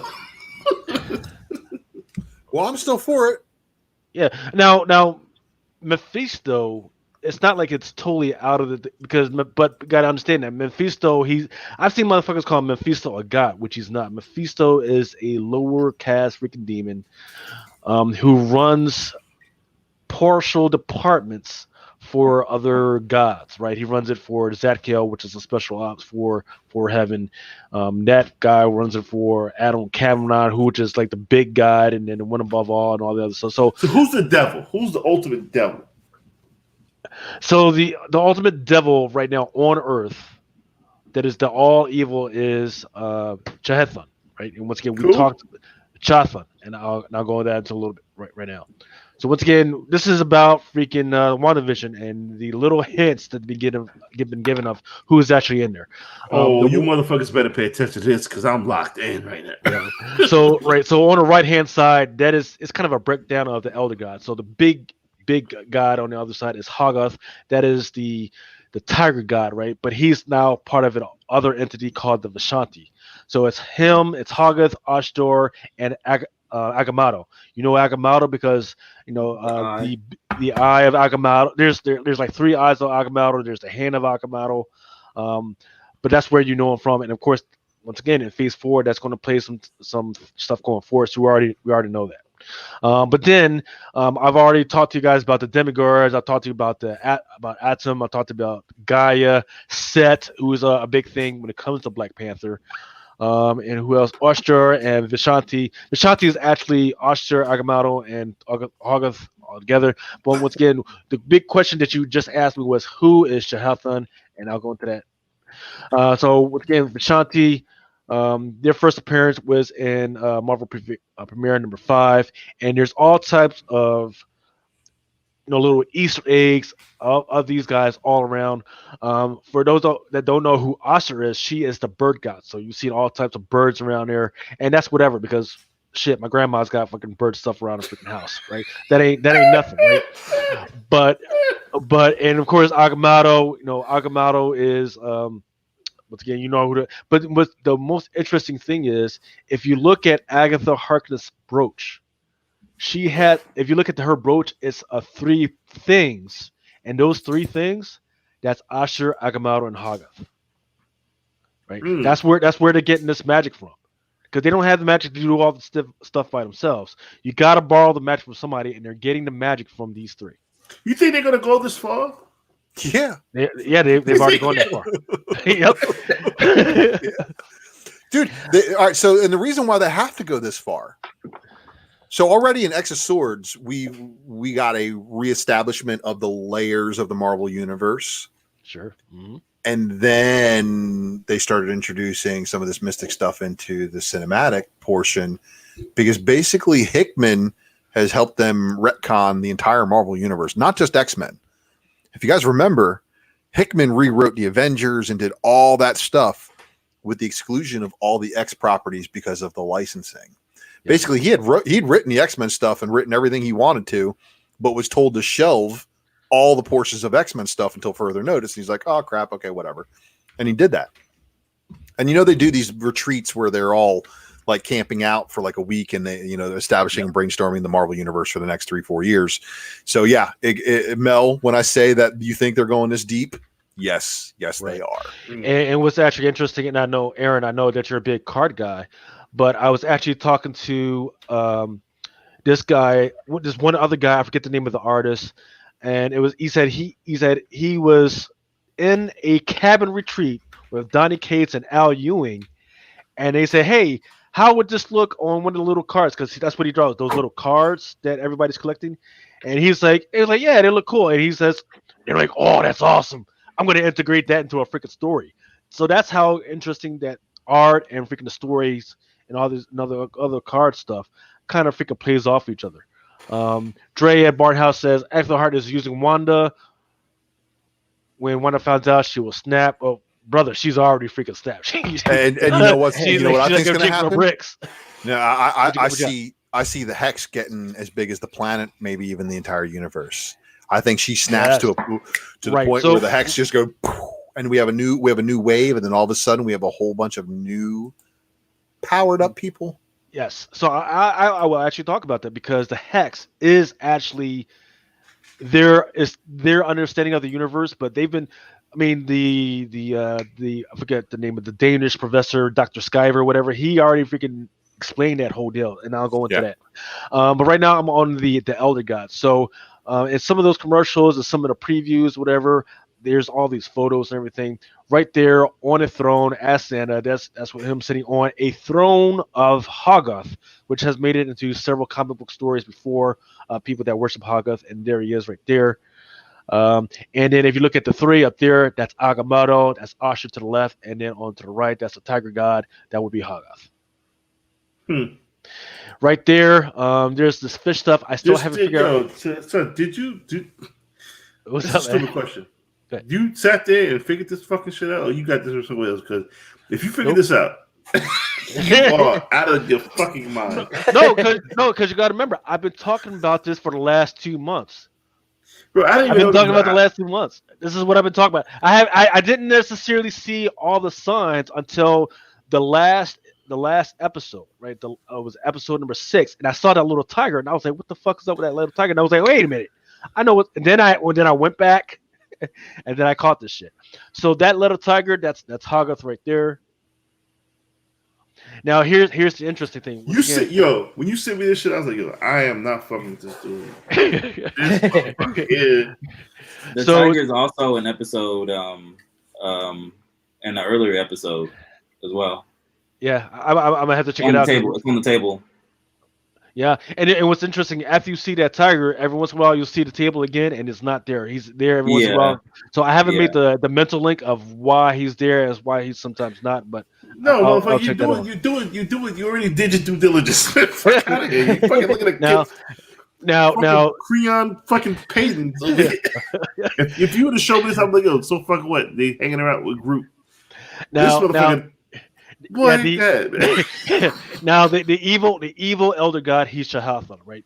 Right now, inside the King of Black, there's all types of Easter eggs where they're freaking talking about Shahathan, the Forgotten Stone, the Tablet of Death, the Tablet of whatever, and it belongs to this guy. Because once again, I told you guys about when the elder gods, they were doing stuff bad. They broke out the demigods to actually eat all the gods. But right before he got ate, he actually scribbled on the dark hold or this elder scroll, just so that he could always have this hold into the earth or somewhere to get back. Where do Agatha and Wanda get some of their power as the Lords of Chaos? They get it from the elder scroll. So they're getting some of their power from Shahathan. Now, why am I bringing up this little shit painting right here? Because if you look closely, it actually tells an interesting story. So, right here on the right, that would be Sparky, or maybe even the bunny rabbit. And I just had noticed that because I had watched that episode again, and because that bunny rabbit is actually yellow. That blue, that's Pietro, right? Orange, that's Wanda. And then you got the 2 kids, right? But here's this little figure out there. And the question was like, well, why? What about Vision? Why is he not there? Because the motherfucker's dead. That's why he's not there, right? But this character right there, this thing, like a tree, is the tree banging on the windows? That is not. That's what I've been. There you go. That's Agatha the big hung on the tree. Well, I'm gonna have to go back and I'm gonna have to look at the whole tree scene again. But in several panels throughout the whole thing about Shahathan, he has these. He either embodies somebody that looks like a freaking tree, and they use their whatever power. But I do think this is Shahathan right there. So Shahathan is Groot. I'm sorry, what's that? Shahathan is Groot. This is what my dumb ass is thinking. No. Shahathan, he's an evil entity that's been controlling this whole thing with Wanda and what the fuck you got to do with a tree? Well, if you remember in one of the last scenes of WandaVision 7, there's all these branches that are branching out. All the branches that are in the basement. And did you also notice how similar the basement looked to the church in Sokovia? I noticed that too. Yeah, motherfuckers. So yeah. So look, man. When you're a detective and you're investigating these things, you kind of tend to remove all other distractions and focus. You know what I mean? If you motherfuckers see this with any other site or any other app, let us know, and they better give us motherfucking credit because I'm bugging. Lucas, but what's up? Is that so? Is that book that they flashed in there? Is that the Darkhold? Yep. So I'm gonna have to check that out, right? Because I've heard people talk about the books, but the only book that I was really tracking right now was the Glamour book, right? And where she's saying, "Hey, this and that." So I'm gonna have to go back, and because I was paying attention to other stuff. But if there's a book there that Agatha apparently pulled out, yes, goddamn it, that is the Darkhold, or a piece of the Darkhold. So if you're watching episode 7, and at the very end you see the Darkhold and you see it emitting little tidbits of light. Yeah, and I recognize that Darkhold because Agents of S.H.I.E.L.D. I was definitely into it. So I just finished that. Yes. So my older niece, she asked me, "Hey, Belle, what's going on with WandaVision?" And I said, It's Wanda Harkless. Just watch out. If she's watching this shit. So, and I want to point out some things. I want to point out some things that I caught. Is that she's repeatedly told the kids that man is not your uncle. Mm-hmm. I've heard that a bunch of times. Right. Yeah. So that dude could be so. Whereas people are saying, "Hey, that could be Mephisto," that could be right. It could either be Jehothon or it could be Mephisto. But and I'll go explaining later that Mephisto actually grabbed some of his power from Jehothon as well. But it also could be Agatha putting another universe Petro into our universe or the Wanda universe. So there's lots of options, and I really think it's going to be cool. But I did read an article shortly before we came online tonight that said that the payoff about the engineer has not happened yet. Right. Yeah, there's supposed to be an aerospace engineer that could have hooked them up, and there was a Major Goodner that showed up with the whole thing with the truck and everything. But you don't need that to freaking do the whole thing. And once again, that's something else I'll go into. But let me just get off of this slide because the particular storyline that I would say that links up Wanda with and Vision with Jehothon is this one, The Dark Reign, The Mighty Avengers, number 23. So here we go. So this is the panel. Go back. Do not buy that. Do not buy that. Okay, Do not buy that. Don't buy that. So you guys, once again, so you guys have seen this slide before. This is me talking about this shit for the last 3 months. Adam the Demogorgon, Thor Annual number 10.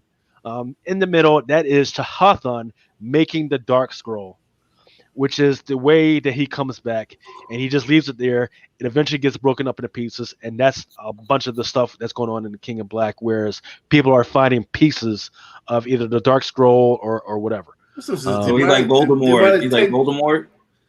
Yeah, but it's like there's like thousands and thousands of pieces out there. Extreme demonic 10 Commandments where Moses dropped shit.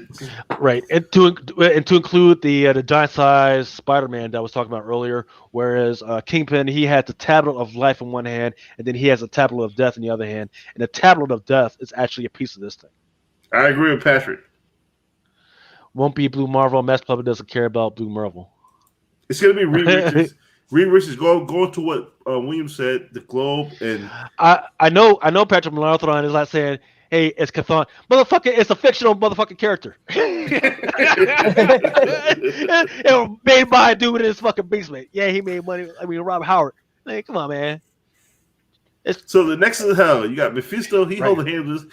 I'm not holding hands with Mephisto. They all hold hands. Yeah. Mm-hmm. So Mephisto, Hela, Zatarral, the some of the Asian gods of their hells, whatever.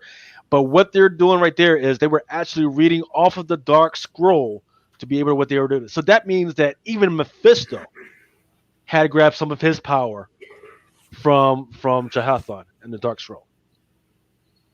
And then the very bottom panel that I have on the left, it actually talks about let a permanent nexus be made between all the myriad hells. And Nexus was one of the fucking commercials.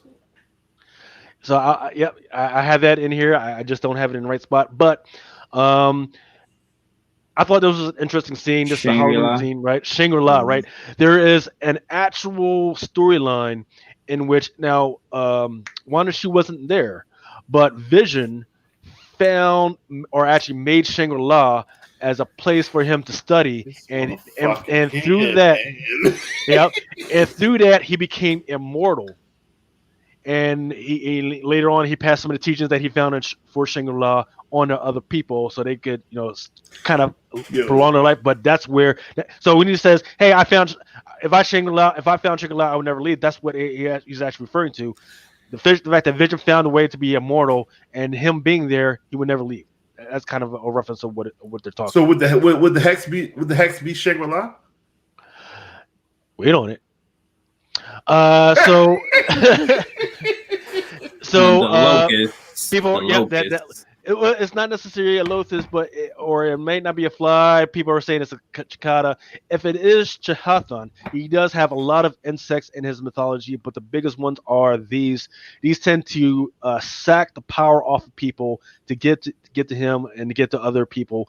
They're actually pretty big within the Blade universe as well. But the biggest thing about Chahathon, and this is where it pushes off the Blade, is that the Chahathon droids, once again, that Chahathon was actually the maker of vampires. Chahathon made Lord Vanar, who was the big father of the vampires for all this. So that's another thing to remember about Chahathon as well, which pushes off to, once again, some of the stuff that's happening in Phase 4. Ain't nobody better. And ain't nobody better. Midnight Suns Unlimited.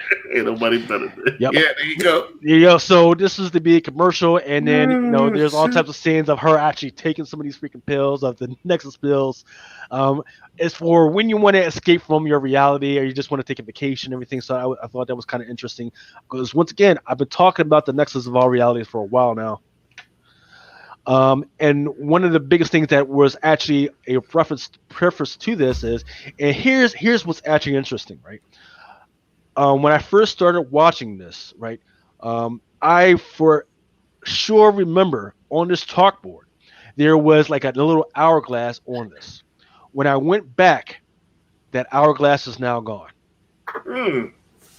But what is there? There's that. I'm sorry that I didn't get a better picture of it, but down here, if you go back to that scene, there's actually a circle there now, right? And I thought that was kind of interesting. Like, why did they decide to do that? I think that circle was already there, but I didn't pay it any mind because I was on the hourglass. That hourglass is part of the Igonide manifold, which Tony Stark has talked about, which freaking let's see, Dr. Scriver has talked about. Let's see if I can find that. There we go. So right here, that circle that she has is actually the opening for this thing right here. And what that does is when you pass through that thing, you go into a whole new reality. And the whole thing about the end game was, well, if I go into this thing that changes all my reality, yeah, how the fuck do I get back? Well, right. Unless you have enough PEM particles, enough power, you don't get back, right? So unless you're Ant-Man. So actually, I'll talk about that in a sec, but I do want to get this slide out the way. Once again, this is what I've been talking about for the longest. Once again, I actually pointed this out on one of the King in Black #4. Some of these symbols are on that cover for the Biederman tattoo. This is the protectors and the guardians of some of those portals for the Nexus of all realities. First appearance of a physical thing for the Nexus of all realities was in Kazar #10, but actually the very first one was in Fear #10, and it's got like a man thing on the cover because he's supposed to be the guardian for the Nexus of all realities. Who, Man Thing?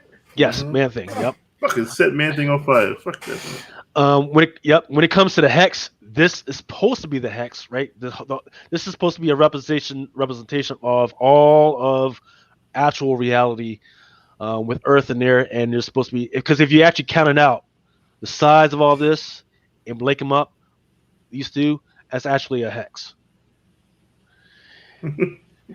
So the Igonide manifold comes into here. Goes into this whole thing. Remember, this is from Endgame. This is them actually entering into the Nexus of all realities through this quantum field and everything. So this is what it looks like when it's open, what it looks like when it's closed. Now here's the deal, and what I actually talked about last week. I don't think that when they all went in, I don't think they all came back into the same reality. And actually, after watching Endgame again this week, I was thinking about the fact that that it was Tony, Hulk, and Captain America and Ant-Man. They're in one spot, and then they decided to split up. Captain America and Tony Stark actually go back even further back in time. Now, what did they go back? Now, the thing is, okay, you've used PEM particles to go to one reality. And then you went back to another reality. That means that when you went back to another past, you can't go back because because when you were doing it, when you were shooting using your pin particles for one thing, it was supposed to be a one shot, like a one big loop. But they stopped in the middle of one loop to go to another one.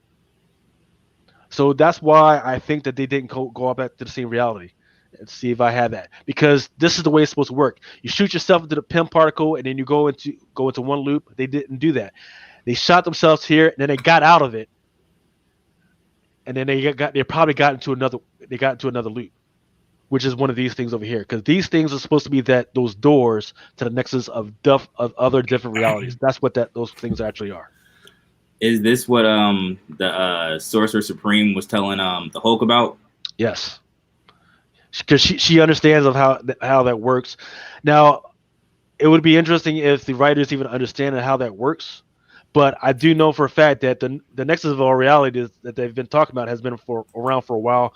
If you go back to some of the other movies, like including the Ant-Man movies, they talk about the nexuses. They talk about the micro universes. So this is not something that should come in as a surprise. It's just that at the time we didn't really understand it and how it freaking worked. But now we understand of how big this could be, because right now, there's still not time travel. Right? Just no such thing as time travel. It's just jumping to other realities where what you wanted to happen happened. So I thought this was pretty interesting, and that they were talking about her blood work. This is the blood work for Spectrum, Monica Rambeau. Here's the deal. There's actually storylines where Monica Rambeau actually had already had her powers when she was a kid. So I'm wondering if that's what's actually happening here, because they're like, oh yeah, your DNA changed and it happened twice or whatever. That's not that's just not really how it works. But I am wondering is if she already had the powers, and by going through the boundaries that actually unlocked it. Because actually in this last episode, as she's going through, there's like voices in her head where she's listening to stuff that Captain Marvel said and stuff that her mom said, where they actually acknowledged that there was something about her when she was young that was very special, and that there was actually some type of challenge that she actually went through. And the thing that happened to her when she was young is that she actually went through. She was possibly actually experimented on this by this thing called Cortex Incorporated. And Cortex Incorporated, they were messing around with stuff with Imcron crystals and all the other stuff. So she possibly had some of these powers already by the time she grew up. My question is, are they going to use Wanda as like the source to, I guess she's the reason why there's mutants, versus like in the comics, obviously she's the reason why she said no more mutants. So I think that. I well, see, that's going to be the interesting thing, because right now they still haven't announced the whole. They still have not announced what they're going to do with the X-Men, right? So they could possibly retcon it and come back and say, "Hey, this is where this happened and this happened," but they haven't. I don't think they've made plans for that yet. No, that would be. They got to, right? No. Hex goes with so far. Reed Richards comes in with his team. The team goes into the Hex. They get fucked up. They become Fantastic Four. You can't have. I mean, mutants are worldwide. Fantastic Four just 4 motherfuckers. Right. You feel what I'm saying? Yeah. Now the radiation from the Hex could be a transponder for the mutant gene. Okay, I can live with that. But Fantastic Four, they're not mutants. They go in there, they get fucked up, and they come out. Hey, I was in this Hex, I got fucked up, just like Monica Rambeau. I like that. Right. Now what I have been looking at is, because that Yu-Gi-Oh commercial really fucked me up. Right. I've been thinking about that a lot and trying to understand. Jeff last shot, still where it is. Right, but the just the fucking start. Yeah, right. But it's not necessarily the imagery. It was like the wording, right? It's saying food for survivors, right? That means that whoever is inside that bubble at the time, that means that they're already fucking dead, and that the only way that they're surviving is through magic. Right? So, Magic. hey, that's the only way to survive. So That then would the explain question, why when Vision leaves, he dies, right, starts dying, starts getting Right. torn to pieces because he And can then only stay resur- alive inside the hex. Right. And So- basically so- resurrects. right. So then the question would be, what happened in that city that killed all of them off, that precipitated the need that she felt that she could just go over that whole fucking city and just start fixing shit, right? Because once again, inside the Marvel universe, there is no East view, or excuse me, there is no West view. There's supposed to be an East view, but there's no West view. And then even if you have a West view and an East view, as an East view of what? Usually that means it's an East view of a fucking mountain or a hill or something like that. So there's something else going on, and I'm wondering where they're going up. Melvie is too much. IT voice clips from Cat Marvel. Yep, there's from her and her mother as well. So let's see. So, but yep, that's all I got until, because I'm fucking drunk right now. Who is it? Is that Josh? No, I'm trying to put my camera back on. Can you hear me? I can hear you, but you got a white man's freaking Profile. image on your profile on your shit. What about the in the show the like, I guess I don't know if it's the mailman or the delivery guy. How he just stopped? Yeah, Because he's under control, obviously. But I don't see him. I don't see him being anybody important, really, other than just somebody who probably lived in Westview who was there when she took over the hex. But Darcy, I'm interested in what's going on with her. So I have a theory. Huh? Darcy. Oh, girl, stacked. Yeah, Stacked. she's black man. She's black man. Kryptonite. That's a theory. So, and if you had a black Superman and she'd be the Kryptonite, because she was, god damn, Darcy. Damn. So someone was also Kryptonite. saying that she should be Baroness. Yes, absolutely, Yeah. for sure. She make a good Baroness. She could be any fucking body she wants to be. But goddamn. the whole thing with her, she wasn't snapped, or at least I don't think she was. I don't think she's been snapped, and she didn't come back. I'm thinking that the people that get powers are the people that were snapped only. Well, that's an interesting theory. I don't care. Darcy is just a bad bitch. Creates half the planet, a mutant population almost instantaneously, giving something for humans to hate. This is what we're good at, right? Or having the X gene, right? To pass on the genes to whoever's next. Yeah. This is true. But fellas, I've got to cut out. I really, really appreciate you all giving me some time to share some JTC covers. I got to finish a project for a little boy's birthday in 3 days. I got to cut out too. But before I leave, I'm going to share this screen. And Luke, first of all, Lucas, are you finished? Because you probably got other knee-deep shit you want to get into, right? No, you guys are giving me stuff to think about. So I'm going to go back and do some more research on some of this other stuff. And hopefully I'll have that stuff back to you guys next Friday or Saturday, next showtime. And hopefully we'll have some more good shit. Oh, let me share my screen real quick. I want to address a question in the chat. Her mom was Photon. She's obviously Spectrum by the visual that we got. Yeah, I've been buying Spectrum shit all night, by the way. So let's do this. Allow. Can you see my screen? Yes, sir. Mm-hmm. All right, so $30 make you holla. If you have $30 to go to a comic book store, what would you buy? This is what I'm gonna buy. I'm gonna buy Ice Cream Man number 23 from Image for $3.99. Marvel snapshots, Captain Marvel. Number 1. There's supposed to be a lot of first appearances in this book. So I'm gonna pick one up for $4.99. Buy the Horns from Scout for $3.99. Paranormal Hitman, great premise. I'm getting the cover B. I'm also getting the cover B on the By the Horns by Lopez. Marvel Voices Legacy looks crazy. That Miles Morales cover for $4.99, easy buy. The Return of the Valkyries. I hate fucking second prints, but I would buy the Return of the Valkyries second print and the Black Cat second print. And that brings me to $29.93. Mind you, but I don't know what's inside the book, but I know how to pick books.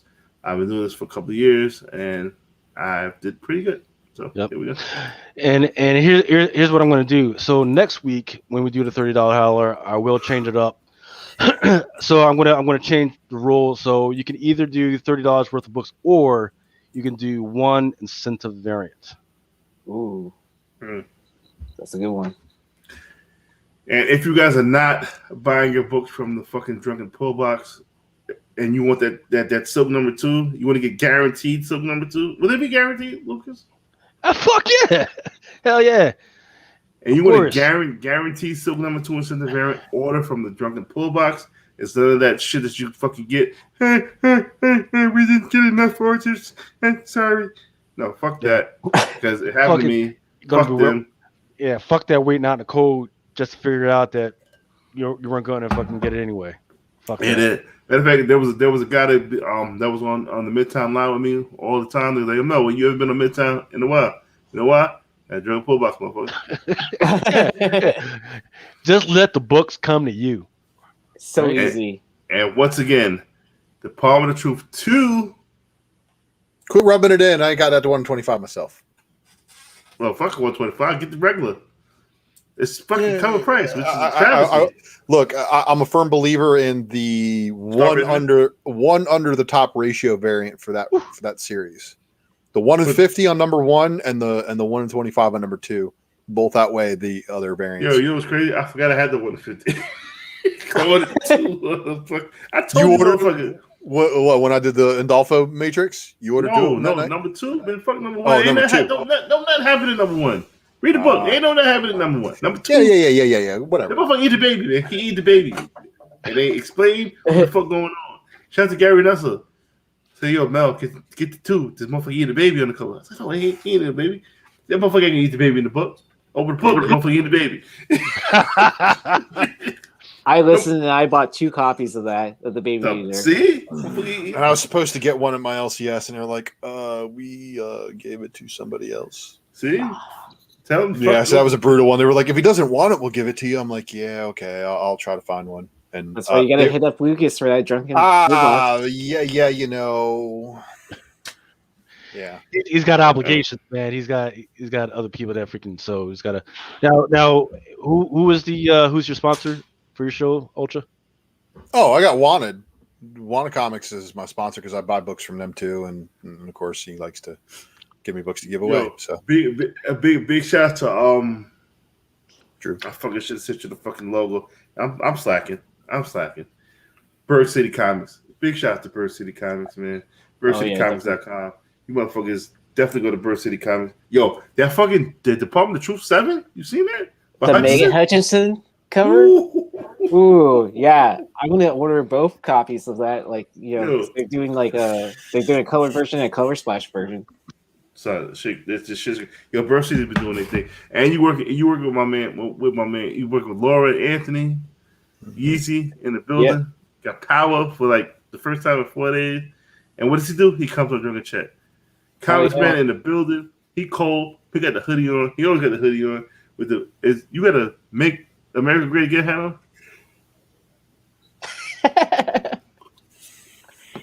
And even if he did, so what I don't give a fuck. Nothing. I don't give a fuck. I think he's got to make comics great again. That's great too. Listen, I don't.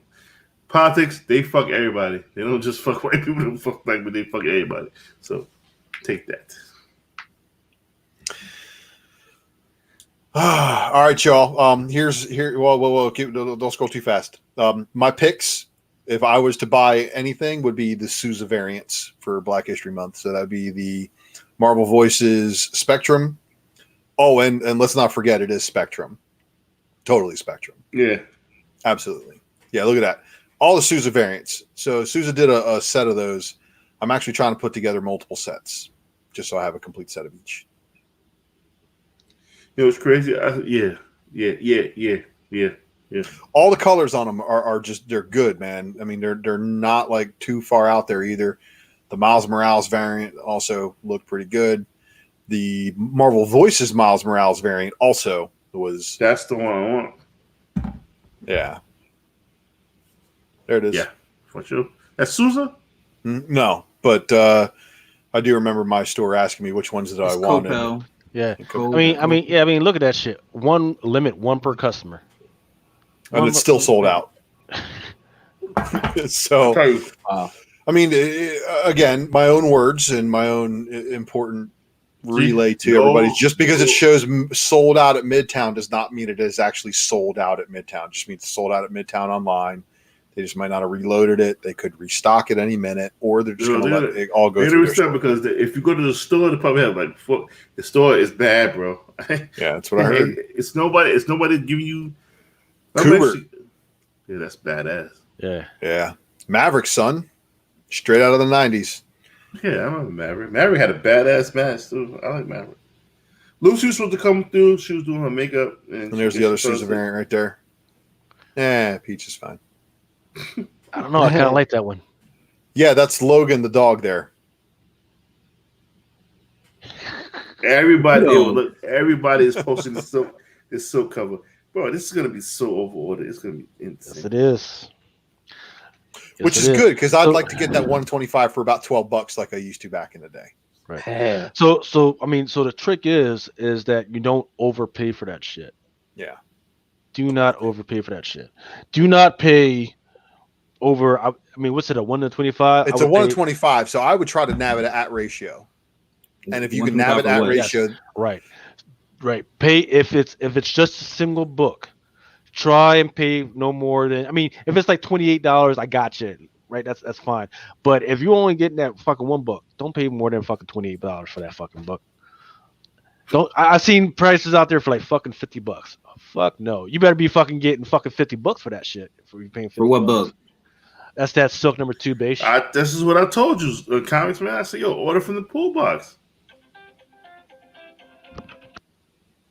Remember that? See, pull box blowing up already. Yep. Yeah, that's gonna be on my pull too. That 1 to 50. David Finch. She got a booty. Ooh.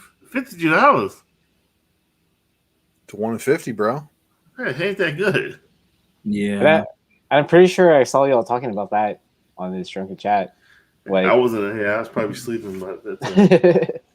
I probably would have bought it. Oh, do you know what book I really like that's coming out Wednesday? Is I'm really looking forward to what is it called? Damn Cursed Children. Really? No. Whoa! I didn't even put that on my list. What the fuck is that from? So, yo, Mel, go look at the Finch variant for Black Panther, number 23. It's a 1 to 50. Yeah, I've seen it, and I saw that. And then the Captain Marvel 26 variant. Hey, if you guys need any of these Zenoscope joints, I'll be freaking trying to get them out the door for half price. I went deep on these motherfuckers, man. You went platinum? Did you go platinum dealership? Yes, I did. I would Yeah, I'm gonna try to put Drunken Chat on fucking. They said, hey, they'll fucking put our names in the fucking whatever fucking promotional video. So I was like, hey, fuck it, why not? Well, you know, Blind Adam, if you're watching, buddy, that means we got platinum status with Zenoscope for you, dude. Hit us up. Hit up the pull box. Captain Marvel. Wait a minute. Voice, the Marvel Voices Sousa variant. Is that the one you're talking about, or what? No, you said look at Captain Marvel. Yeah, the 1 in 50. At least I think it's a 1 in 50. It's an incentive variant. That's right.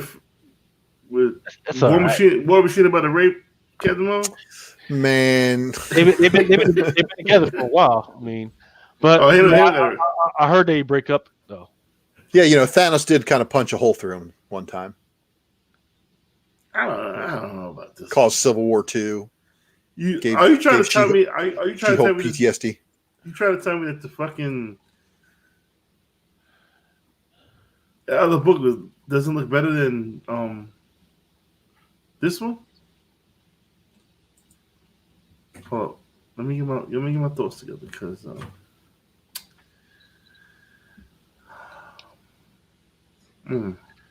William, the other one you showed me. What was the other one? It's Black Panther. Yeah. Then the Marvel voices, the Sousa variants. So there was a Black Panther. So you telling me the Finch doesn't look better than this Captain Marvel? Oh, the Finch does look better than that Captain Marvel by a long shot. At $54, nah, it's not $54. Great. It's good. All right, well, fellas, I gotta run. Yeah. I will see you all soon. Chat, thanks for joining tonight. Everybody watching on the rewind, subscribe button, hit that like. Don't forget to leave a comment. Let me know what you'd like to see in the Spec Matrix in the future, and I will deliver. Peace out. Peace out to the panel. Yes. Thanks, everybody. Take it easy, Ultra. Appreciate you guys, and I'll see you soon. There was somebody who was trying to buy some Moon Girls. Who was that? I just was that you? Were you fucking around? So you some Moon Girl. What the fuck? Who did those comments? I see someone trying to buy Moon Girl.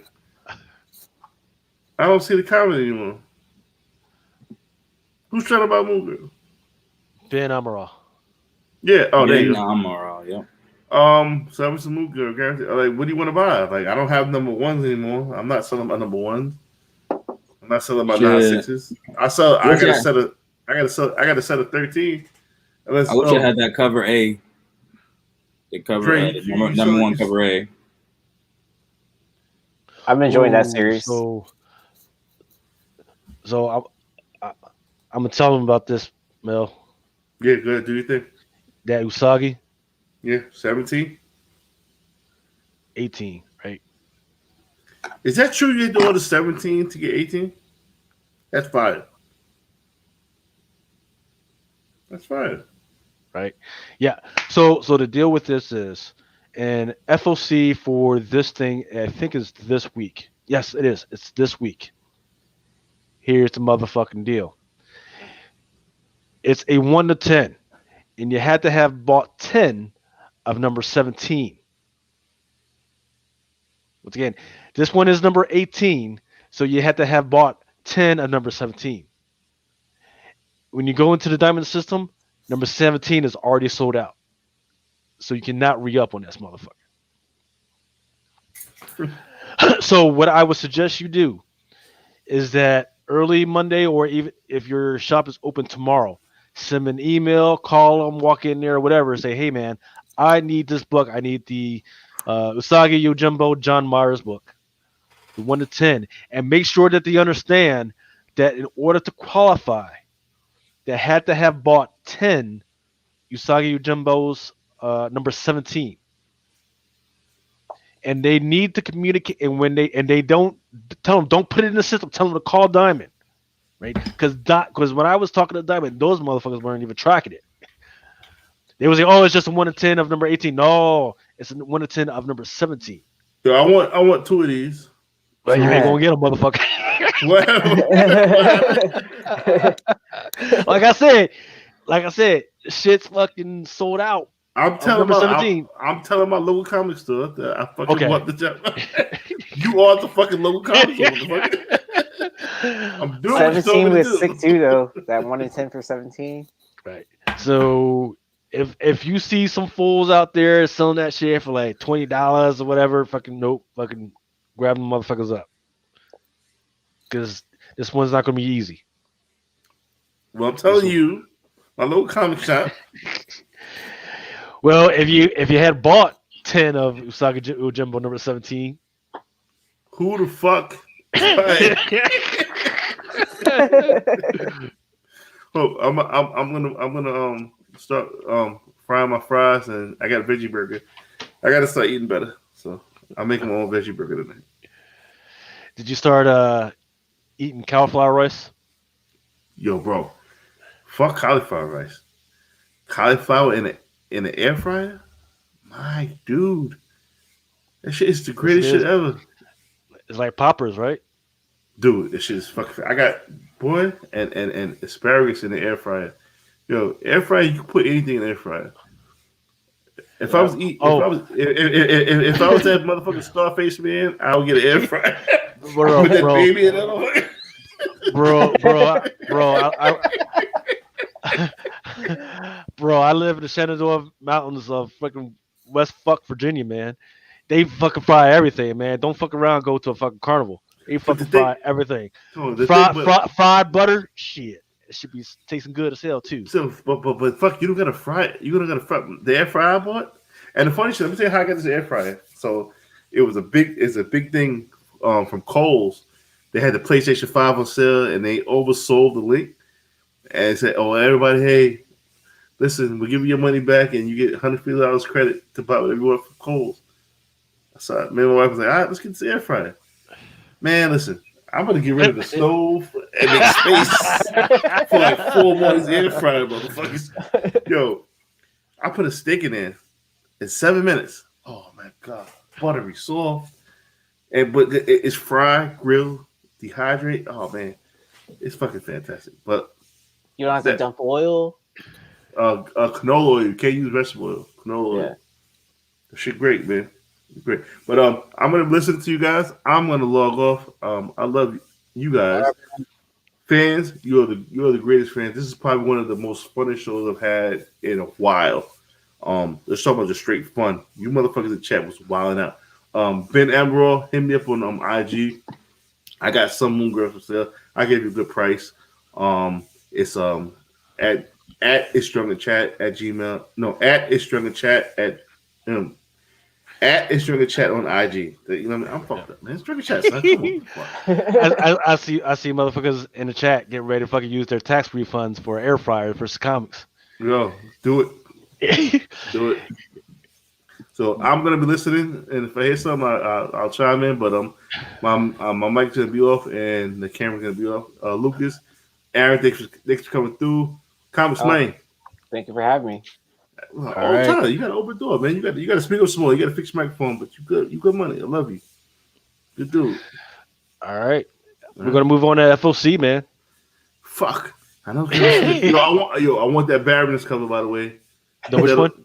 That G.I. Joe joint. Oh, the let's see. I just had it. The 1 to 10, right? Yeah. I just give me 10 because I don't want to do 10 of nobody. G.I. Joe shows. I probably put some shit about wallpaper in my basement or something. I'm out of here. You talk about this shit right there. Fire. Yo, if Kat Dennings is born, Black Man Kryptonite, that's what I call her. Because she's, oh man. She's Black Man Kryptonite. This is a 1 to 10 by John Royal. G.I. Joe, A Real American Hero, number 280. Fake ass J. Scott Campbell with whatever. It looks good. Looks good. It looks good. And she got her 2 side bitches on the side. Freaking just helping her out. And there you go. I fucks with it. I'm out of here, man. All right, man. Take care. Let's see. Where we at? It's Image Comics. Let me make sure we'll scroll down to the right joint. Let's see. Your Friend of the Devil, Reckless Book, Headlopper, Invincible. Oh, so here we go. Invincible number 1, Amazon Prime Video Edition. Let's see what I got for y'all. I might so have... is that to promote the animated series then? Well, here you go.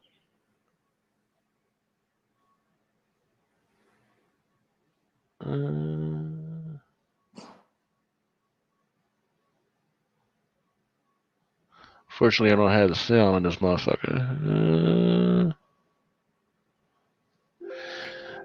Yeah, I don't know why the fuck the sound is like. Hey, they sent it to me. So, I mean, I'm thinking that the animation looks pretty good, right? I heard it. The audio looks pretty good. Do I think it's going to freaking push out to be freaking like one of the fucking manga shit? No, it's not. No, I don't know who their audience was.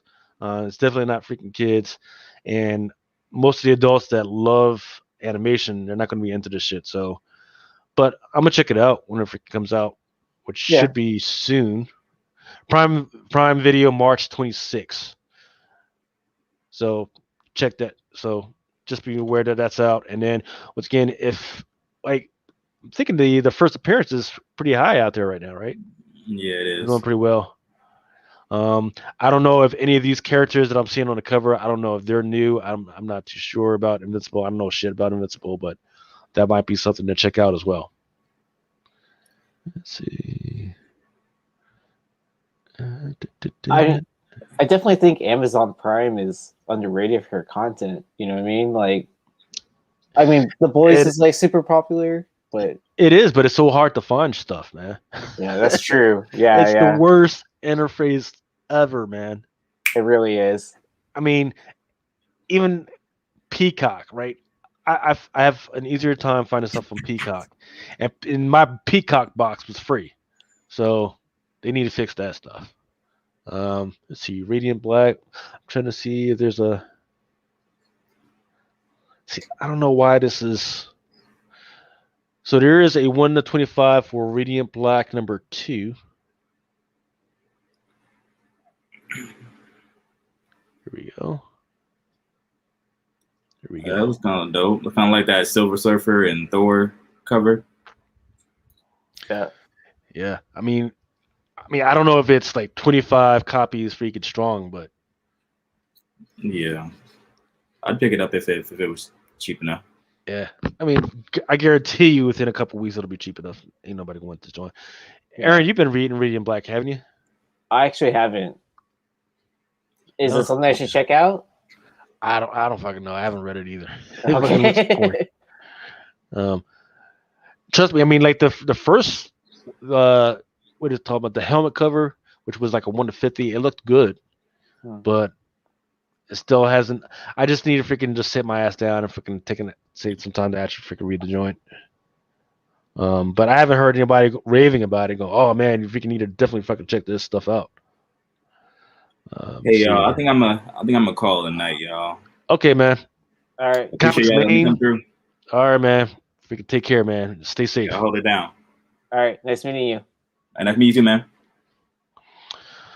All right, Walking Dead Deluxe. This is not a incentive cover at all, but I thought that this kind of looked dope, man. Freaking. This is the first one that of all the covered covers, because I've been bitching. I was like, man, this kind of just feels like a money grab, and the covers haven't been too great. But this one can get it. This one's pretty good. Yeah. I mean, it's gonna take like 8 years to re-release the deluxe version in color. Like if you like time out, like, because you know how many issues there are going to be, and then everyone already knows which books are the keys. So I feel like those are always going to be the heavily ordered ones. Right. But like if they're going to throw out these dope covers for this, it's probably going to be under ordered. That's true. But you know what? Now I'm re-looking at this freaking cover, I remember this freaking episode, man. That was such a crazy episode, right? Yeah. This is after they've been on the farm for a while. They've been looking for the little girl and all this other stuff, man. And then they find the they find the barn, and oh man, that was a fucking great episode. Yep. Let's see. All right, going into Dark Horse. Let's see if there's anything good for Dark Horse real quick. I don't see any. I don't see any incentives, but I do like this cover though.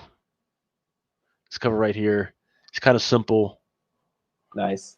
Young Hellboy, Hitland number 2, cover B of Ragno. It's kind of weird, kind of simple. And it's not a typical Hellboy cover either, if you really think about it. Like, the color palette they're using is a bit brighter than like you would normally see on the Hellboy cover. Yeah. I'm kind of disappointed with what they've been doing with Hellboy. They've shown that it is a great commodity as far as movies, right? Even though the last Hellboy movie was, a lot of people didn't like it. I liked it. A lot of people didn't like it. But they've shown that it is a movie property, that they can do stuff with it. But then when you go to the comics, it just hasn't been up to snuff. There hasn't been, none of the covers have been exciting. And this one, this is a good cover. It's just not the cover that's going to bring people back into the franchise or the property. So, but I'm definitely going to pick me up a copy. Nice. Let's see, IDW. And once again, this is that that's the one that Mel was talking about earlier. Oh, the GI Joe incentive. Yeah, right. This is the A and B 420. cover. Yeah. Right. So this is the B cover. And of course, when you go to this one, that's that one. Look at that. Those retailer incentives for GI Joe, they can be killer, man. It's overused, man. It's overused. It used to be like, hey, it was a tell that something important was going on in that book. Now it's just for whatever, just because they fucking feel like it. Yeah. So TMT Last Ronin Second print. 2, second print. I don't remember. I think I'm mistaken.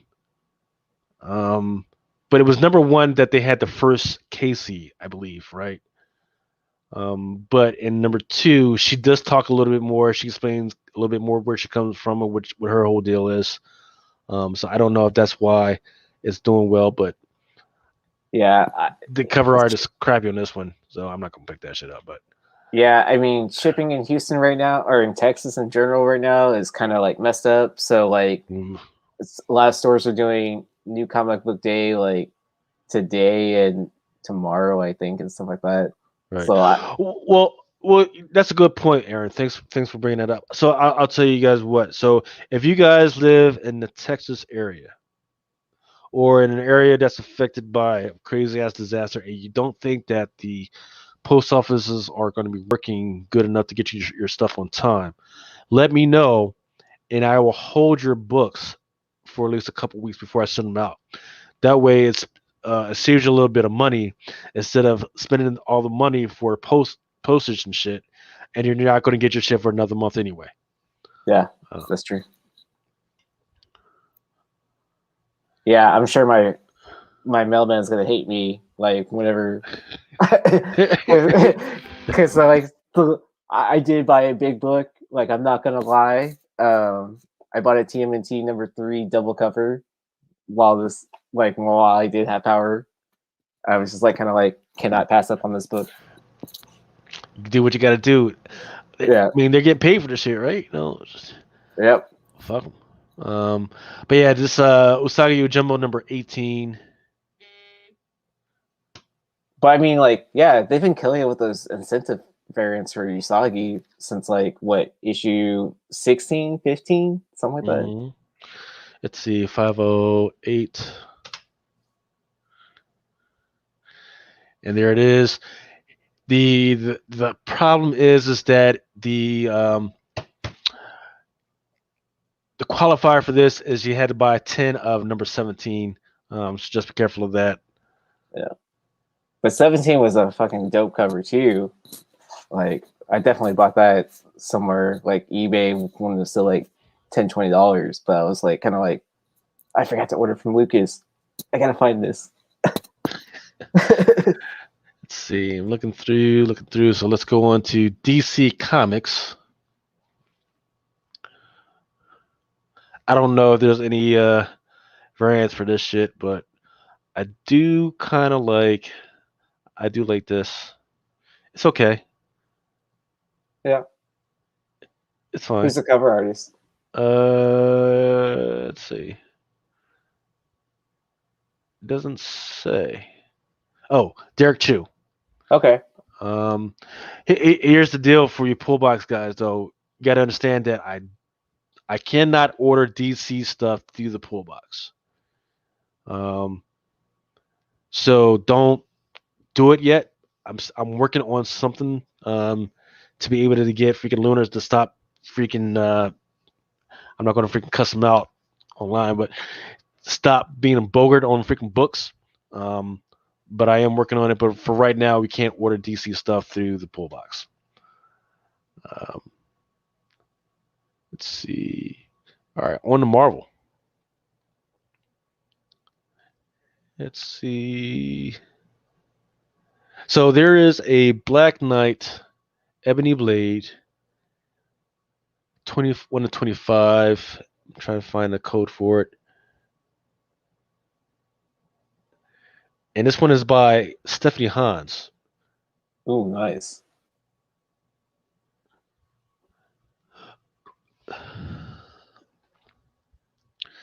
This one looks pretty damn good. I'm definitely going to Definitely get me. I'm definitely going to get me a copy of this one. Yeah, it definitely deserves to be the 1 in 25. Like looking at all the other covers, like yeah. The one time Marvel does pick out good books to be the incentive, right? I was like, then there's also this one, which is the Momoko. Oh yeah, I was looking at the two. I would have flipped the coin between those two to be the incentive. Right. Well, that is an incentive as well. There is an incentive for that one as well. There's a version of that one, and that one is a 1 to 100. Nice. So I'm not going to get that one out of the pull box. I'm going to wait till it goes out on eBay on the secondary market, and I'm going to grab all those freaking cheap copies out there. They're probably going to be out there for like $75 on this one. Well, yeah, especially with like what is it, 6 different open to order covers? Yeah. Yeah. So I mean, I'm just reading through the thing. Yeah, and I'd really be surprised if there wasn't like store variants for Black Knight. Yeah, I mean the only thing is, he's not the hot property right now, right? There was the news that he was supposed to be involved in some of the Phase 4, possibly Phase 5 stuff, but we haven't heard any more news since then. We haven't heard about any solo projects or anything about it since then, so people have kind of forgotten about it, and people don't really care, right? Like, okay, it is the Black Knight.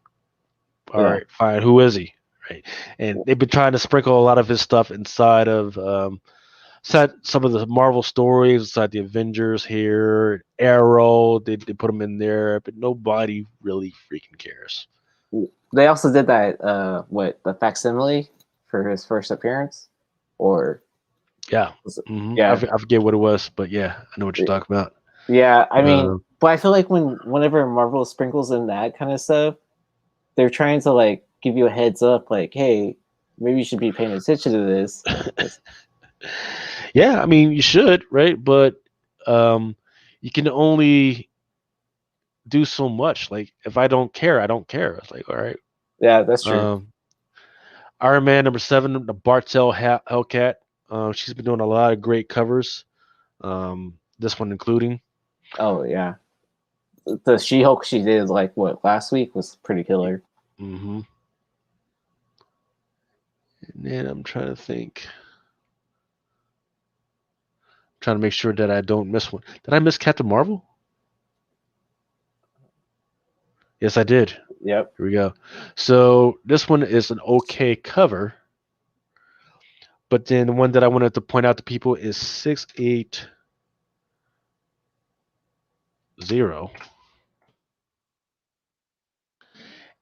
And this one is by Stephanie Hans. It's a 1 to 25. And the interesting thing is, I think it was back in December when I actually had a conversation with her at a online con. And she was actually no, during a virtual con. If you go back to some of the Comic Crusaders virtual con, she at some point she was actually drawing some shit, and this is what she was drawing. Nice. Well, she was working on this freaking piece, and then I saw her later on, and she was starting to fill in some of the coloring on it. So yeah. And do you know where I saw this from? Where? From you at the Discord channel. So if you're not following Discord channel and like Lucas dropping spec whenever he gets the news first, like I don't know what you're doing. Like, yeah. Comic Crusaders Discord, get on it. Yep. Great deal with giving a hold option because post office is a disaster. Yeah. Yeah. Absolutely. Because once again, when I can, if the postage paid allows me to do priority, I'm going to do priority just to get it out, and get it into your hands as soon as possible because I know, hey, time is money. But if you're not going to get that shit for 3 weeks anyway, then that's just a waste of your money. So it might be actually worth it to just freaking hold on for it until the situation out there gets clear. So Melvie says, "Yep, he wants that shit." Yep. Yep. Good eye. It's good. It's good. Yeah. I like it, man. And once again, I don't think that many people or that many shops are actually ordering Captain Marvel. I don't have the exact numbers, so I think. And once again, FOC is Monday, right? So, shit, this might be a sleeper. See what else we got.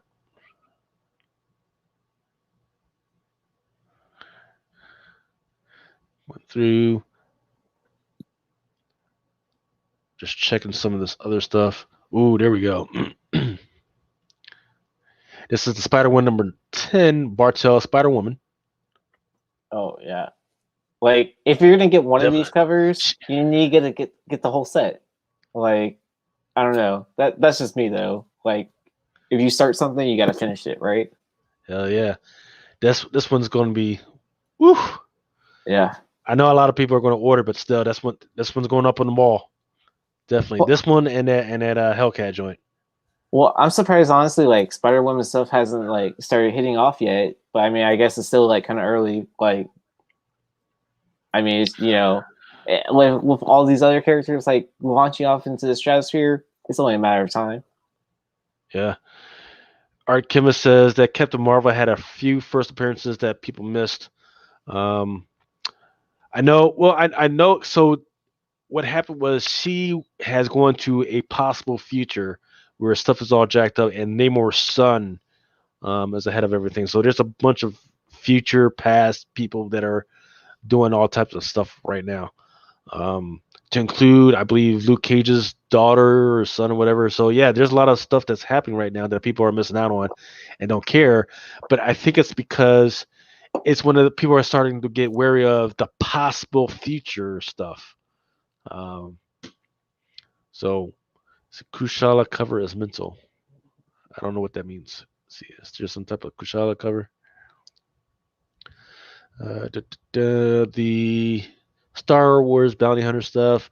So the Star Wars High Republic stuff, 4th print. Oh wow! What? And I know y'all have like an ongoing thing of what everyone thinks of how high this printing is gonna go. Is that right? Yeah. Because I've heard like it going up to 6. What do you think? How many prints do you think this is gonna go up to? 7. I mean, but it's a Star Wars book, so I wouldn't be surprised if it went as high as even 9.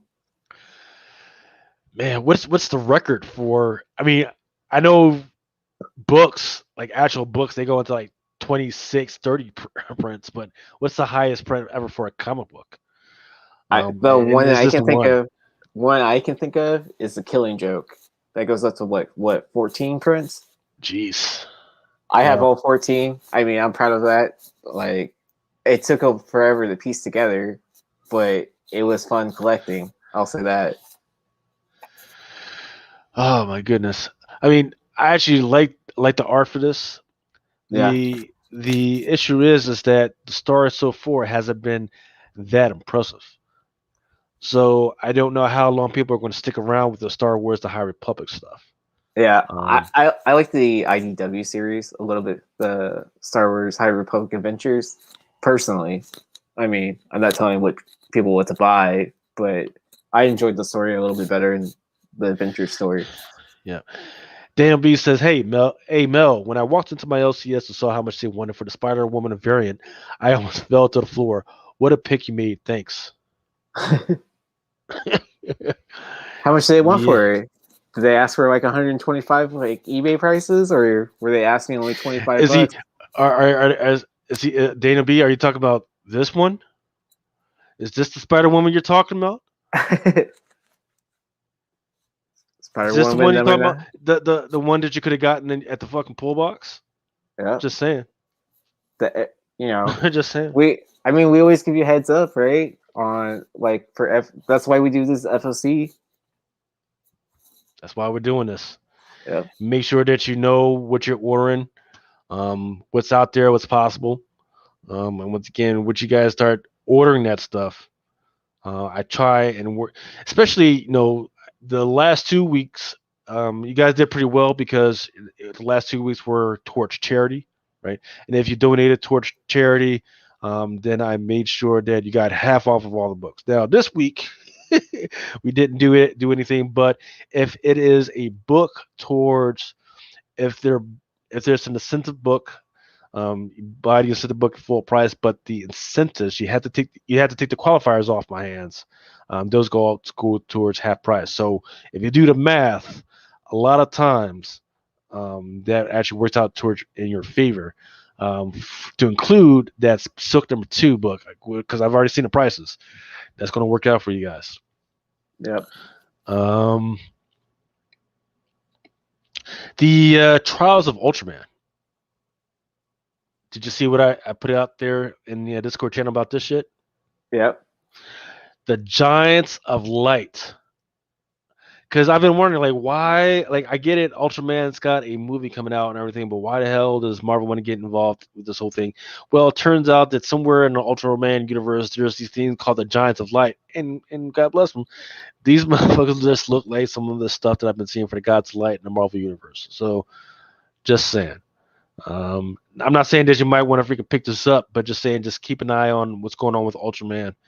And I think it is high time that we actually start reading this motherfucking book to see what's actually going on in there, because I've been lost. Yeah, I mean, if anything, just pick up like one of the covers you like, read it, and see if like it's worth continuing. Like, it's only a mini series. Like, I love mini series to get into new characters. C10. I missed up on where's Sword at? Oh, there it is. Is it under Exoswords? That's right here. Okay. Sword. So this was the interesting thing. In the last Sword, Manifold, he had been traveling all over the universe, and then when he actually got back to the Sword base, he found out that the base had actually been overtaken by Null. And the avatar that had been leading the whole thing was actually Cable. So Cable has now been totally embodied by Null, and Manifold's going to try and fight him. So it's going to be weird because Sword was. So here's the weird shit when you think about it, because Sword, they're supposed to be the ones that are supposed to be actually the ones that are the first response, like the first lookout for this stuff, for when stuff is getting ready to invade the Earth, but they missed it. And the reason why they missed it is because they were too busy doing some other shit for Magneto, and investigating carbonic molecules and fucking stealing shit from gods and all this other weird stuff. So they're talking about Protocol V. I do not know what Protocol V is, but we'll see what's going on with that one. There is a 1-25 for this one.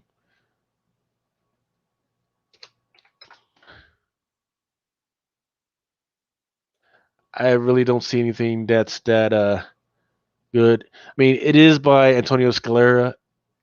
Yeah, but it's just, I don't know if it's, see, maybe a 1 in 10, but like a 125, I don't know. That's kind of stretching it, especially if like stores are going to charge like right off the bat $50 for a 125. Yeah, I mean, so then you got to start looking back and figure out what is Protocol number 5. That's the question.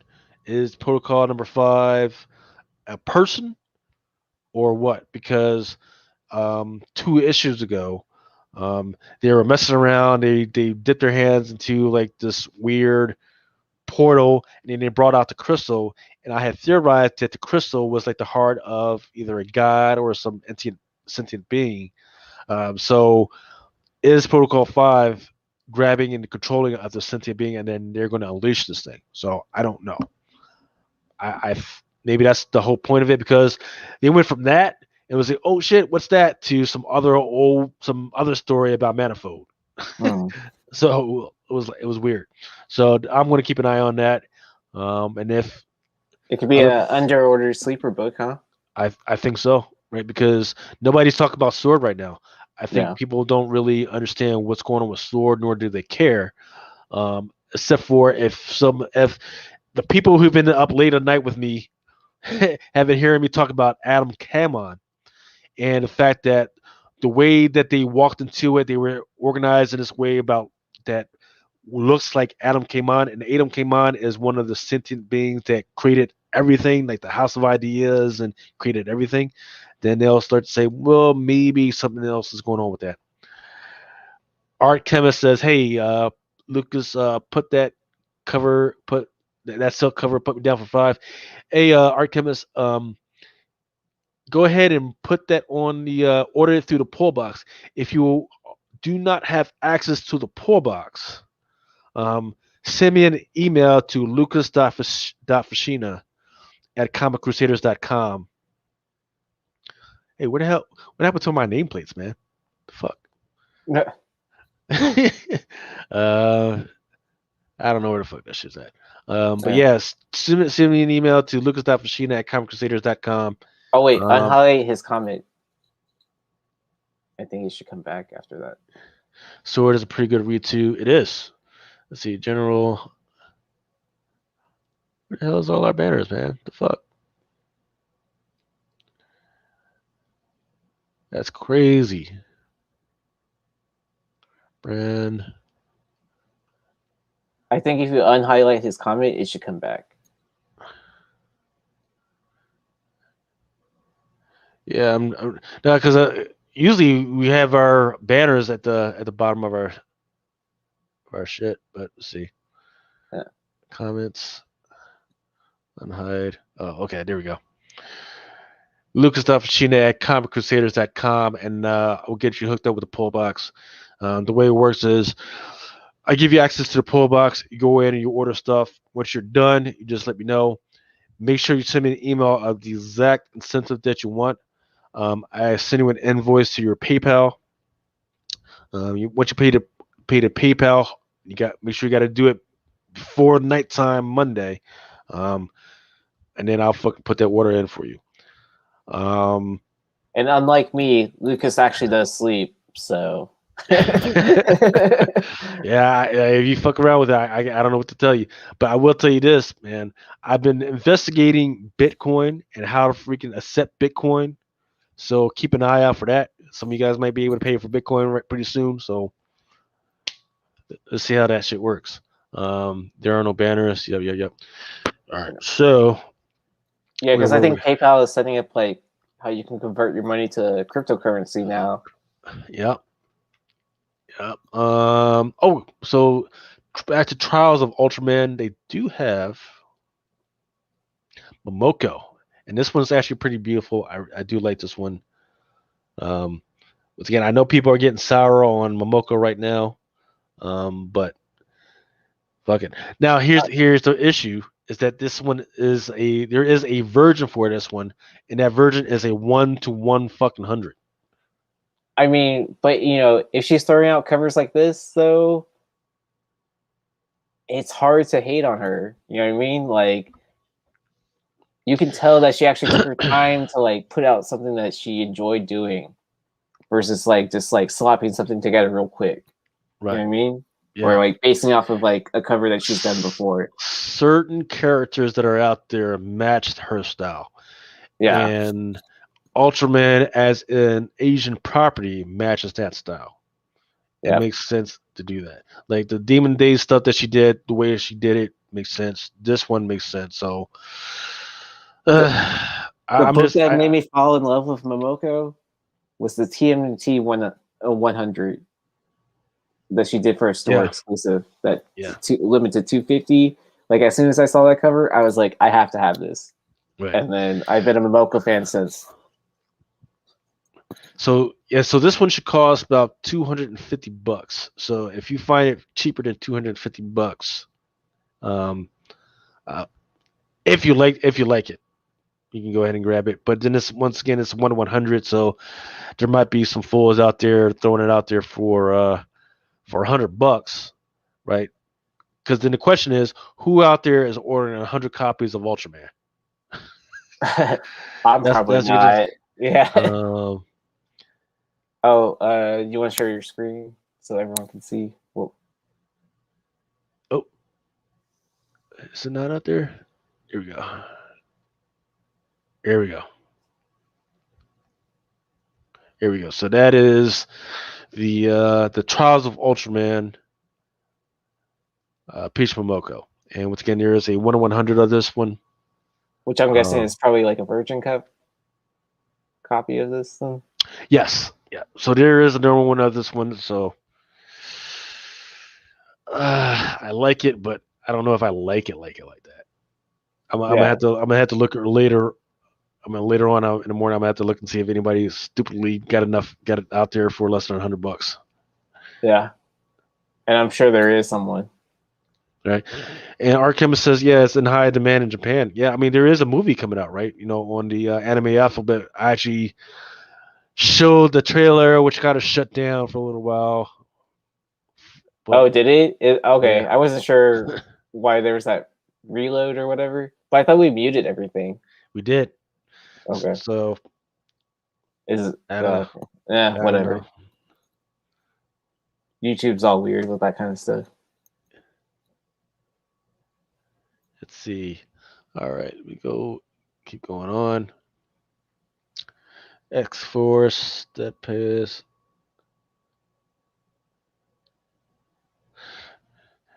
And we're on to the Dynamite stuff. It's interesting. That's like the shortest Dynamite list I've ever seen in my life. Yeah, it doesn't look like there's anything that's that interesting, right?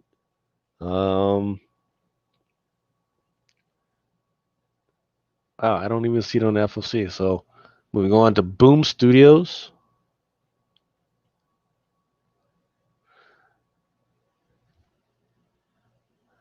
Abbott. So this is something that I'm interested in because I do love the story about a Nancy. Nancy is actually a big part of the Spider-Man universe, but once again, this is Boom, so that doesn't have anything to do with that. But this is actually a Peach Momoko storyteller freaking cover. Creepy as hell. And it says that's right Jim, up her alley. You know what I mean? From her, like where she's coming from. Like she used to do all that kind of horror stuff. And here's the deal. No, this is Jim Henson's storyteller. So the guy that did the Dark Crystal, the Muppets, and everything. So they've got the inline to Hollywood or whatever, or actually Netflix to be able to do whatever they want if they decide to turn this into a property. So not saying that you need to pick it up, but so also this one is the trade dress. However, there is a 1/25 of that one for Boom. So nice. Just saying.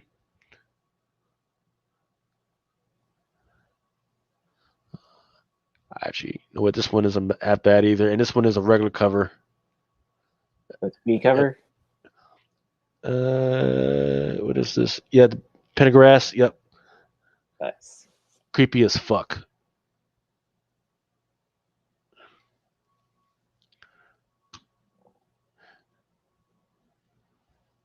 I've heard some decent news about Orcs. I don't remember who, but I've heard it was a decent read, or at least like something to check out.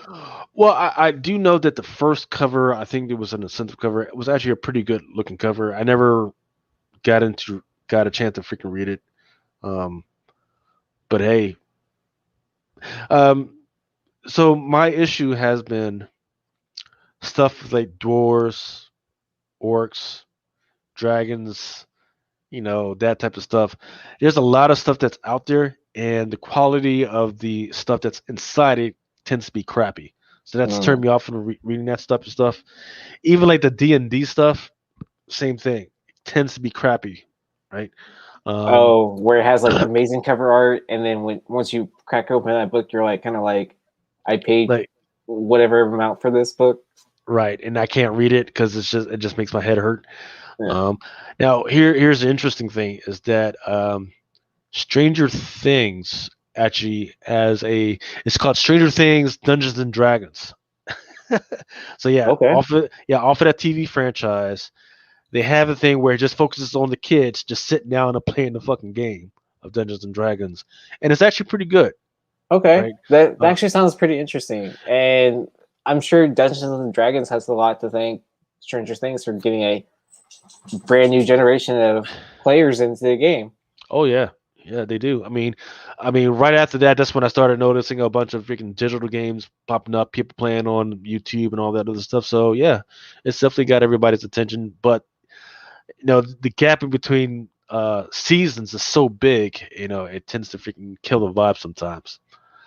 Yeah, and then Netflix has no they're the responsibility for binge watching.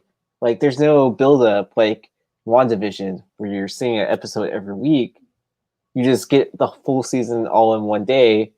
Yeah. People watch it for 24 hours or whatever, and then no one cares until the next season comes out. Well, I mean, that's what the whole comic books was supposed to be, right? It's supposed to be like a filler in, but the problem is that you mean I gotta get up and I gotta go to a comic book store to freaking get this thing, right? Because otherwise, because once again, people are like, oh well, you can just freaking get it shipped to you online. Well, after fucking shipping, man, like that's freaking brutal. I'm gonna freaking pay all this freaking money, and once again, it's not the freaking comic book shops freaking problem. It's the fact that the shit's so expensive, and and once again, I know people are like, well, you should be able to use media mail. No, they actually have rules that you're not supposed to use media mail for comic books. So you got to be fucking careful. But yeah, and if they search that package, like your you're SOL, fucked. You're fucked. Yeah, like the receiver is then like charged with whatever the cost would actually be, and then if you're the seller, you're gonna hear from that buyer. So Art Kevin says, ask me about the yellow silk cover. That's the silk number 2 beige cover. That is number 2. And the FOC is not this week. It's down the line.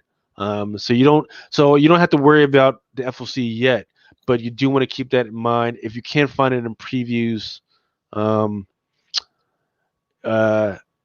go ahead and freaking order it and I'll set it up, but you don't have to worry about the FOC just yet.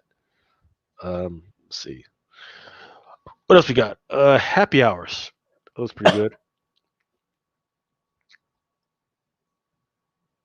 This one's by Michael Montané.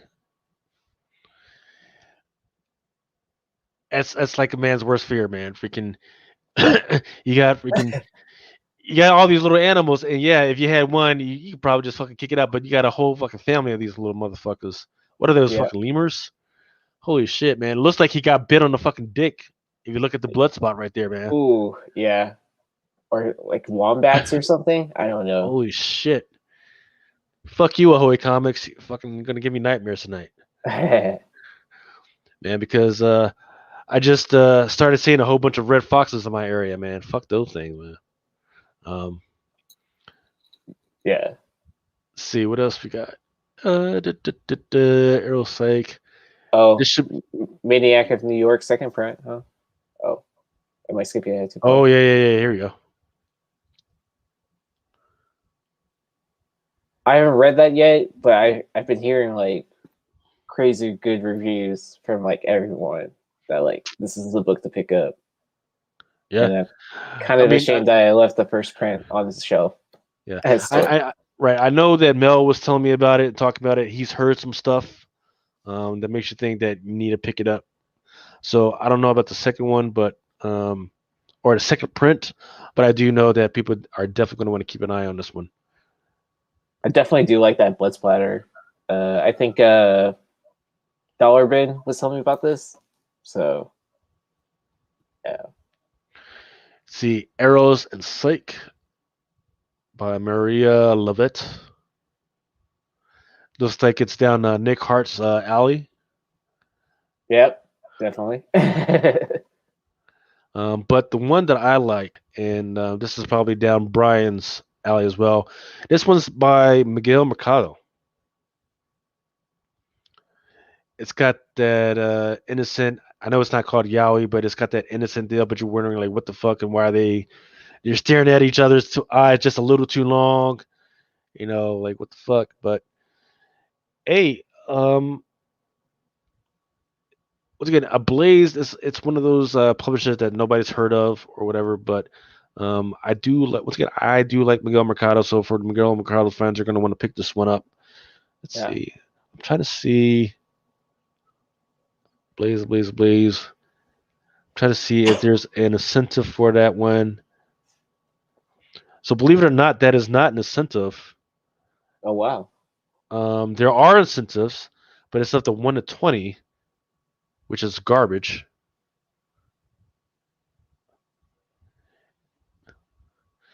This one, so the other ones looks like it's kind of like sweet, innocent love. This one looks like she's getting raped. I'm sorry. Yeah. She's got that look of, hey, just get it over with, man. I don't like this one. Yeah, that Mercado cover was so much better, and which is crazy because it's an open order book. Like, my bet's that like the open order book, the C cover is probably gonna be like under ordered.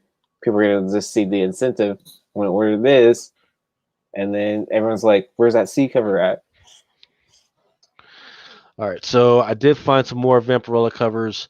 This one is Negative Space. This one is a Vampirella Dark Powers number 4. This one is a 1 to 25 version incentive. It's interesting. I don't know. Is it worth not going what 25 copies deep though? That's the thing. I would say no personally, but at the same time, like, it's not what I would expect to see for a negative variant. But that might just because I've seen so many John Tyler Christopher books. And then I guess I have a certain expectations when I see negative variants. Well, yeah, I mean, just after all the stuff that Ultra showed us today. Yeah. Of course, all your zombie tramp. Man, he had me all over eBay buying books. Not even gonna lie. Yep. Toys, aliens, crouching aliens. Where's Nick Hard, man? Like, he should be here with us, like, this the anime toys. Like, I'm lost without him on this. Dead by Daylight, Hillbilly, Conan the Barbarian.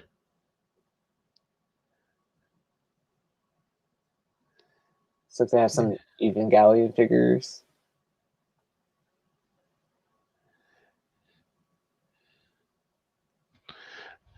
One Piece, Leatherface, robots, Grayskull playset. For One Piece, they're about to hit their 1,000th episode, right? Yeah, they're approaching pretty close. Is that the longest ongoing anime series? Yeah, I think so, right? But there was a time when I was on Netflix. That I was watching that thing religiously, man. I was like, oh man, I'm gonna get caught up. Nope, I just couldn't. And it's not that it's bad either. It's just that like after a while you got a life, man. You got other shit that you got to watch. Yeah, I mean that's a lot of episodes to catch up on. I mean, I've talked to contractors and stuff like that are into anime, and they're like yeah, I've actually watched it 2 times through. I was what? Like, 2 times through? I was like, they're full of shit, man. They're full of shit. I was like, how do you have time for that? Like, it's like, are you watching this instead of doing work that you should be doing for me instead? Yeah, that's the only way. They're actually at home, right? They must be at home. Well, see, the thing is, like, cause while I'm working, like, I'll have like a movie up, but once again, I've got my 3 screens up, but once again, I got a fucking projector that shows the wall. So if you got a lot of freaking screens, it's possible, but you're like listening to it. There's no way you can freaking stop. These are construction contractors. So construction. What the fuck? Yeah, it's like how have you watched One Piece twice now? Like, I don't understand, but more power to him. Like, he must be like a non-sleeper like me or something. Ain't no way. Game stuff. Once again, this is not my avenue of expertise. And That looks like that's it for that. There is card product. Okay.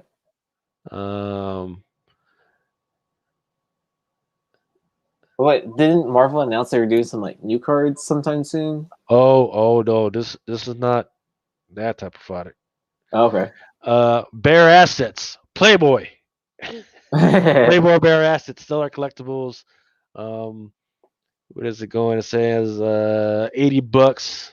Price for discount 16s, 100 cards, retail order, blah blah blah. So yes, that is available. I know Mel's gonna be pissed. Like, man, what are you turning my show into?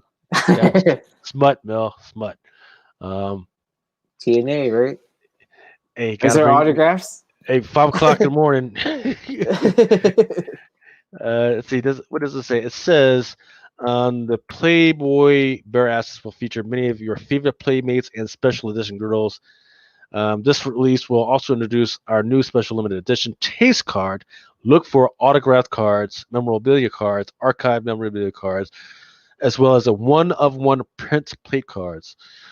Then watch for unannounced cards that may be added during production, and they'll be rare and very sought after by collectors. You fucking perverts. The set features a 100 card set by building 1 preview and 2 checklist cards.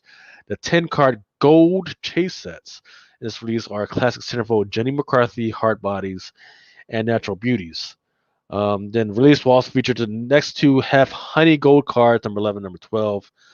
The set features some truly beautiful ladies, and each box will contain a minimum of 3 Super Chase cards, with many of the boxes having a 4th Super Chase card, either from the archive memorabilia set, a printing plate card, once again, I don't know what the fuck that is, or a parallel Super Chase card in either rare pink foil or extremely rare platinum foil, 8 cards per pack, 7 packs per box. So nowhere in there did I hear anything about any of the Playboy bunny showing up to my fucking house. I was hoping for a phone number. Yeah, that's exactly. Charge me a couple hundred more. Give me a fucking phone number or an email or something like that. And then we can talk, man. But shit, ain't no fucking way. Let's see. Let me check Card World real quick. Because if there's nothing else, I think we're done, man. Orders due. Jersey cards.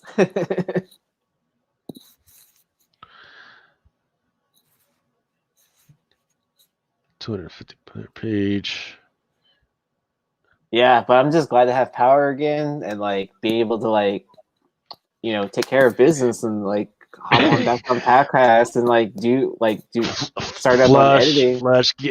Stay warm a little bit.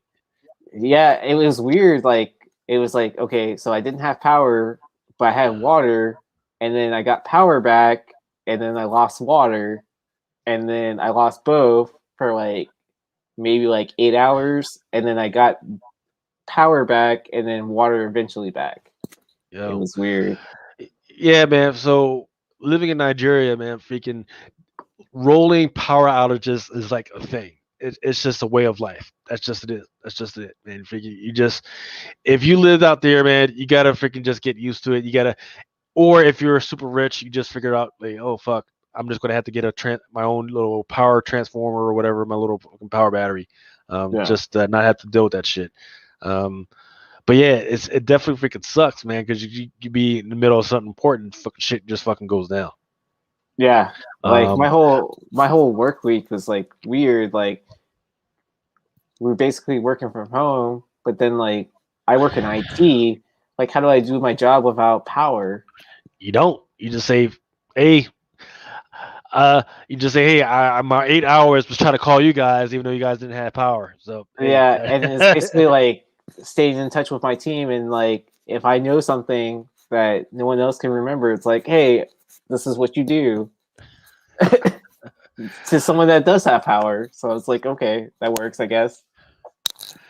Let's see, and then I think the last stuff is so. And once again, this is not inside the preview spool box, so you're just gonna have to freaking hit me up, let me know.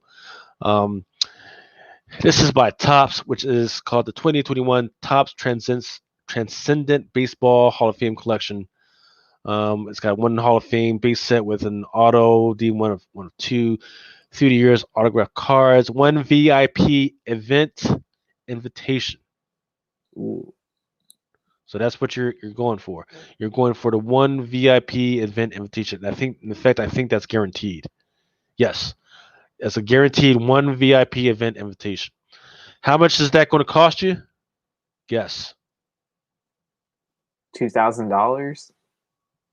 Bruh, $22,000. $22K. $22K. I mean, I guess if you're guaranteed to go to a special event, but I mean, it doesn't say exactly. Hobnob with a whole bunch of baseball players. So it says Hall of Fame. The Hall of Fame edition returned in 2021 with some exciting changes.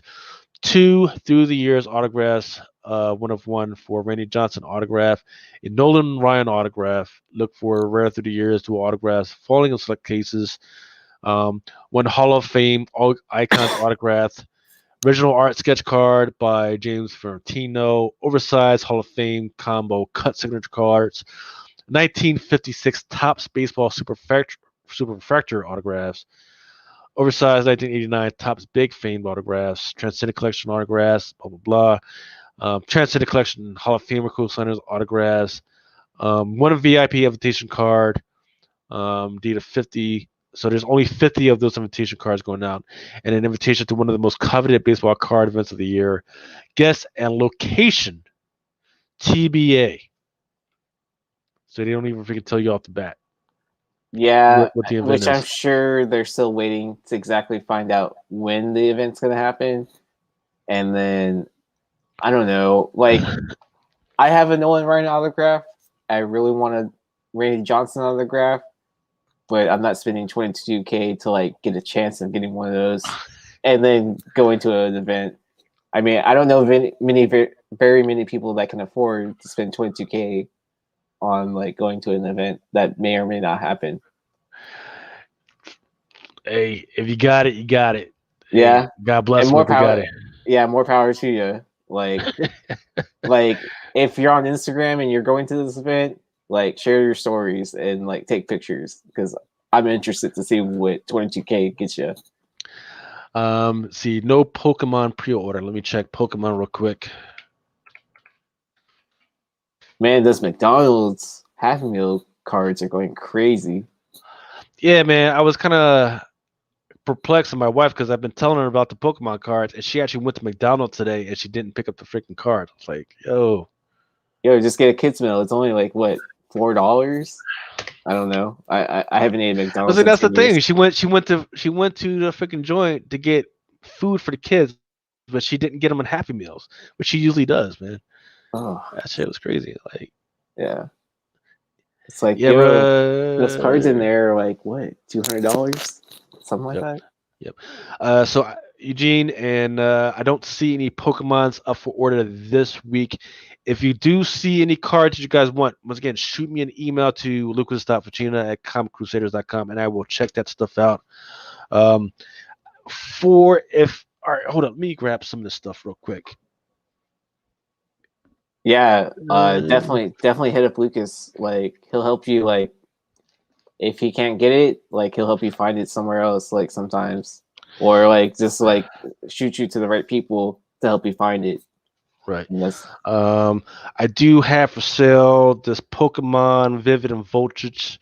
If you just want the pack, just let me know. Or if you want the box, definitely shoot me an email and we'll work out something as well.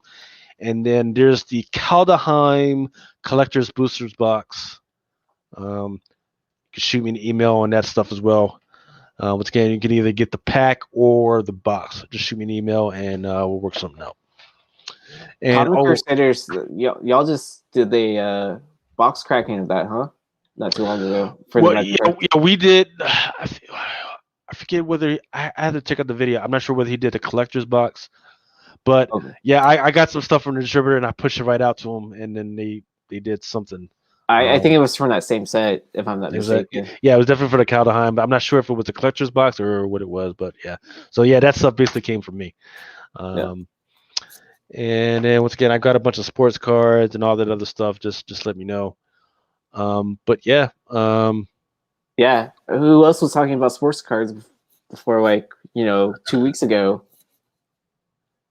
I can think of Lucas, Brian. Yeah, me and Brian, man, freaking holding it down. We've been talking about that. So it's so interesting about what's been going on. It's just a shame of the sharks that have actually jumped in and done some illegal, or not illegal, but unethical practices on that stuff. But hey, once again, I'm still going to try and get people to sell the product for cheap when I get it. Yeah. And once again, when I have card products and people pay for that stuff through us, the money doesn't go to me. The stuff goes to whatever charities that I'm supporting at the time. So just keep that in mind. But once again, I think Nick wanted to do the anime alphabet sometime this week. Am I correct, or is he still on off on that? Yeah, I think he wanted to do something Sunday if we were all available and stuff like that. Okay. So we'll see what's up with that. I think we have some. We're gonna do some research and have some like latest anime news. I'm caught up on Promised Neverland, so we're gonna talk about that. Oh, yeah. Well, as soon as I get off now, I'm gonna freaking get caught up on that one. And what else was I? Attack of the Titan. I got to get caught up on that. And, he got me hooked on Wonder Egg Priority. That show is crazy, but like it's entertaining. I'll say that. But yeah, I need after those two, I need to find something else that we can watch and check out. But yeah, we will definitely keep y'all post on what else is freaking going on. You got anything else, Aaron? No. Follow me on either or Instagram, like Comic Book Food Chain, if you want to check out my new podcast with Frank Gogol and Anthony Arroyo from Bird City, and Frank Gogol, the writer. So absolutely. And let's see. Definitely make sure that if you guys are just listening and haven't subscribed already, make sure you do go ahead and subscribe to the Mighty Mel V channel. Don't just subscribe. Make sure you hit the little bell to make sure that you get the notifications. Also, make sure that you subscribe to the Tales from the Flip Side. Those guys have a lot of good information.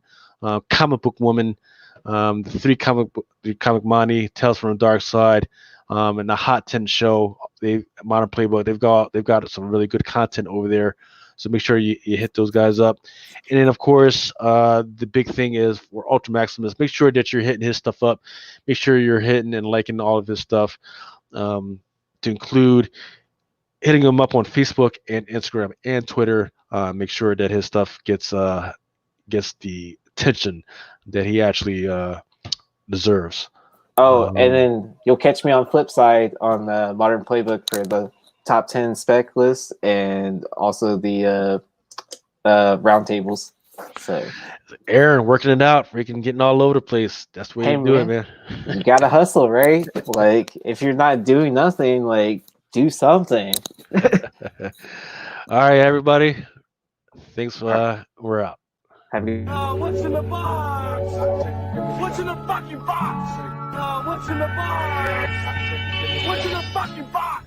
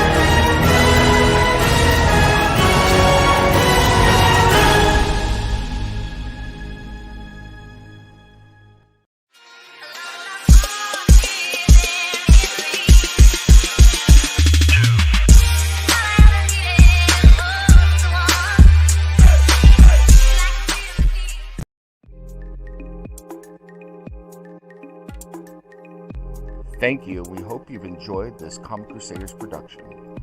For real-time news on all things pop culture, please feel free to follow us on social media. articles, original content, merchandise, and more, please go to www.comiccrusaders.com. Also follow along with all of the websites of the Comic Crusaders family. As always, if you like this content, please click like and subscribe to the Comic Crusaders YouTube channel.